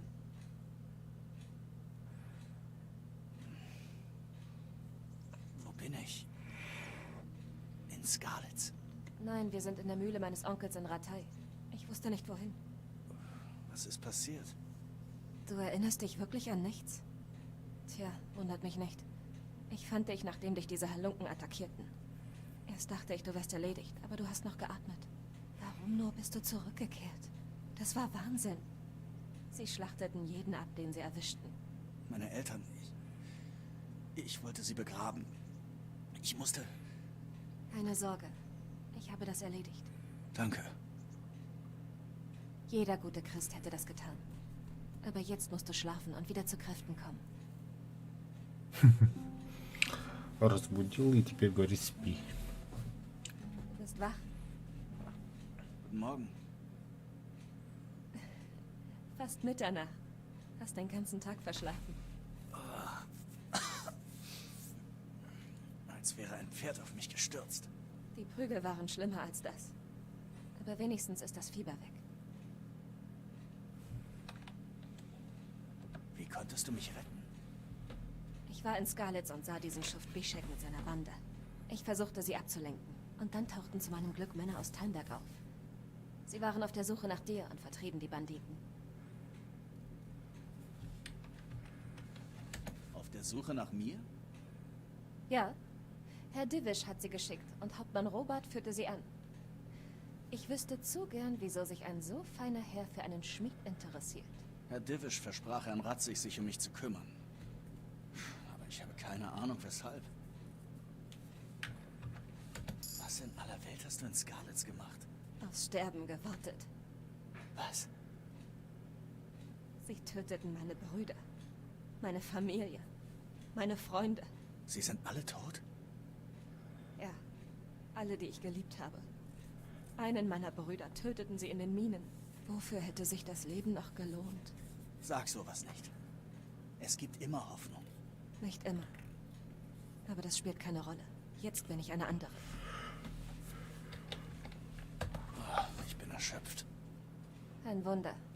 Ich bringe dir Wasser und etwas zu essen. Ruh dich währenddessen aus. Du bist noch schwach.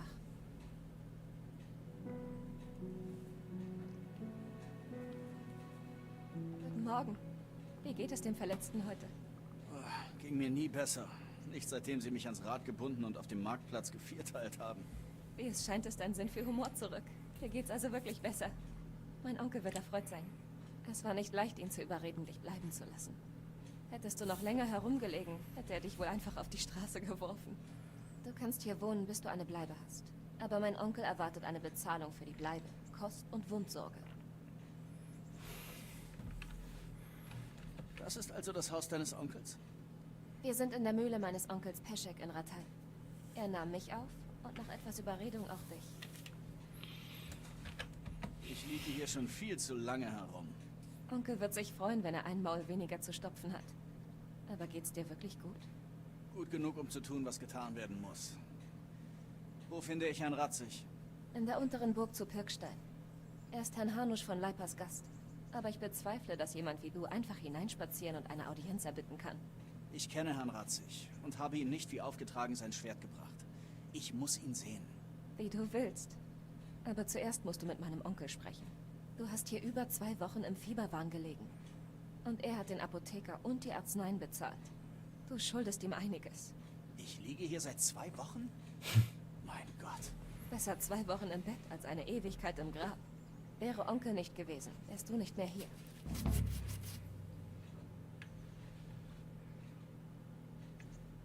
Ich verdanke euch mein Leben. Und ich werde meine Schulden zurückzahlen. Gut. Aber bevor du in die Stadt gehst, solltest du etwas essen. Du bist noch geschwächt. Ich habe etwas auf den Tisch gestellt.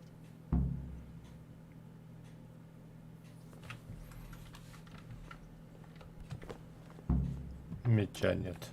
Hey, Jungspund, komm her.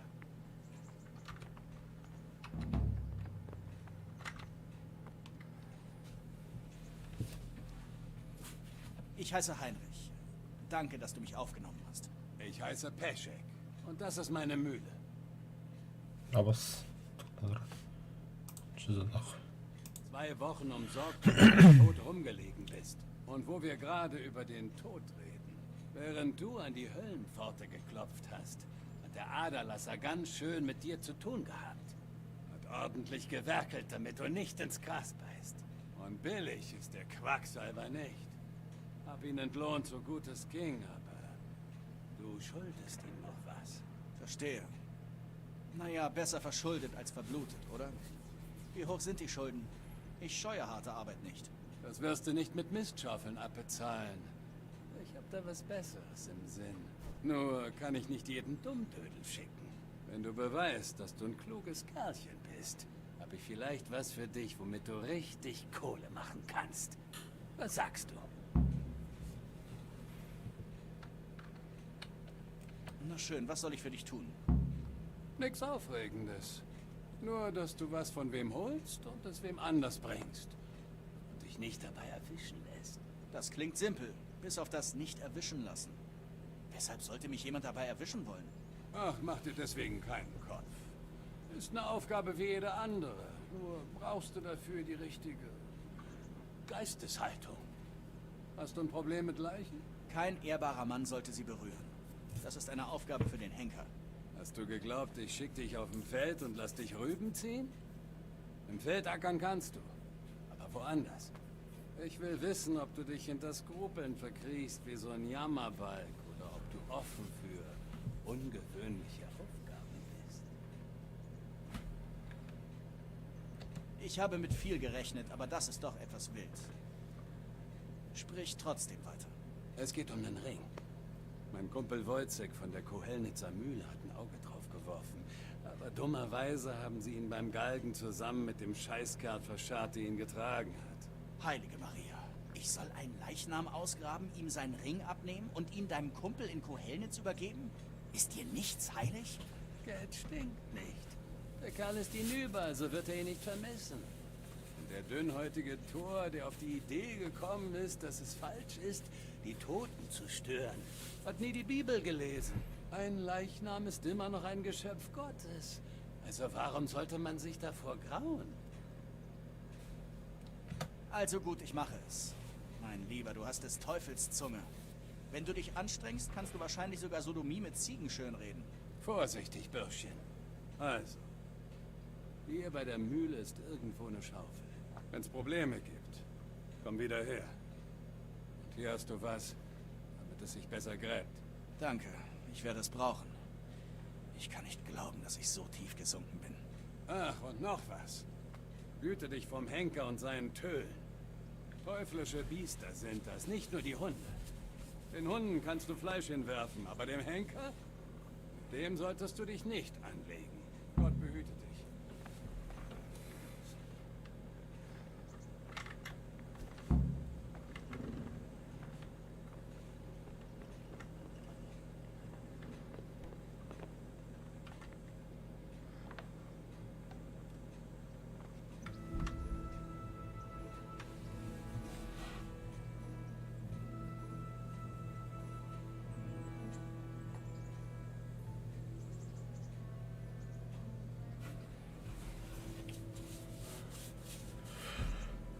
Хорошо.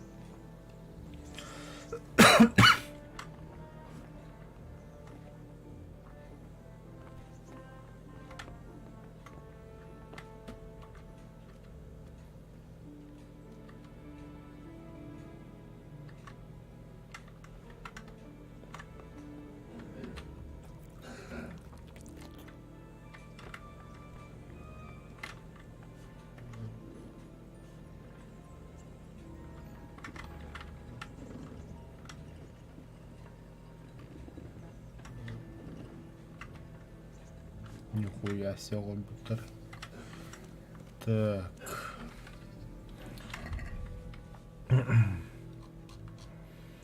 Верни себе меч от отца. Это вообще где я?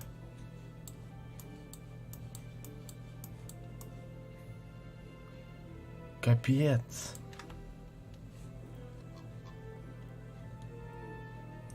Мой дом сожжен. Мои родители, моя девочка убиты. Я сбежал как трус и выжил только чудом.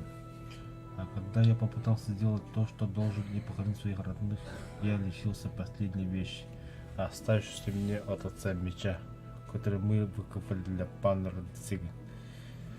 Но я больше никогда не стану бегать. Я найду Блюка, который разглядел набег на скалицу, и убью его. И я найду этого крестьяныша, что украл мой меч, и проткну его этим же мечом.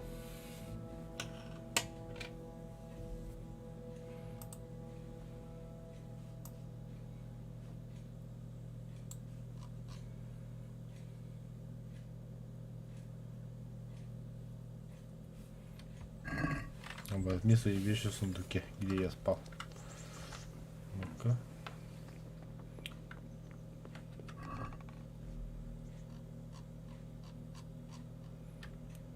Здесь все. Там в комнате или. Че, как чему-то буду бегать. Так, сумма.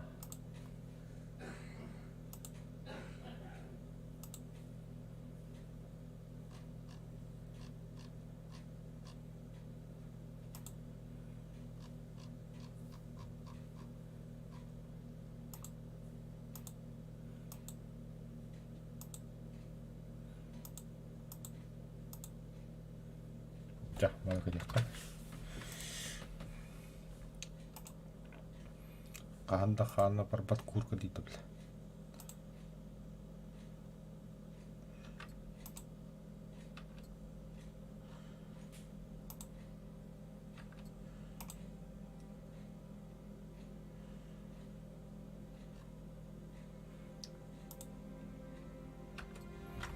Да.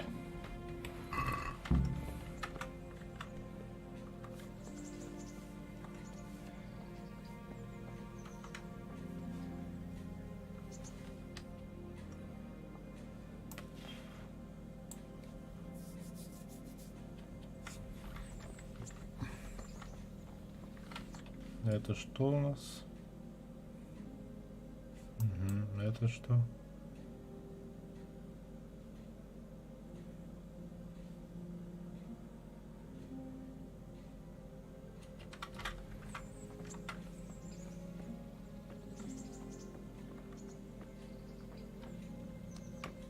Хил.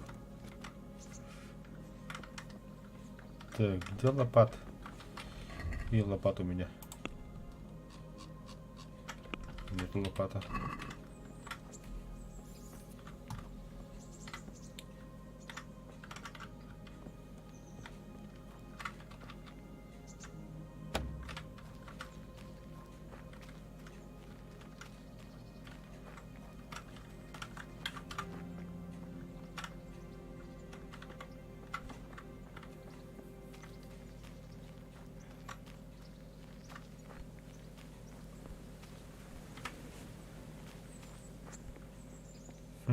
Где лопата, бля?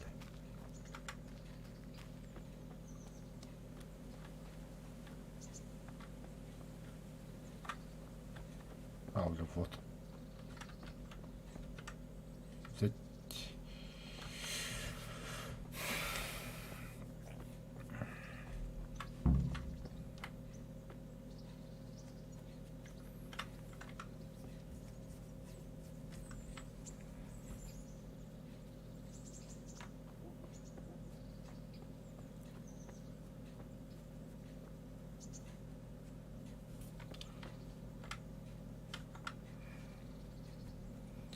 Бляха-муха, уже 4 утра. Сука, пора спать. Ладно, сейчас задание одно закончу.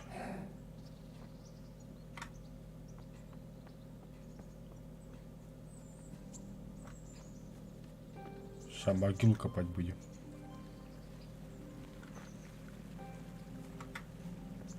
Не, игра охуенная.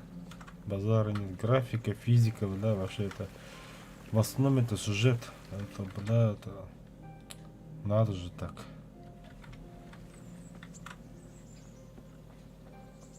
А я могу так пройти или никак?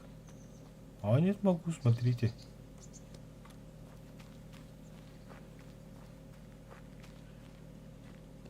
Просто подумайте, мир такой открытый, я хуй знает. Везде можешь шарахаться.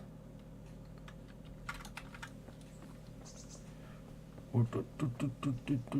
Бежим, бежим, бежим.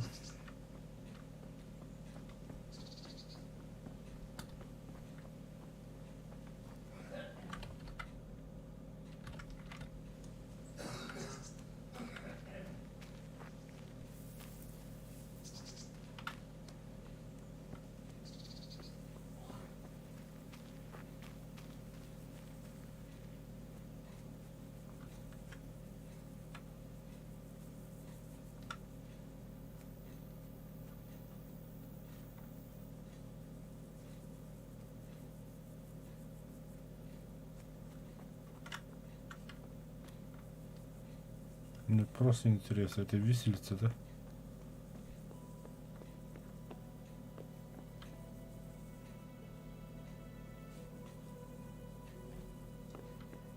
Да, это виселица. Это еба.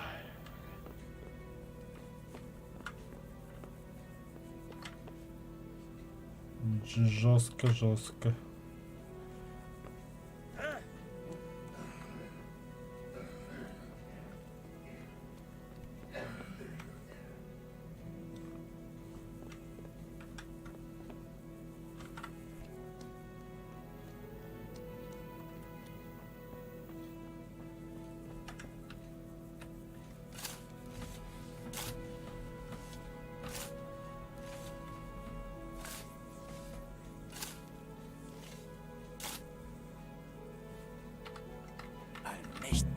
Nichts. Und was ist mit der rechten Hand? Scheiße, auch kein Ring. Wo zum Teufel ist der hin? Oh, der Gestank, gleich muss ich kotzen. Dafür reiß ich Peschek den Arsch auf. Пусто, бля.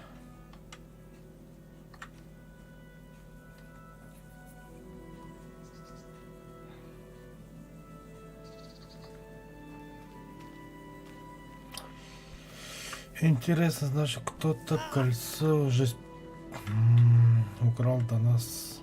Это что такое?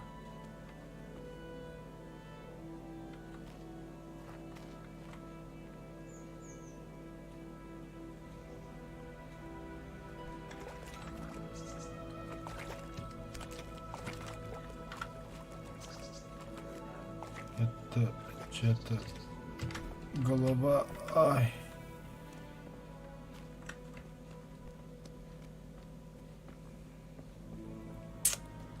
Да уж.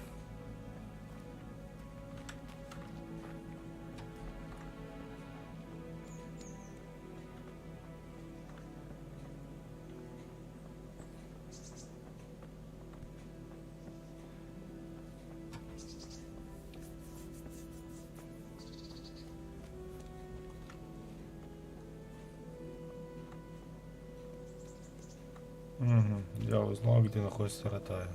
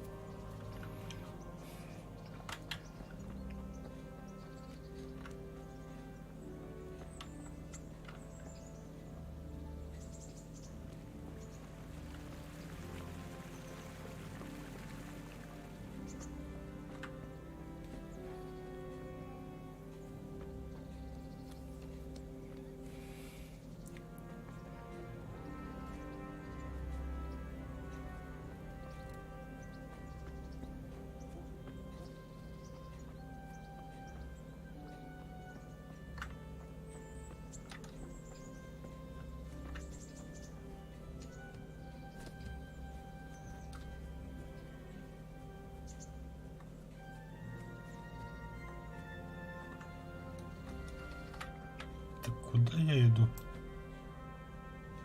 Нет, все верно.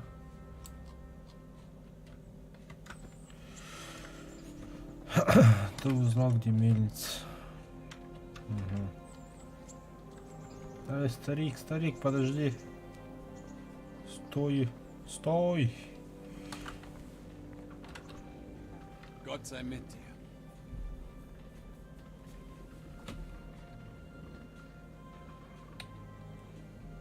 Die Leiche war dort, aber kein Ring. Was zum Teufel geht hier vor? Immer mit der Ruhe. Wenn der Ring nicht da war, muss ihn der Henker genommen haben, bevor er den Mistkerl begraben hat. Ich ahne, wo das hinführt. Du willst, dass ich den Ring vom Henker hole? Schlaues Kerlchen. Nur würde ich dir raten, ihn nicht drauf anzusprechen. Er ist ein bisschen empfindlich, wenn es darum geht, die Toten auszunehmen. Besser du klaust ihn.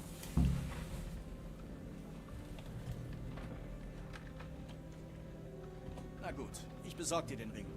Wahrscheinlich hat er ihn bei sich im Haus in seiner Truhe versteckt. Weißt du, wie man mit einem Schloss fertig wird? Willst du, dass ich es mit einer Stange aufbreche? Nein, du Hornochse. Es geht auch mit Fingerspitzengefühl. Zaghaft und vorsichtig, wie wenn du eine Jungfrau nagelst.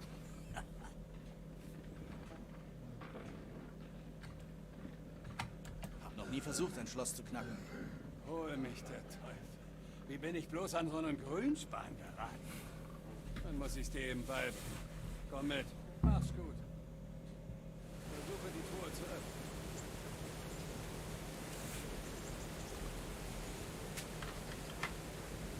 Nimm den Dietrich in die rechte Hand und ertaste damit die Zuhaltung des Schlosses. Чем ближе ты будешь нужной. Nutzt sie, um den Mechanismus im richtigen Moment. Так. Чтобы скрыть замок, у вас в сумме должна быть хотя бы одна отмычка. Хотя лучше иметь одну или две в запасе, потому что использование они снашиваются и в худшем случае могут сломаться. Вы начинаете скрывать замок. После этого вы должны использовать отмычку D, чтобы повернуть весь запирающий механизм. Угу.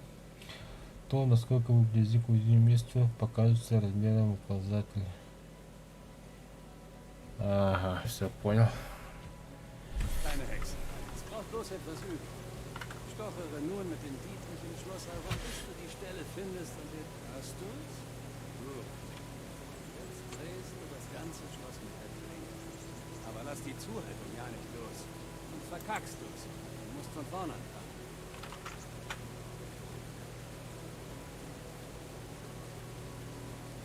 Du hast den Dietrich abgebrochen.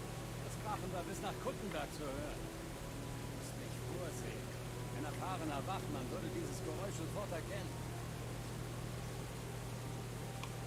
Aus dir wird wohl doch Хе, was sein. нихуя себе. Aber merk dir eins. Diese Truhe ist nur zum Üben. Richtigen Schlüssel musst du auf den Dietrich.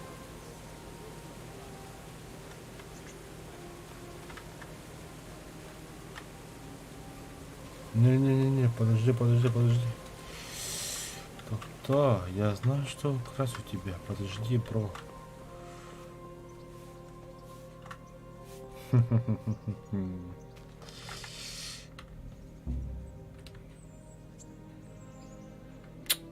Господи, боже мой.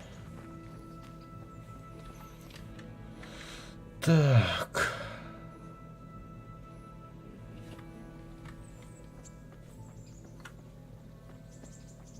Ладно, ребят, на сегодня все. Продолжим завтра. Игра хорошая, завтра будем играть. Сохранить игру. Игра сохранена. Все, сохраните, выйти, да. Ладно, ребята, спокойной ночи или доброе утро. Как можно правильно сказать, не знаю. Всем пока.